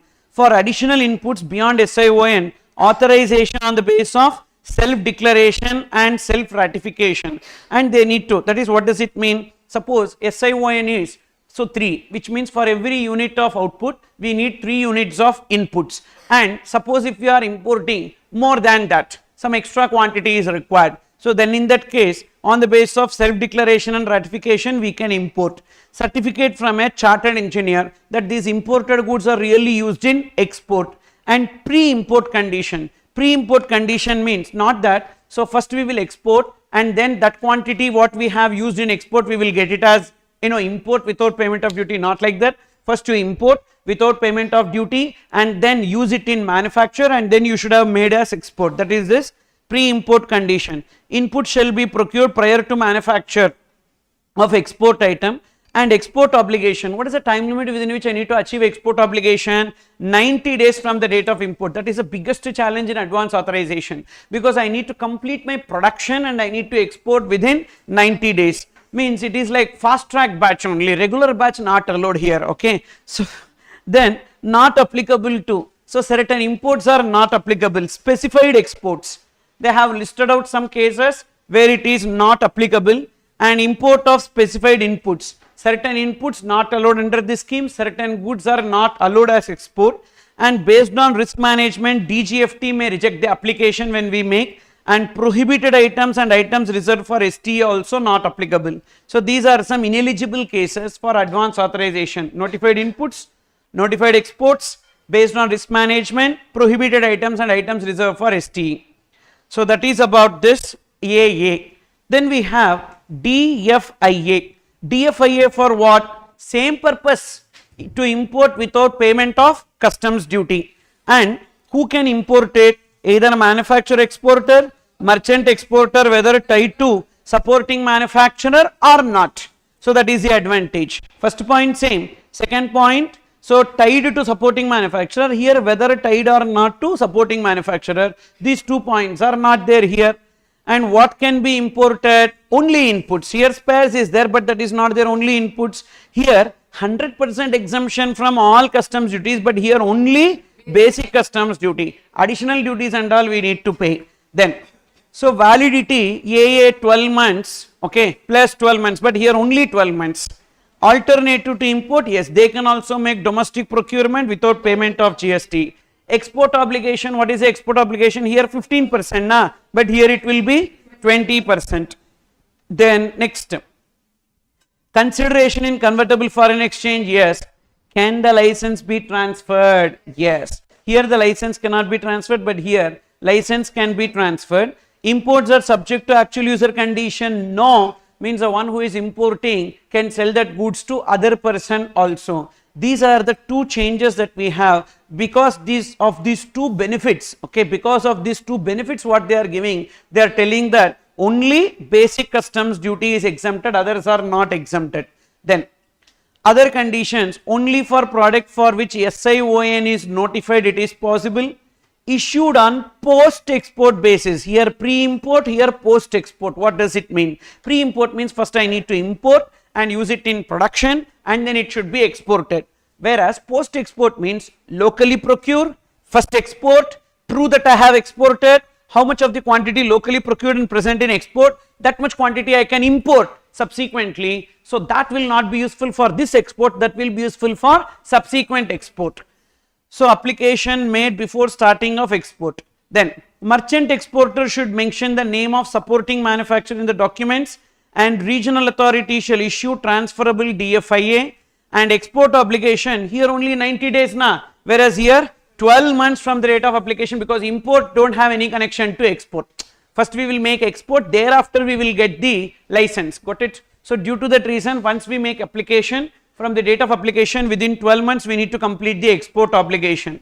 And what are the cases where it is not applicable to? Tires. For tires industry, import of tires it is not possible. Input which is subject to pre-import condition. There will be some raw material which will tell that no, this raw material will cover under pre-import condition, that cannot be brought under DFIA. Next, EPCG you see. Suppose if you have not studied all these things, you will get laugh only while I am taking class. Okay, Arey, what is this? He is just going like express like that only you will feel. And this time also if you are not listening na, okay, and I want to see you for November 25, seriously, okay. So therefore be serious and listen, okay. So at least this way something will go in your head. EPCG, to import capital goods without payment of duty for export of goods, and that is AA is for import of raw material without payment of customs duty, DFIA also same, but EPCG is for capital goods not for raw material without payment of duty. Again for what purpose? For export of finished goods. Who will be getting? Manufacturer exporter, same. Merchant exporter tied to supporting manufacturer like AA, merchant exporter tied to supporting manufacturer. Even service providers can bring under EPCG. Then what can be imported? Here capital goods. Here these two are inputs, here capital goods including computer systems, molds and dies, jigs and fixtures, everything. And what is the benefit of import? Here also like AA, literally like AA, 100% exemption from all customs duties. Validity 24 months. Here 12 months plus 12 months, here 12 months, but EPCG will be 24 months from the date of authorization. Alternative to import, yes, they can also procure capital goods without payment of GST. Then first look into this export obligation.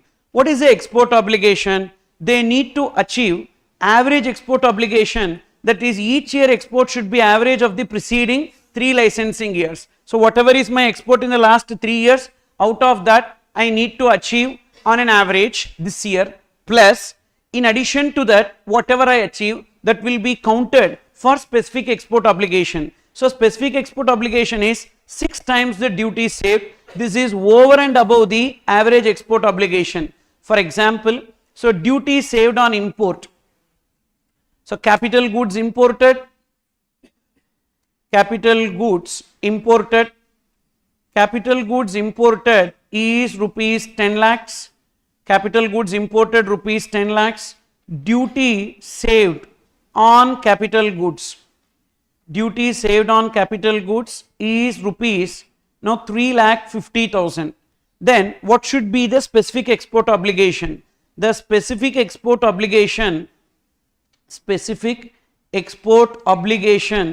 is 3,50,000 into 6 times the duty is saved. So 3,50,000 into 6 times, that will be 21 lakhs will be taken as a specific export obligation. Now what happened here is that we need to see year 1, 2, 3, 4, 5, 6, and what is the exports? What is the exports made in each year? Say exports made in each year, somewhere like for the first year we are making an export of 6 lakhs, and thereafter 8 lakhs, then 12 lakhs, then 14 lakhs, then 10 lakhs and 15 lakhs. So 6 years. Why 6 years? Because if you observe here, so this should be achieved. This export obligation should be achieved in 6 years from the date of issue of authorization. We need to achieve within 6 years. So that's the reason why I took 6 years. And what is the average export obligation? Average export obligation, if you see, first year it will be 6 lakhs only, and second year it will be average of these two. 6 lakhs plus 8 lakhs divided by 2, that is 7 lakhs. Whereas third year, so 26 divided by 3, that is 8 lakh 66 667. Then fourth year, average of the preceding 3 years. Okay, so see here, we need to maintain average of the preceding 3 licensing years. Okay, so therefore first year same, second year will be 2 years, third year will be first year it will be 6 lakhs, first year it will be 6 lakhs, second year again preceding, that will be 6 lakhs. Okay, and third year, so we need to take preceding, we don't have preceding for the first year, let's assume 6 lakhs, and third year preceding to 8 plus 6 divided by 2, 7 lakhs, and thereafter next one preceding 3, so 6 plus 8 plus 12 divided by 3, that is 8 lakh 66 667, then again preceding 3, 12 plus 8 plus 14 divided by 3, that is 11 lakh 33,333, then 15 for this, 10 plus 14 plus 12 divided by 3, that is 12 lakhs. This is our average export obligation. And what will be specific export obligation? So over and above this, so here 0, and here 8 minus 6, 2 lakhs. Okay, and suppose if here somewhere like 4 lakhs, okay, assumed, so given, okay, given based on previous 3 years, and then 2 lakhs will be counted, here again 2 lakhs, here 12 minus 7, that will be 5 lakhs, and 14 minus 8.67, that is 5 lakh 33,333, then 10 minus 11, so we have not achieved here, and therefore as we have not achieved average export obligation, so therefore EPCG cancelled. Therefore EPCG cancelled. Why EPCG will be cancelled? We need to achieve average export obligation, and beyond that we need to achieve specific export obligation. Suppose sir, suppose if in this case, so it is not 10 lakhs, it is like 12 lakhs, then we have achieved the average. So the remaining 66,667 will be counted for specific export obligation, and again here, so 15 minus 12, 3 lakhs will be taken towards specific export obligation. Now you do the total of specific export obligation, 2 lakhs. First average, beyond that only will be counted for specific, 2 lakhs plus 2 lakhs plus 5 lakhs plus 5 lakh 33,333 plus 66,667, then 3 lakhs, that will come to 18 lakhs. What is this specific export obligation? 21 lakhs. Therefore EPCG rejected. EPCG rejected, which means whatever duty saved 3,50,000. Okay, so 3,50,000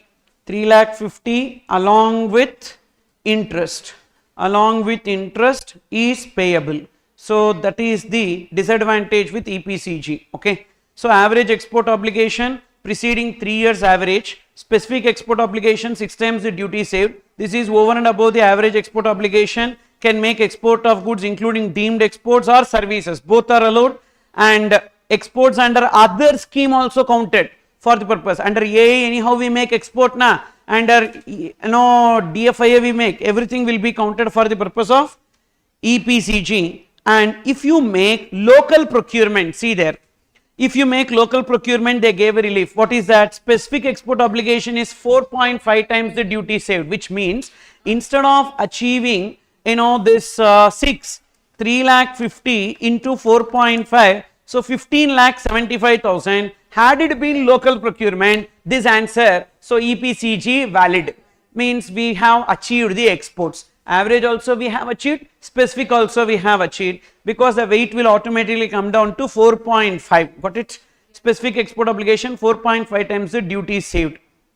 Then how the consideration should be? Convertible foreign exchange. Can the license be transferred? No, the license cannot be transferred. Whether imports are subject to actual user condition? Yes, till the export obligation is completed.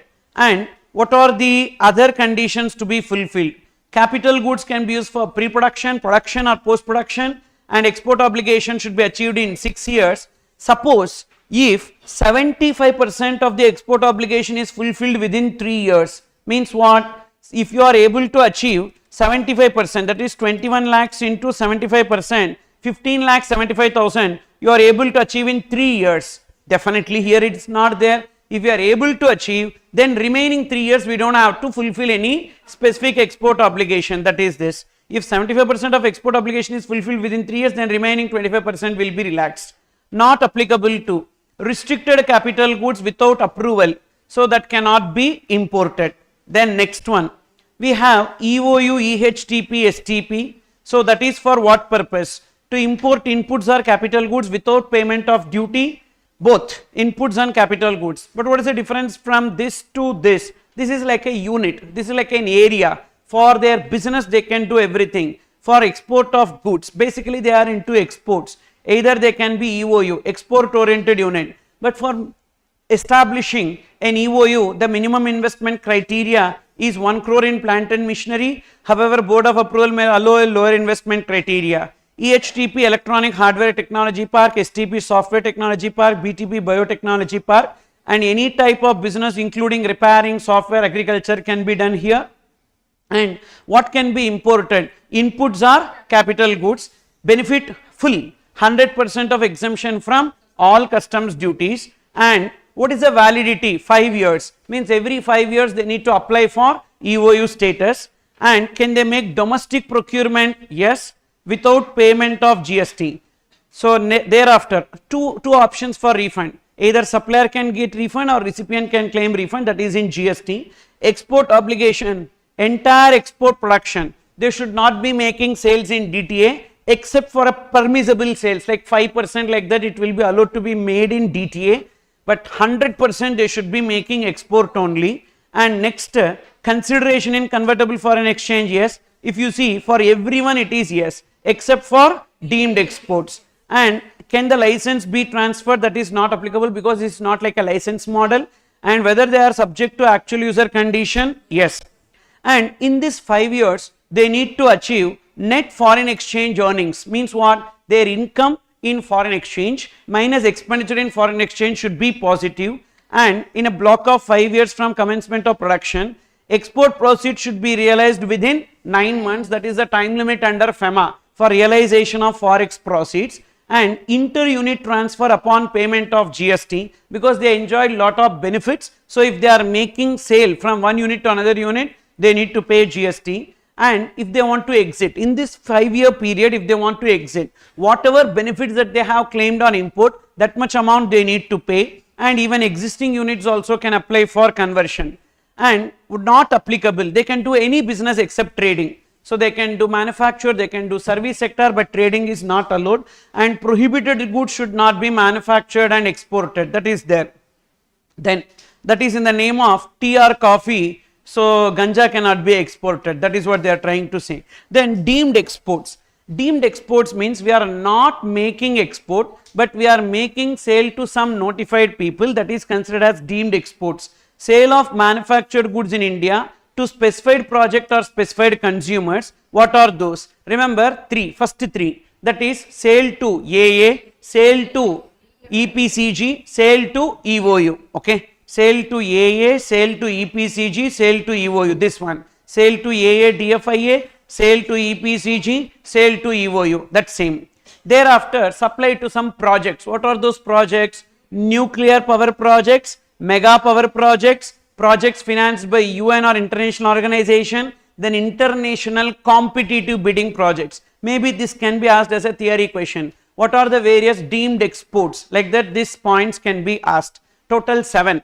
First 3 is this column headings. Sale to AA DFIA, sale to EPCG, sale to EOU. Thereafter 4 projects. Mega power project, nuclear project, project financed by UN and international competitive bidding projects. What can be imported? Both inputs or capital goods. And what are the benefits available to them? They can import under advance authorization. For example, you are an advance authorization holder. I will make sale to you. I can import under advance authorization without payment of customs duty.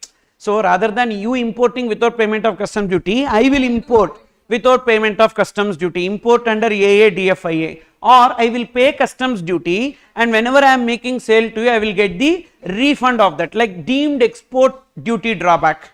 So upon import and pay sale, upon sale get the deemed export duty drawback.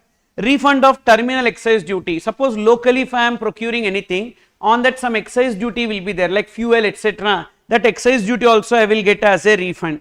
And what is the validity? Here it is completely up to project completion, and they can do domestic procurement also without payment of GST, and sale to specified project or specified consumer within the country. There is no concept of export obligation here, and consideration may be in Indian rupees or in foreign currency. License, this is not like a license model, and there is no actual user condition.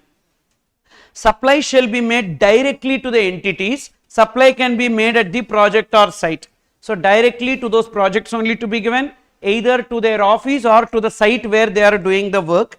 And third party supply, that is subcontracting, is not allowed. For example, I enter into contract with you, I cannot authorize some other person to supply to you. If I authorize some other person to supply to you, for him it will be deemed export, not for me. So what should I do in that case? He should be raising invoice to me and I should be raising invoice to you, then only it will be treated as deemed export. However, they can supply to main contractor.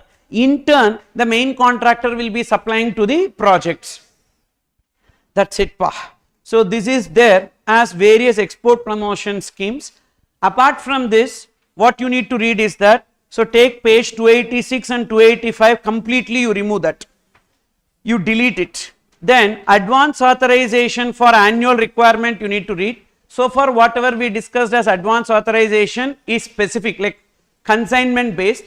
Like that, what they will do, instead they will give full year itself on advance authorization to the extent of 300% of FOB value of physical exports, or 1 crore, whichever is higher. To that extent we can import, like that they will give. That is advance authorization for annual requirement. This concept you read. And this fulfillment of export obligation not required. Then this last RODTEP scheme. So simple. In this RODTEP scheme, what will happen? You are manufacturing some goods in India.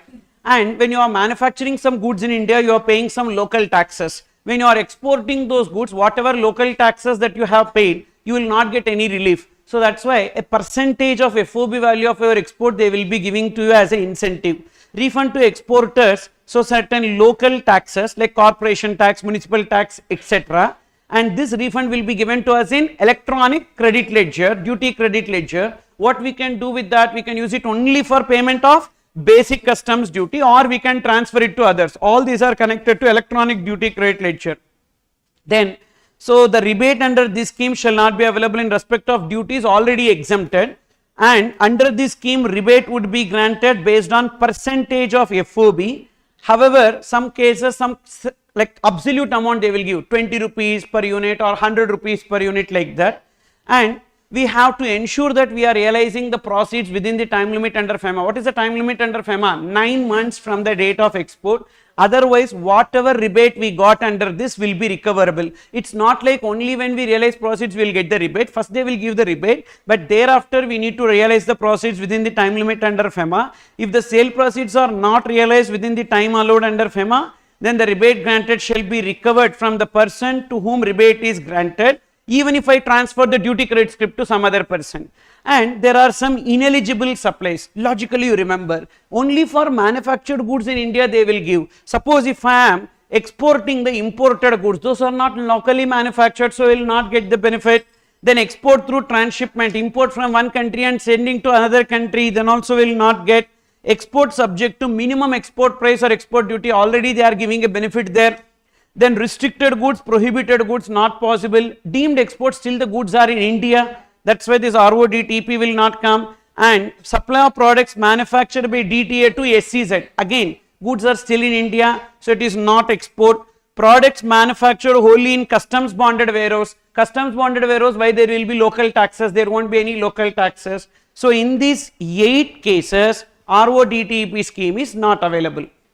Then this EPCG you delete. All other pages you delete completely, and you just follow whatever I have given, okay, that chart. Finally, this penal action. So if you are breaching any of these things, they can levy a penalty on the authorization holder, and they will be keeping the person in the denied entity list. Just remember this, enough. So with this we completed customs foreign trade policy. So today's agenda we have achieved, okay, including some questions we have solved on this, and tomorrow morning we will be starting with GST. So hopefully you will come, I believe so. Thank you, take care. Sorry for taking your time by 10 minutes.